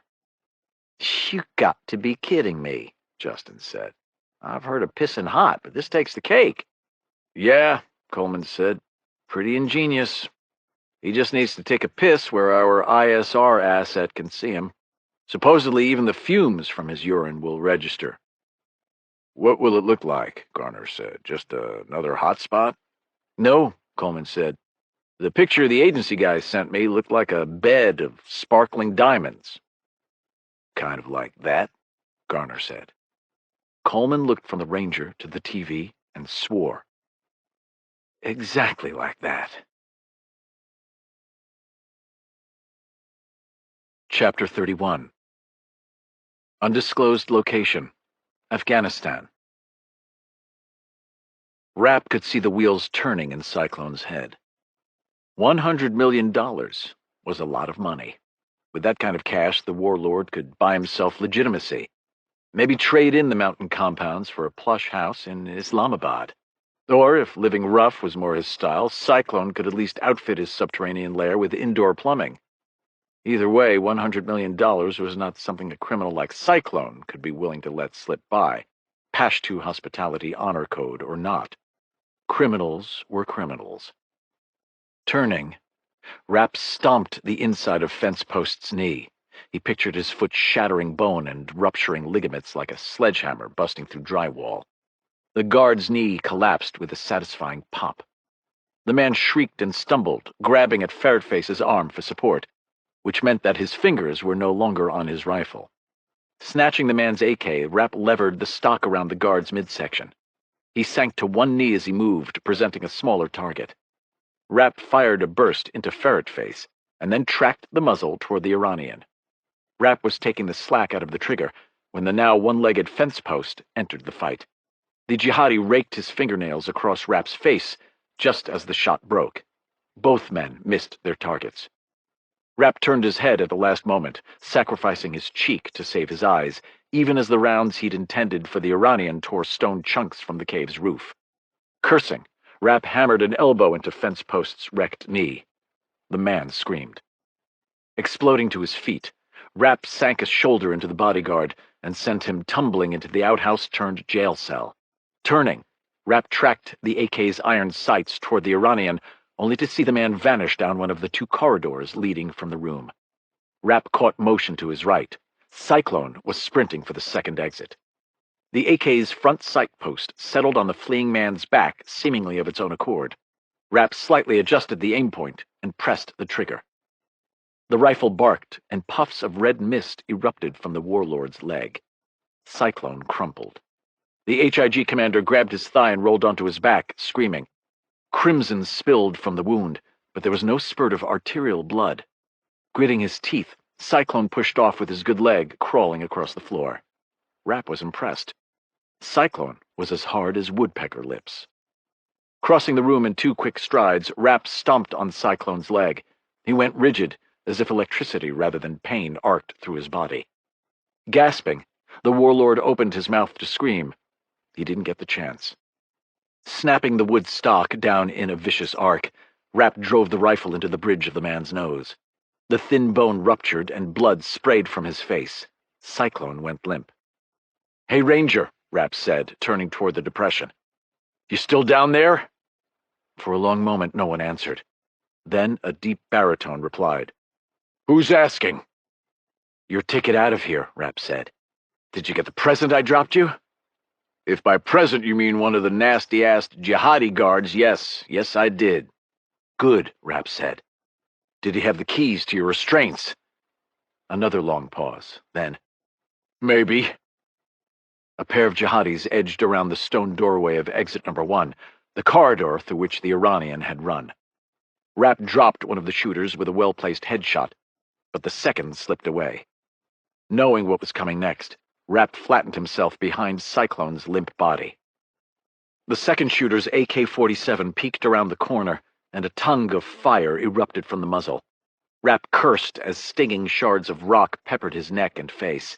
Professionals often derided the spray-and-pray method of engaging combatants, but the cave was a stone coffin. A ricochet from the walls, floors, or ceiling would kill just as easily as a direct hit. Rapp switched the rifle's selector switch to single and began squeezing off a series of slow, aimed pairs at the protruding barrel. The rifle vanished. "Listen up!" Rapp yelled over the ringing in his ears.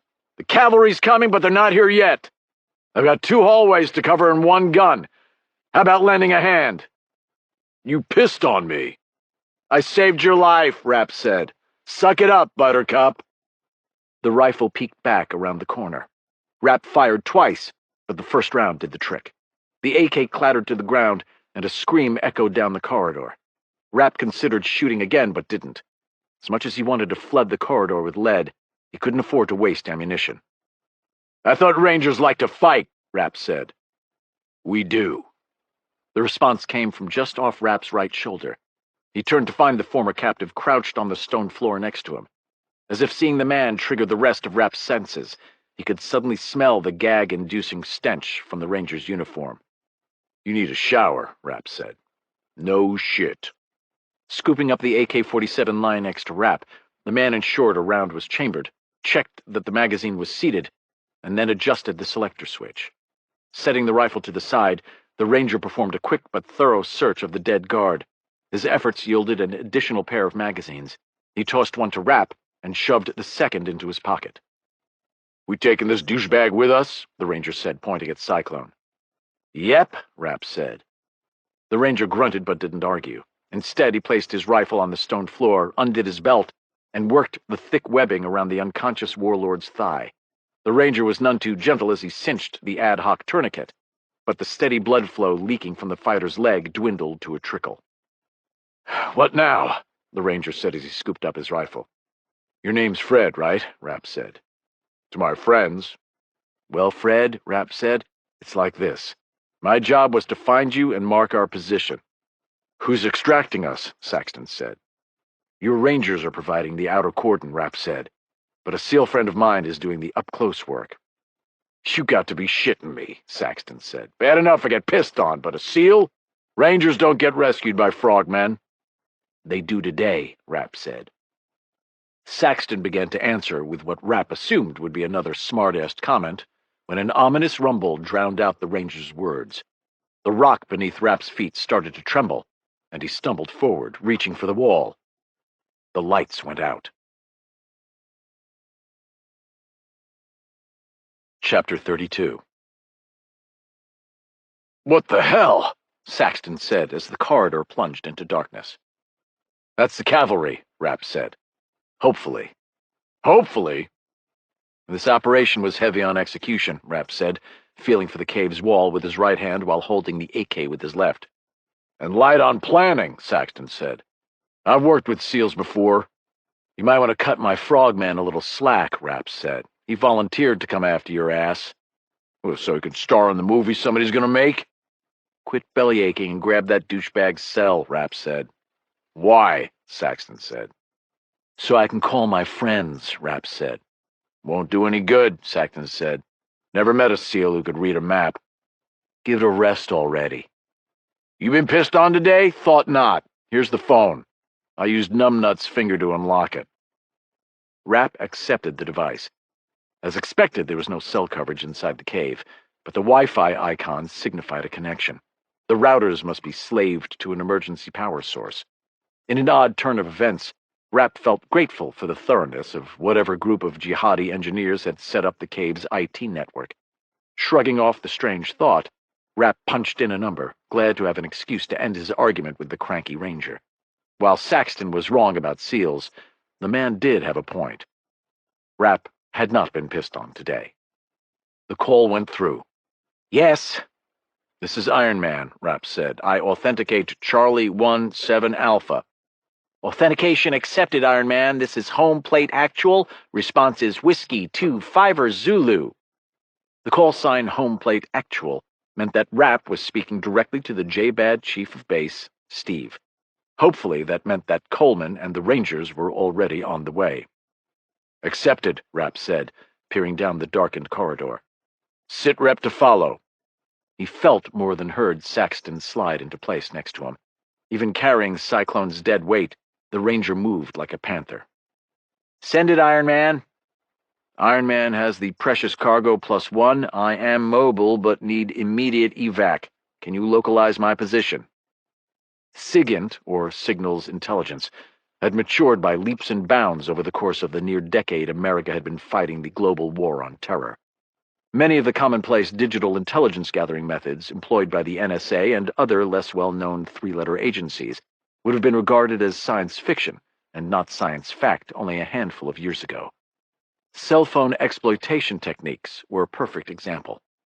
Primarily driven by the need to feed actionable intelligence to the special mission units tasked with hunting down high-value targets in Iraq, the NSA's ability to glean information from a mobile device was astounding. But even the cyber ninjas who called Fort Meade home weren't omniscient. Okay, Iron Man, I have you locked down to a 5-kilometer radius. Your signal appears to be routing through several repeaters to mask the origin. Can you confirm your location? NSA analysts hadn't been the only ones learning about digital warfare. The longer he waged war against terrorists, the less Rapp was surprised at the growing technological proficiency of his enemies. During the initial invasion of Afghanistan, Americans thought of the Taliban as barely literate cavemen. This had never really been true, and it was certainly not the case today. While the jihadi foot soldiers still counted a number of poorly educated fighters within their ranks, the upper echelons had begun to attract talent from across the Islamic crescent. Since most jihadi communication was routed through encrypted message sites on the dark web, terrorist organizations heavily recruited computer scientists and IT specialists, the type of people able to employ a multitude of digital tricks, like masking a cell phone's location. I'm in a cave complex in the Spincar Mountains, Rapp said.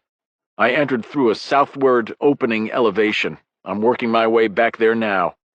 Roger that, Iron Man. QRF is en route. Are you still wearing your threads, over? As with the tablets he'd swallowed to taint his urine, Rapp had been skeptical about the purported effectiveness of his new wardrobe.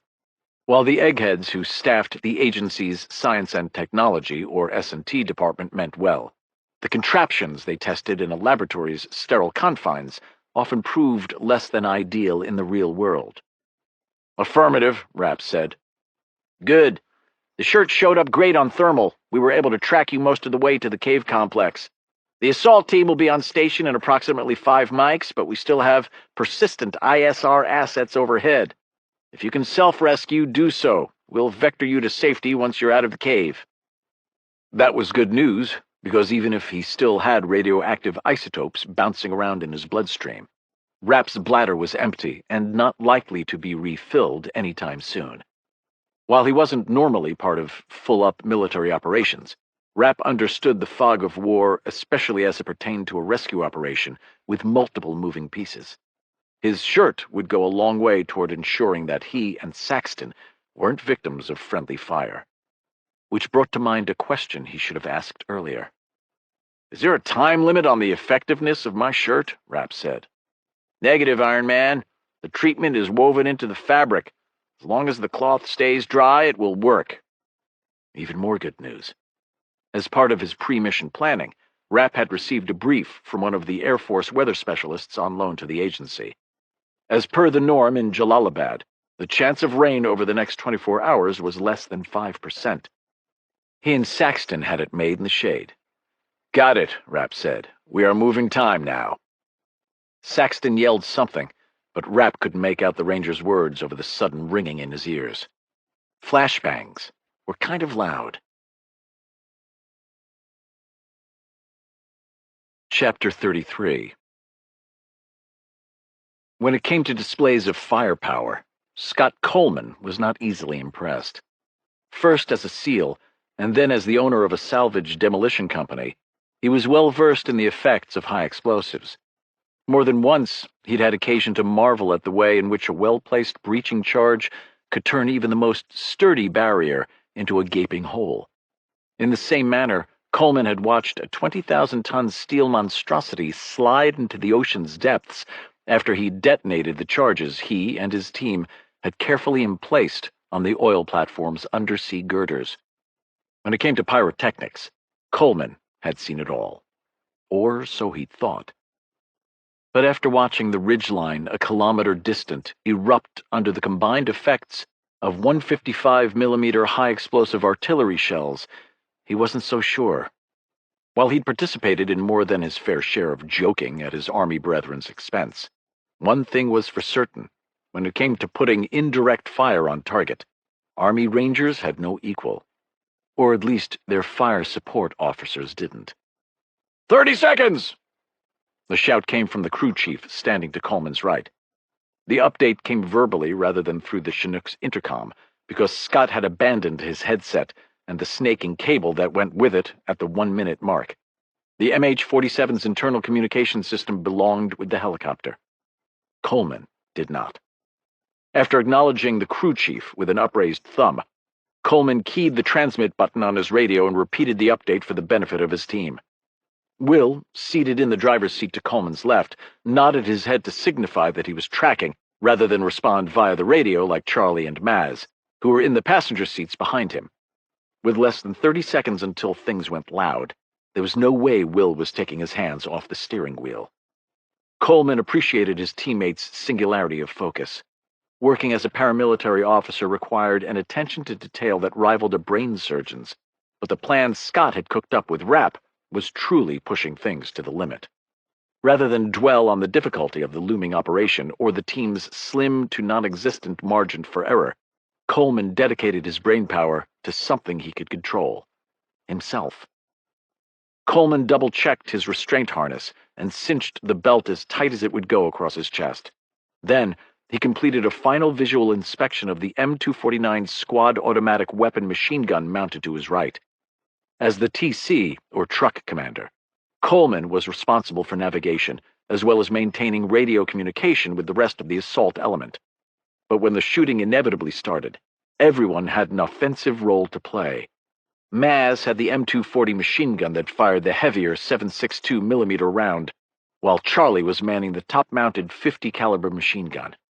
Coleman's machine gun wasn't as sexy or hard-hitting as either of the other weapon systems, but his saw could still put plenty of steel on target in a short amount of time.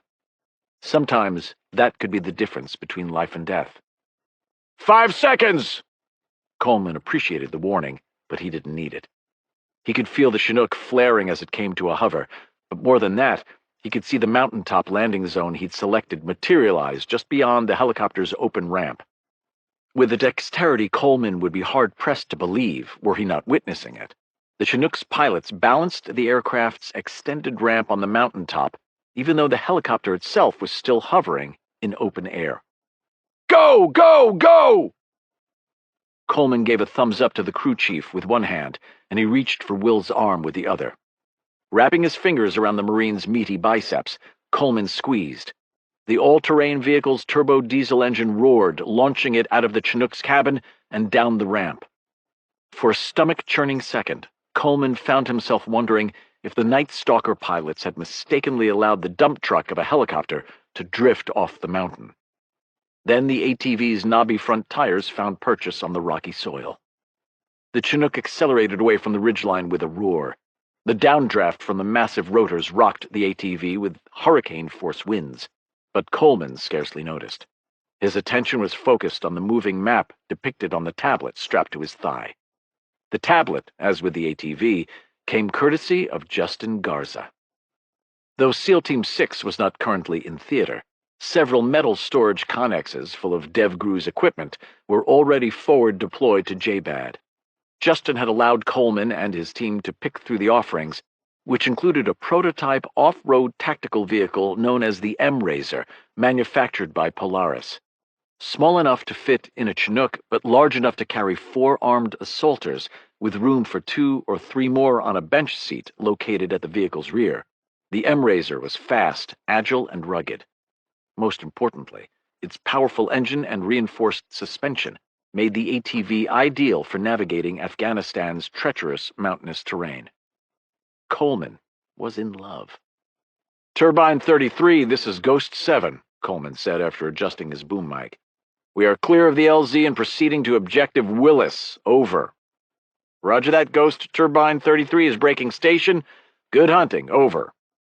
Coleman clicked the transmit button twice in response to the Chinook pilot's transmission, before changing channels on his secondary radio from the air-to-ground frequency to the one monitored by the CIA personnel located at J-Bad Airfield, 30 miles to the north.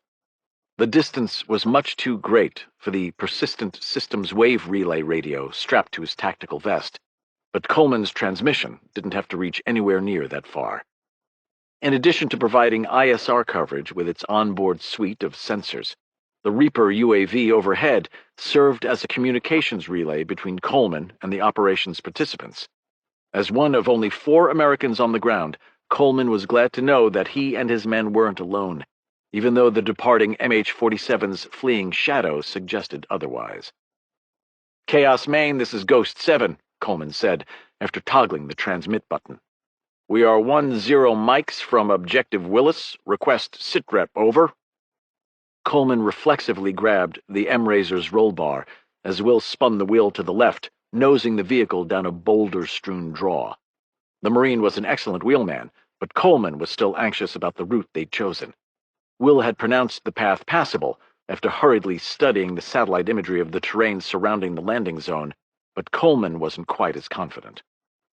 There was a reason why the locals still traveled these mountain passes on foot, even in the era of modern transportation, but Scott had okayed the plan despite his misgivings. Special operators dealt with the world as it was, not as they wished it could be. Sometimes the plan had to work because there was no good alternative. This was shaping up to be one of those times. "Ghost 7, this is Chaos Main. Read you loud and clear. We show ingress route Bearcat clear of thermal signatures all the way to Objective Willis. Fire mission will shift to smoke in 5 mics. Assault force is orbiting vicinity Gibson, waiting for your go, over." Coleman paused in order to visualize the tactical picture before replying. Rapp's irradiated urine signaled that he'd located Sergeant Saxton, but the rescuers still knew nothing about the potential surface-to-air missile threat. Fortunately, Rapp's presence on the ground had been the catalyst needed to move the JSOC chain of command over their self-imposed speed bump. Or, knowing Rapp, this change of heart might have originated with their commander-in-chief. Either way, just like Coleman had settled on a less-than-ideal route to Objective Willis, the JSOC planners had figured out how to make lemonade out of lemons. Judging by the amount of artillery raining down from on high, the Ranger Battalion staff had more than earned their keep. When confronted by the challenge represented by potential missileers guarding the cave complex, Captain Chris Jankosko, the battalion fire's planner, had come up with an elegant solution worthy of the Ranger Regiment. Give the bad guys something else to look at. With this in mind, 155mm shells were currently pulverizing an unpopulated ridgeline just east of Objective Willis, the same objective that Coleman was hurtling toward from the north and Garner's helicopter-borne Rangers would approach from the west. When Coleman reached the release point approximately 1 kilometer from the objective, the artillery barrage would transition from high-explosive shells to white phosphorus smoke. In theory, the fireworks would allow Coleman to approach the cave complex unseen and unheard. If possible, They would spirit Rapp and the newly freed ranger away to a clearing located due south of the cave complex, where the 160th pilots would be waiting to evac them. If that didn't work, Coleman and his crew would become the reconnaissance element for the Rangers by providing real-time updates and suppressive fire as the helicopters disgorged the assaulters. In theory. In practice, operations seldom went exactly according to plan. Judging by the collection of armed men just ahead, this operation was no different. Chapter 34. Rapp was facing away from the pyrotechnic device when it detonated. This bit of luck saved his life and a portion of his eyesight. It did nothing to protect his hearing. One moment, Rapp was standing with the phone to his ear, deep in conversation. The next, unseen bells gonged, and splashes of light danced across his vision. Dropping the phone, Rapp gripped his AK with both hands and crouched. Thumbing the selector switch to fully automatic, Rapp fired a long burst into the darkness, panning the rifle from right to left as he burned through a magazine. The muzzle flash illuminated stretches of the cavern, but between the all-encompassing darkness and his flash-blind eyes, Rapp couldn't see much. What he did see wasn't encouraging. A collection of bodies was entering from the far passageway. The figures were only visible for a millisecond, but the strobe-like image lasted long enough for Rapp to form an impression, a tactical stack of at least 6 men. Not good. Rapp swapped magazines as a muzzle flash to his left announced that Saxton was still in the fight. Like Rapp, the Ranger hammered through his magazine in one continuous burst. This was not because the men lacked trigger discipline. This was their only chance to thwart the assault force. The stone walls meant that the entire cave was one big shooting gallery, and in tight quarters where every surface presented an opportunity for a ricochet, sometimes quantity really was a quality all its own. Like a pool player sinking balls during a break, Rapp was hoping that filling the air with a large volume of lead would knock down a few shooters and halt the assault's momentum. If not, he was done for. Rapp chambered around as Saxton ran dry but didn't fire. He was down to his final 30 rounds and still shooting blind. The longer he lingered, the greater the odds that one of the attackers would score a lucky hit. "We're leaving," Rapp said, grabbing Saxton by the ankle. To his credit, the Ranger didn't argue. Saxton grunted as he hefted Cyclone, then the soldier grabbed a fistful of Rapp's shirt. "Go!" Trailing his right hand on the cave's wall, Rapp moved forward as he clung to his AK-47 with his left. A series of pops provided mood music for their retreat, as the assaulters filled the sudden silence with shots of their own. Shards of stone stung Rapp's face from a near miss, but a quick turn to the right cleared him from the line of fire. As the ringing in his ears slowly began to fade, Rapp almost began to smile. They might just make it out alive after all. Then, Rapp realized he was missing something. The phone. Chapter 35. In Afghanistan, telling friend from foe was never easy. Fortunately, one of the armed men possessed something that unequivocally moved him into the foe category, an RPG. Unfortunately, the tube-launched munition was pointed at Scott. "Contact front!" Coleman yelled as he depressed the M249's trigger. The machine gun roared to life as the RPG tube belched flame.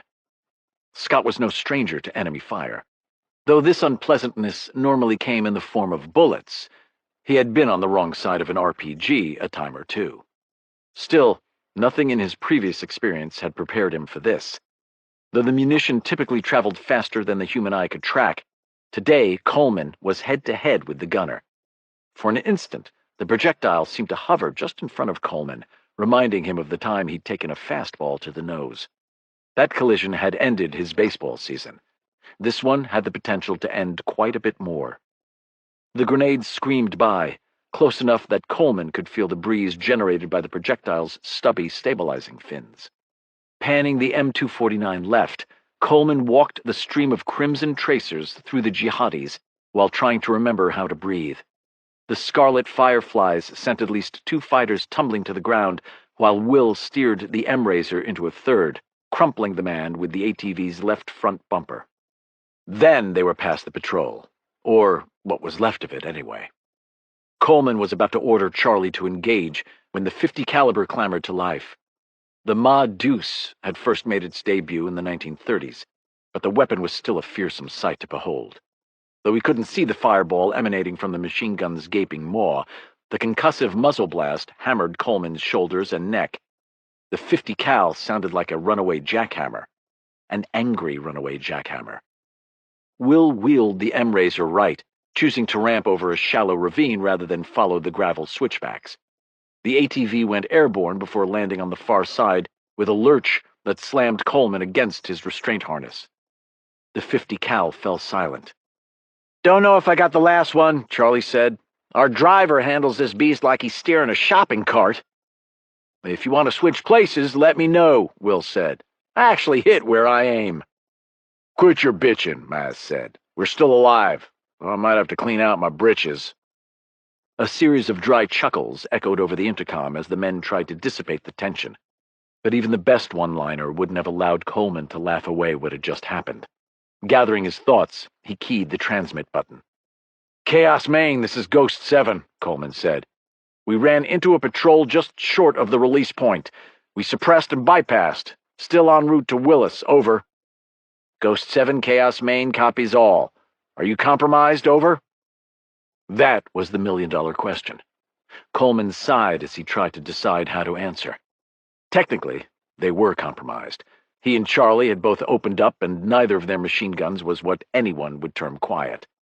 That said, the man-made thunder was growing louder the closer the M-Razor got to the cave complex. With the detonating artillery for cover, the jihadis might not have heard the violent but brief firefight. The real question was whether a member of the patrol had a cell phone or walkie-talkie that they could use to alert the defenders, assuming that any members of the patrol were still capable of using either device. Coleman knew he'd dropped at least 2 of the jihadis, and that the man Will had run down was either dead or on his way to being so, which left the final shooter. Charlie might not have scored a direct hit, but the former SEAL Team 6 operator was no slouch with his weapon. The M2's half-inch diameter armor-piercing rounds would have ricocheted off the stone like shotgun pellets fired into a concrete floor. The patrol had probably been silenced before they could get off a warning. Unless they hadn't been. "Chaos Main, Ghost 7, Coleman said. "Our current heat state is unknown. We are still proceeding to Willis, over." "Roger all, Ghost 7, recommend you expedite. We see thermal signatures on the north side of Willis." Of course they did. Chapter 36. Rapp mentally reviewed his hike into the cave complex as he kept his right hand on the stone wall. He'd kept track of his pace count during the walk-in and pegged the distance he'd traveled at just under 400 meters. No sweat. Even a non-sprinter could cover a quarter of a mile in about 2 minutes. The darkness and the need to slow down for Saxton and the still unconscious Cyclone certainly put a cramp on Rapp's pace, but he'd be out of the complex in 5 or 6 minutes, 8 minutes tops. That was the good news. The bad was that if the HIG thugs had invested in backup generators, they ought to get their money back. While Rapp wholly approved of the distraction offered by the rolling artillery barrage, navigating the cave system in the dark was a bitch. To make matters worse, the last pair of shots from his pursuers had nearly taken his head off. While it was always better to be lucky than good, the shot placement seemed too accurate to attribute solely to luck. At least one of the jihadis probably had a night vision device of some sort. Classic light-intensifying goggles wouldn't do much good this far underground, but if one of the mountain men had a thermal device, Rapp was a sitting duck. Like the Russian thermal devices favored by the Iranians, for instance. "How are we doing up there?" Saxton said. Excellent question. "Need a rest?" Rapp said. "I need to get the hell out of here." If the ranger was at all winded from carrying Cyclone, he didn't show it. Saxton had been captured, beaten, and tossed in a makeshift outhouse, but he was still keeping up with Rapp while carrying 160 pounds of deadweight over his shoulder. A long friendship with Coleman, meant that Rapp was partial to SEALs, but Saxton was doing a great job representing his branch of service. "You're in luck," Rapp said as his right hand found the gap he'd been expecting. "This is our stop." Rapp was about to turn the corner when something made him freeze. The whisper of sandals scraping against stone. "What?" Rapp blindly reached behind him, grabbed a handful of Saxton's shirt and squeezed. Hard. The ranger fell silent. When it came to killing, few people had Rapp's experience, but Saxton was probably no slouch. One did not rise to the rank of sergeant in the ranger regiment without mixing it up on the battlefield a time or two. Rapp stopped breathing and closed his eyes, straining to pierce the all-encompassing darkness. After almost 30 seconds of silence, he'd been on the brink of believing that he'd imagined the sound.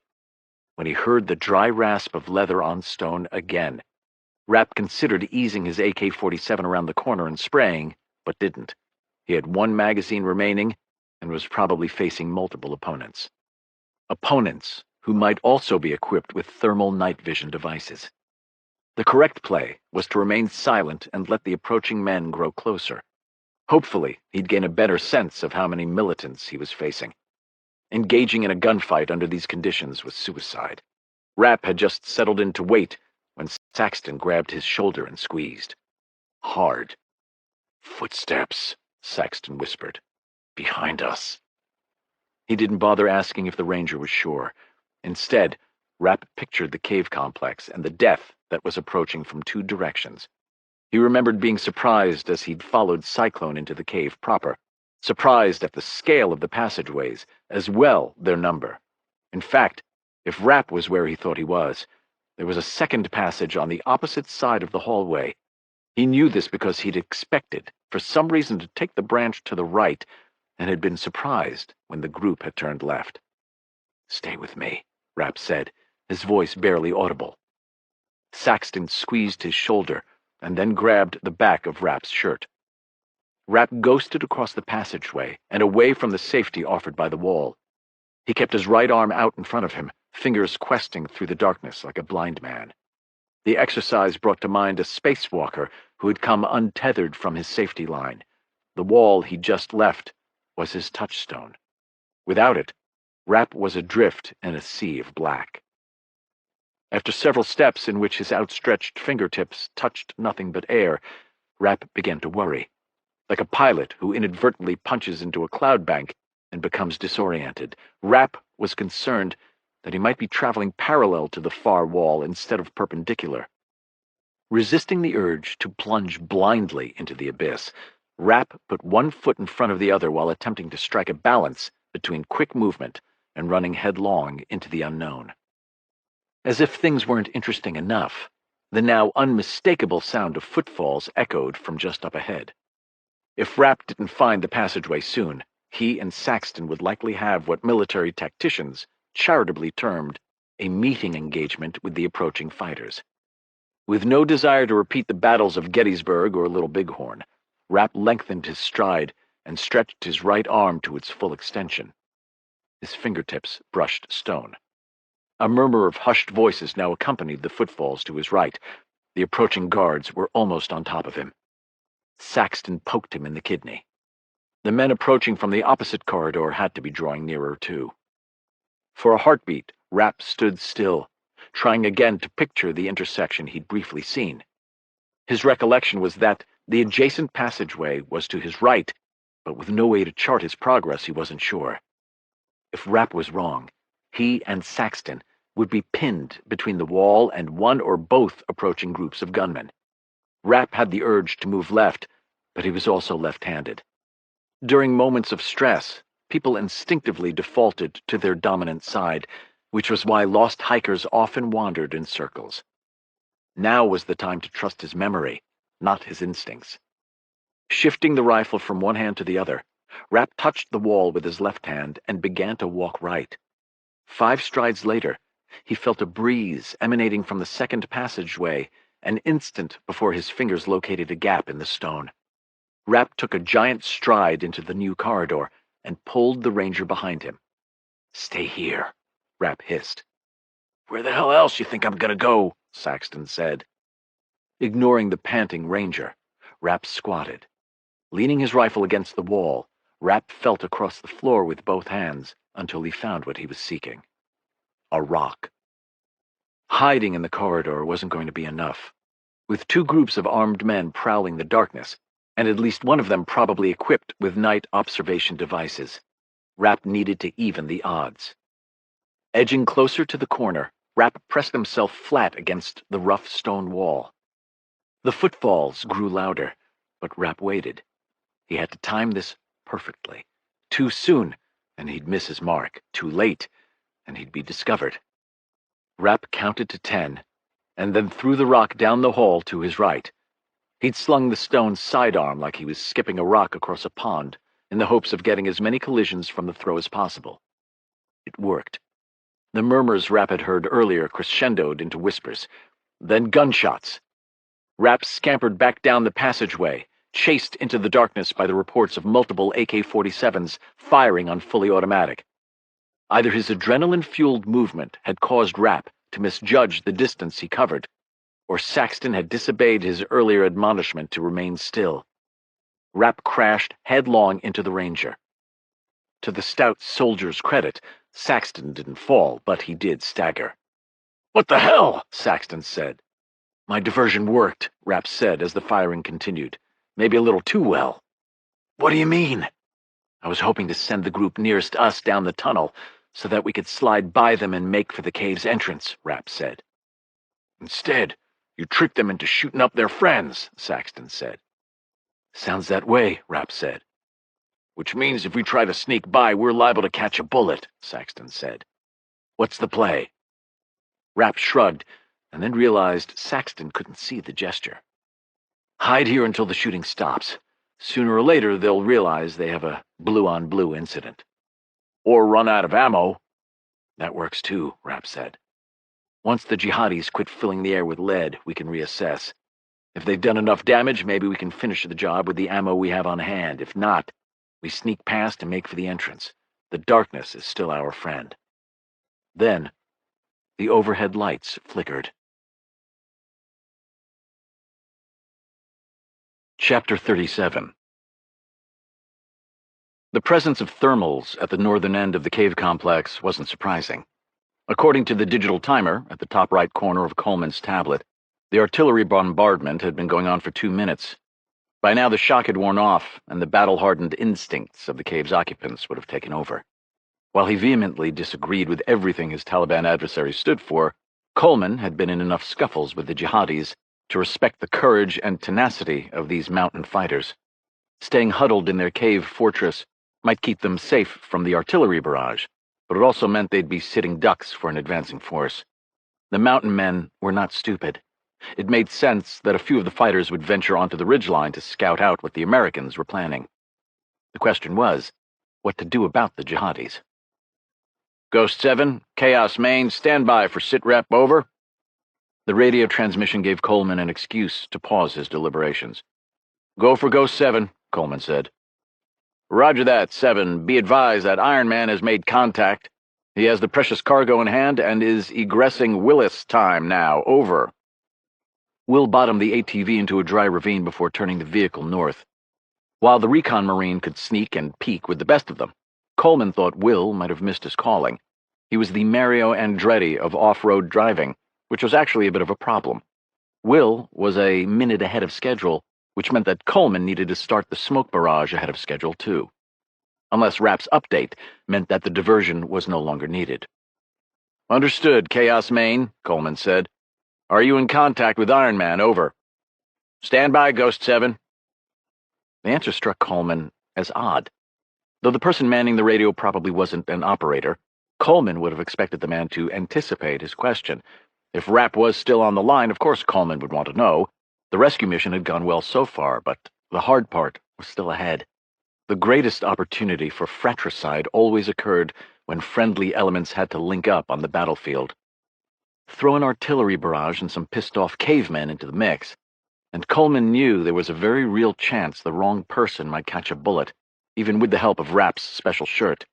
If he could talk directly to Rapp, Coleman could get a better sense of where his friend expected to emerge from the cave complex, and learned what was potentially waiting for his team at the evac point. Will eased off the gas after turning the M-Razor's nose north. The entrance to the complex was only 100 meters or so on the other side of the small foothill to their front. Once Will summited the rising terrain, Coleman and his crew would be visible to any defenders, and therefore committed. Decision time. Ghost 7, this is Chaos Main Actual. We are no longer in contact with Iron Man. I say again, we are no longer in contact with Iron Man. Over. For the first time, Will turned his attention from the road to meet Coleman's gaze. The Marine didn't speak. He didn't have to. Coleman didn't know the J-Bad chief of base well, but the Chaos Main Actual call sign meant that Steve had chosen to relay the update himself rather than rely on his radio operator. This was telling, as was the tremor in the CIA officer's voice. Understood, Chaos Main Actual, Coleman said. What was the last thing you heard before you lost contact with Iron Man? Over. Gunshots. Chapter 38. Coleman could forgive Steve for his less-than-steady radio voice, but he couldn't condone it. The J-Bad chief of base might be accustomed to high-pressure situations, but projecting calm in the middle of a kinetic operation that was going to shit was an acquired skill. Even so, the team leader's job was to be the eye of the storm, the center of tranquility for the rest of the operatives. As Coleman had learned early in his career as a SEAL, maintaining control of your emotions wasn't just some macho bullshit. Fear was contagious, but so was courage. Roger all, Chaos Main Actual, Coleman said, transmitting into the void before the bad news the CIA officer had just relayed could take root. That isn't unusual when Iron Man is in the mix. What's the status on Havoc 6, over? Break, Chaos 7, this is Havoc 6, Mark Garner said. We are 2 minutes from Willis. Are we a go? Over. That was a very good question. Conflict-avoidant people did not become soldiers. This sentiment went doubly so for those tough enough to make it through the grueling selection process required to earn the Ranger Regiment's coveted tan beret. That said, the charge of the Light Brigade played great on the movie screen but was considerably less palatable in real life. Coleman knew that Mark and his band of marauders would fight their way into the caves to find Rapp without a second thought, but he was no longer sure this was the right course of action. As much as Coleman didn't want to admit it, the gunshots Steve had reported changed the equation. Rapp was industrious, and he could improvise, adapt, and overcome with the best of them, but he was not invincible. If faced with armed resistance, Rapp would either overwhelm the aggressors immediately, or try to find an alternate egress route. Coleman could imagine a scenario in which Rapp had managed to arm himself, but even if he had a weapon, Rapp would still be a singleton, with a possibly injured Army Ranger in tow. One of the reasons Rapp was so effective was that he precisely chose the time and place for most of his kills. He wouldn't shirk from a fight, but neither would Rapp allow the enemy to dictate the terms of the engagement. If the main egress route was clear, Rapp would be out of the caves momentarily. If not, it made no sense to send the Rangers in after him. Rapp was probably already searching for a secondary exit. Havoc 6, this is Chaos 7, Coleman said. Do not proceed to Willis. I say again, do not proceed to Willis. I think Iron Man will seek an alternate egress point. I want to get a closer look at the objective.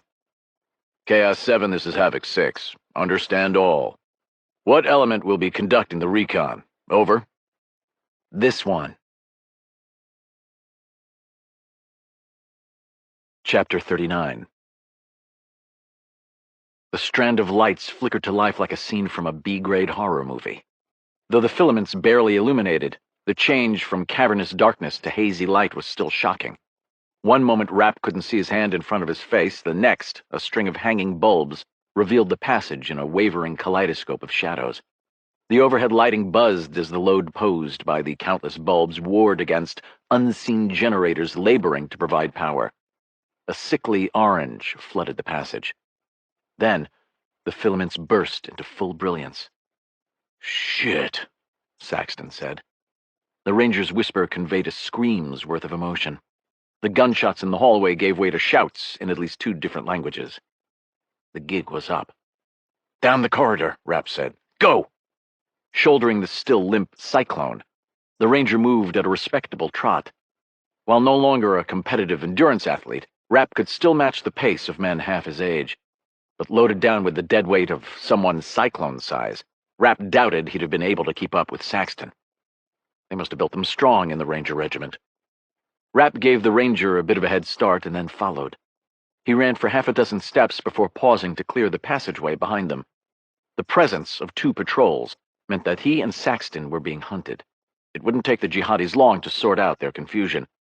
The narrow passageways weren't big enough for more than 2 men to pass abreast, but this advantage evaporated if the jihadis were fine with killing rather than capturing their prey. In that scenario, the engagement would be like shooting fish in a barrel. As if to add emphasis to his thoughts, the clank of metal striking stone sounded from the passageway's mouth. Rapp tried to yell a warning, but his words were drowned out by an ear-shattering detonation. The concussion slapped against Rapp, and Saxton staggered. The passageway formed a Y just ahead of the Ranger. "Right!" Rapp yelled. "Go right!" Saxton groaned, but he staggered toward the branch Rapp had indicated. Turning to face their pursuers, Rapp dropped to one knee, sighted toward the mouth of the passageway, and squeezed off a controlled burst. Rapp waited for the report's echo to fade, and then fired again. The passageway's mouth remained empty, and he risked a glance over his shoulder in time to see Saxton limping down the intersection. Perfect. Rapp turned back to the entrance in time to see 3 tennis-ball-sized objects tumble into view. Rapp dove toward the Y intersection, stretching to full extension. He didn't so much hear the exploding grenades as feel them deep in his core. The concussion prompted an instant bout of nausea as shockwaves buffeted his internal organs. His right foot jerked as if someone had smacked the sole of his foot with a rubber mallet. Pins and needles shot the length of his leg, but Rapp ignored the pain in favor of a more pressing priority: staying alive. Squirming onto his back, Rapp aimed at the entrance. Though his ears were still ringing, his eyes worked just fine. 2 men raced into the area cleared by the explosion, their AKs belching fire.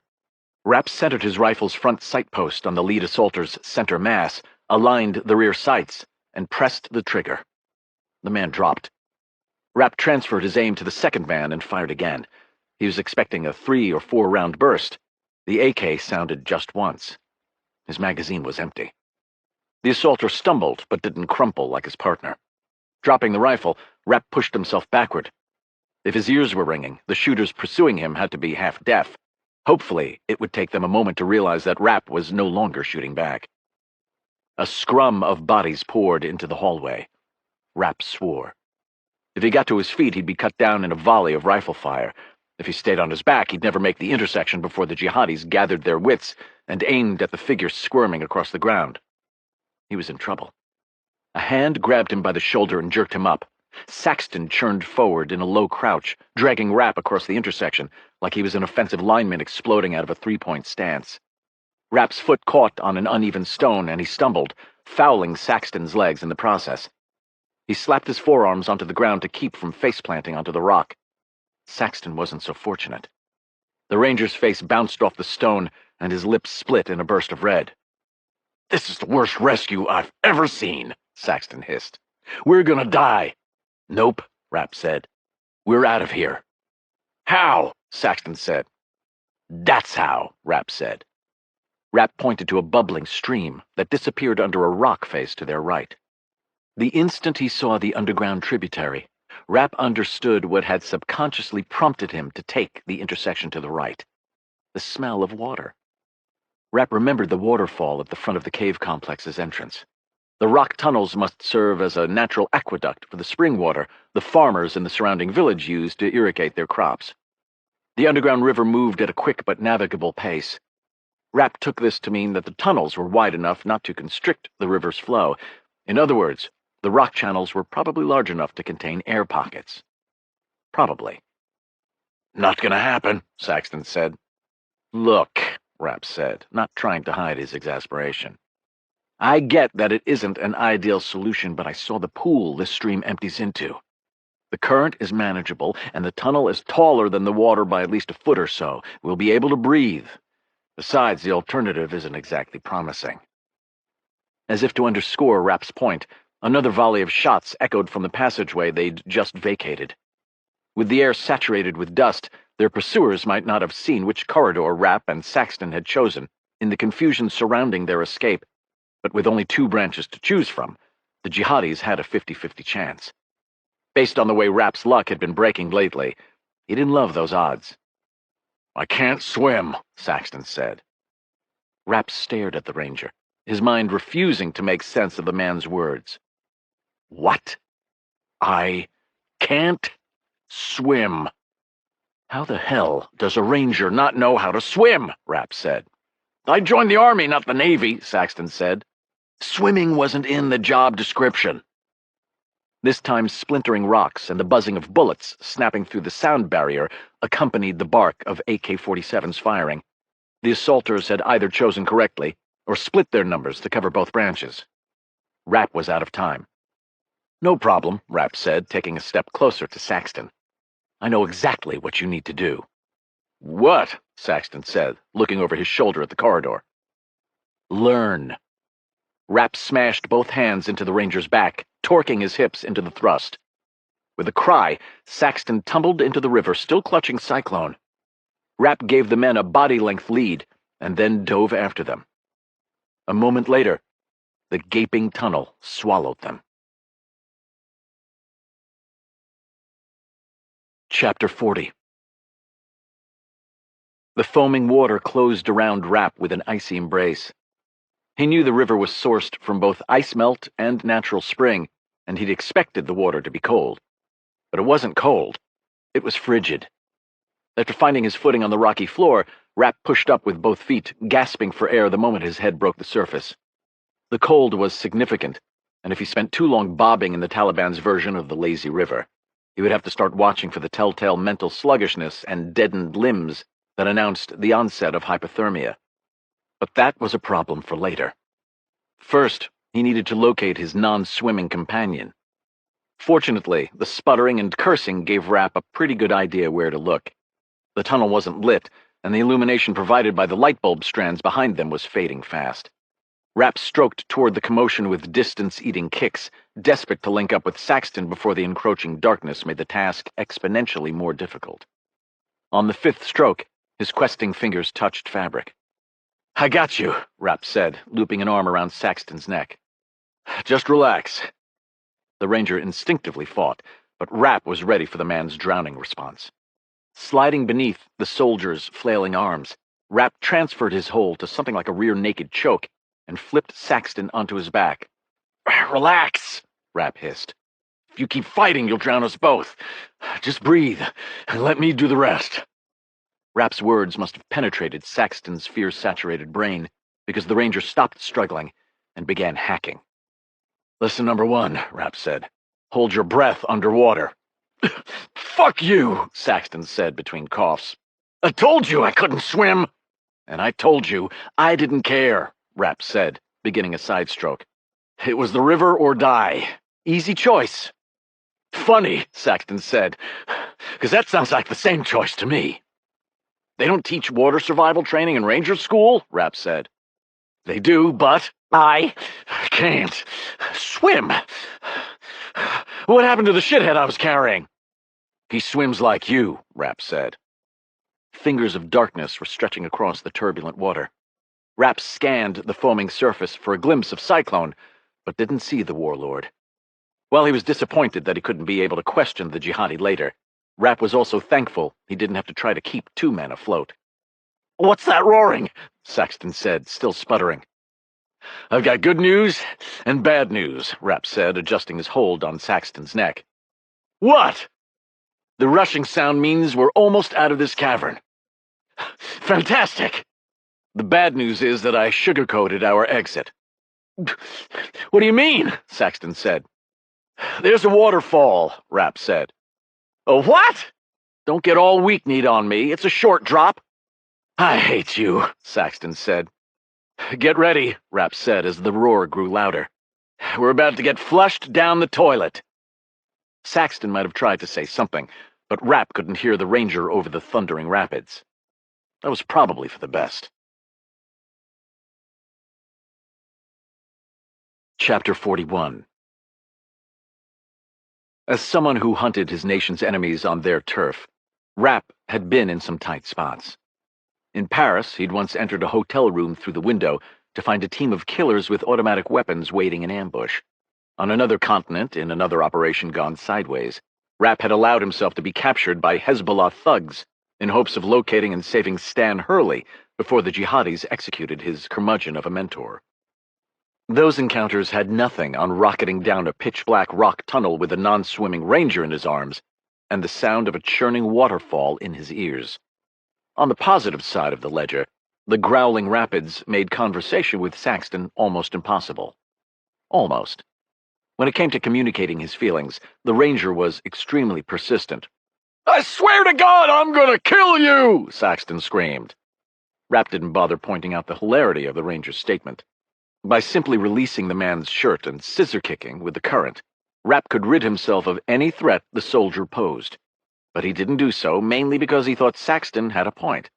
If they survived the journey through the aqueduct, the waterfall, and the unpredictable currents sure to be roiling the water below, Rapp was of a mind to kick his own ass. But first he had to live through the next 2 minutes. This was no sure proposition. "When we get to the waterfall, I'm gonna let go and swim ahead of you," Rapp yelled. "The hell you say?" "I need to put distance between us," Rapp said. "Otherwise we might knock heads during the fall." "I thought it was a short drop," Saxton sputtered. "Short might be in the eye of the beholder," Rapp said. "You're going to fall for what will seem like forever. Once you hit the water, the current's gonna grab you. Don't fight it. Not at first. Go limp for a 5 count. Then breathe out and watch for bubbles. If you're near the bottom, push off the riverbed. If not, just kick your legs and follow the bubbles. Your body is buoyant. It wants to float." "Mine doesn't," Saxton said. 5 seconds, Rapp said, "and don't cheat. Give me the full 1 Mississippi, 2 Mississippi. Once you break the surface, I'll be there. We'll get to shore together. Okay?" "Let me go," Saxton said. "I'm gonna try something." Though the ranger was doing an admirable job of not panicking, Rapp was worried that Saxton would devolve back to thrashing his limbs if Rapp released his hold. Still, Saxton had put his life in Rapp's hands. The least Rapp could do was show the ranger a little trust of his own. "Okay," Rapp said, uncurling his arm from around Saxton's neck. "You're free." Rapp felt Saxton grip his shirt with a strength only available to rangers and drowning men. Then he heard the sound of Saxton submerging. Rapp was in the process of reaching for the ranger when he heard the soldier coughing up water. "Grab me," Saxton said. "Hurry!" Once again, Rapp snaked his right arm around Saxton's neck, but this time the ranger didn't resist. Something felt different. Rapp did a test side stroke to confirm his suspicion. The ranger was more buoyant. "What did you do?" Rapp said. "Inflated my shirt," Saxton said. "Can't swim, but I've done my share of drown-proofing. Maybe it will help once I hit the pool." Rapp was familiar with the technique and thought Saxton's hopes were wishful thinking. The air pocket the ranger had created inside his shirt would not survive the fall, let alone the harsh landing that followed. But in survival situations, attitude was everything. If Saxton felt more confident, Rapp wasn't going to argue. A blast of air smacked Rapp in the face, and the darkness began to lift. The waterfall. "This is it!" Rapp screamed. "See you at the bottom!" Rapp squeezed Saxton's shoulder, and then released the ranger. Saxton didn't reflexively grab for him, but Rapp wasn't going to press his luck.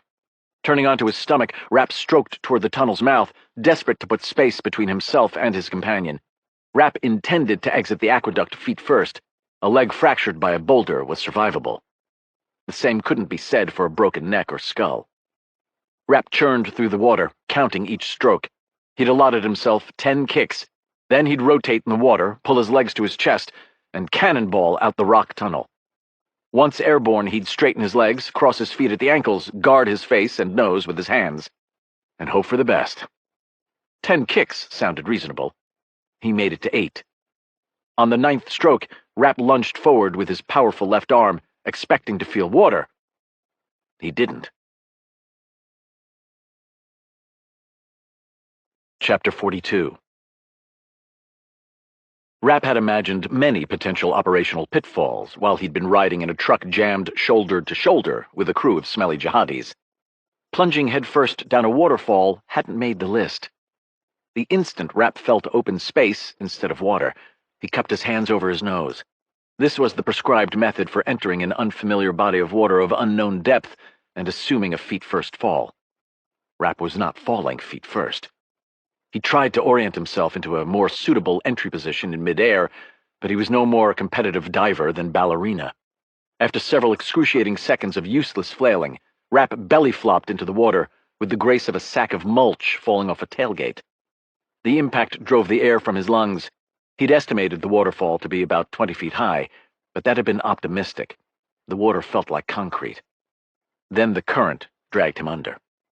Rapp fought the urge to reflexively take a breath even as the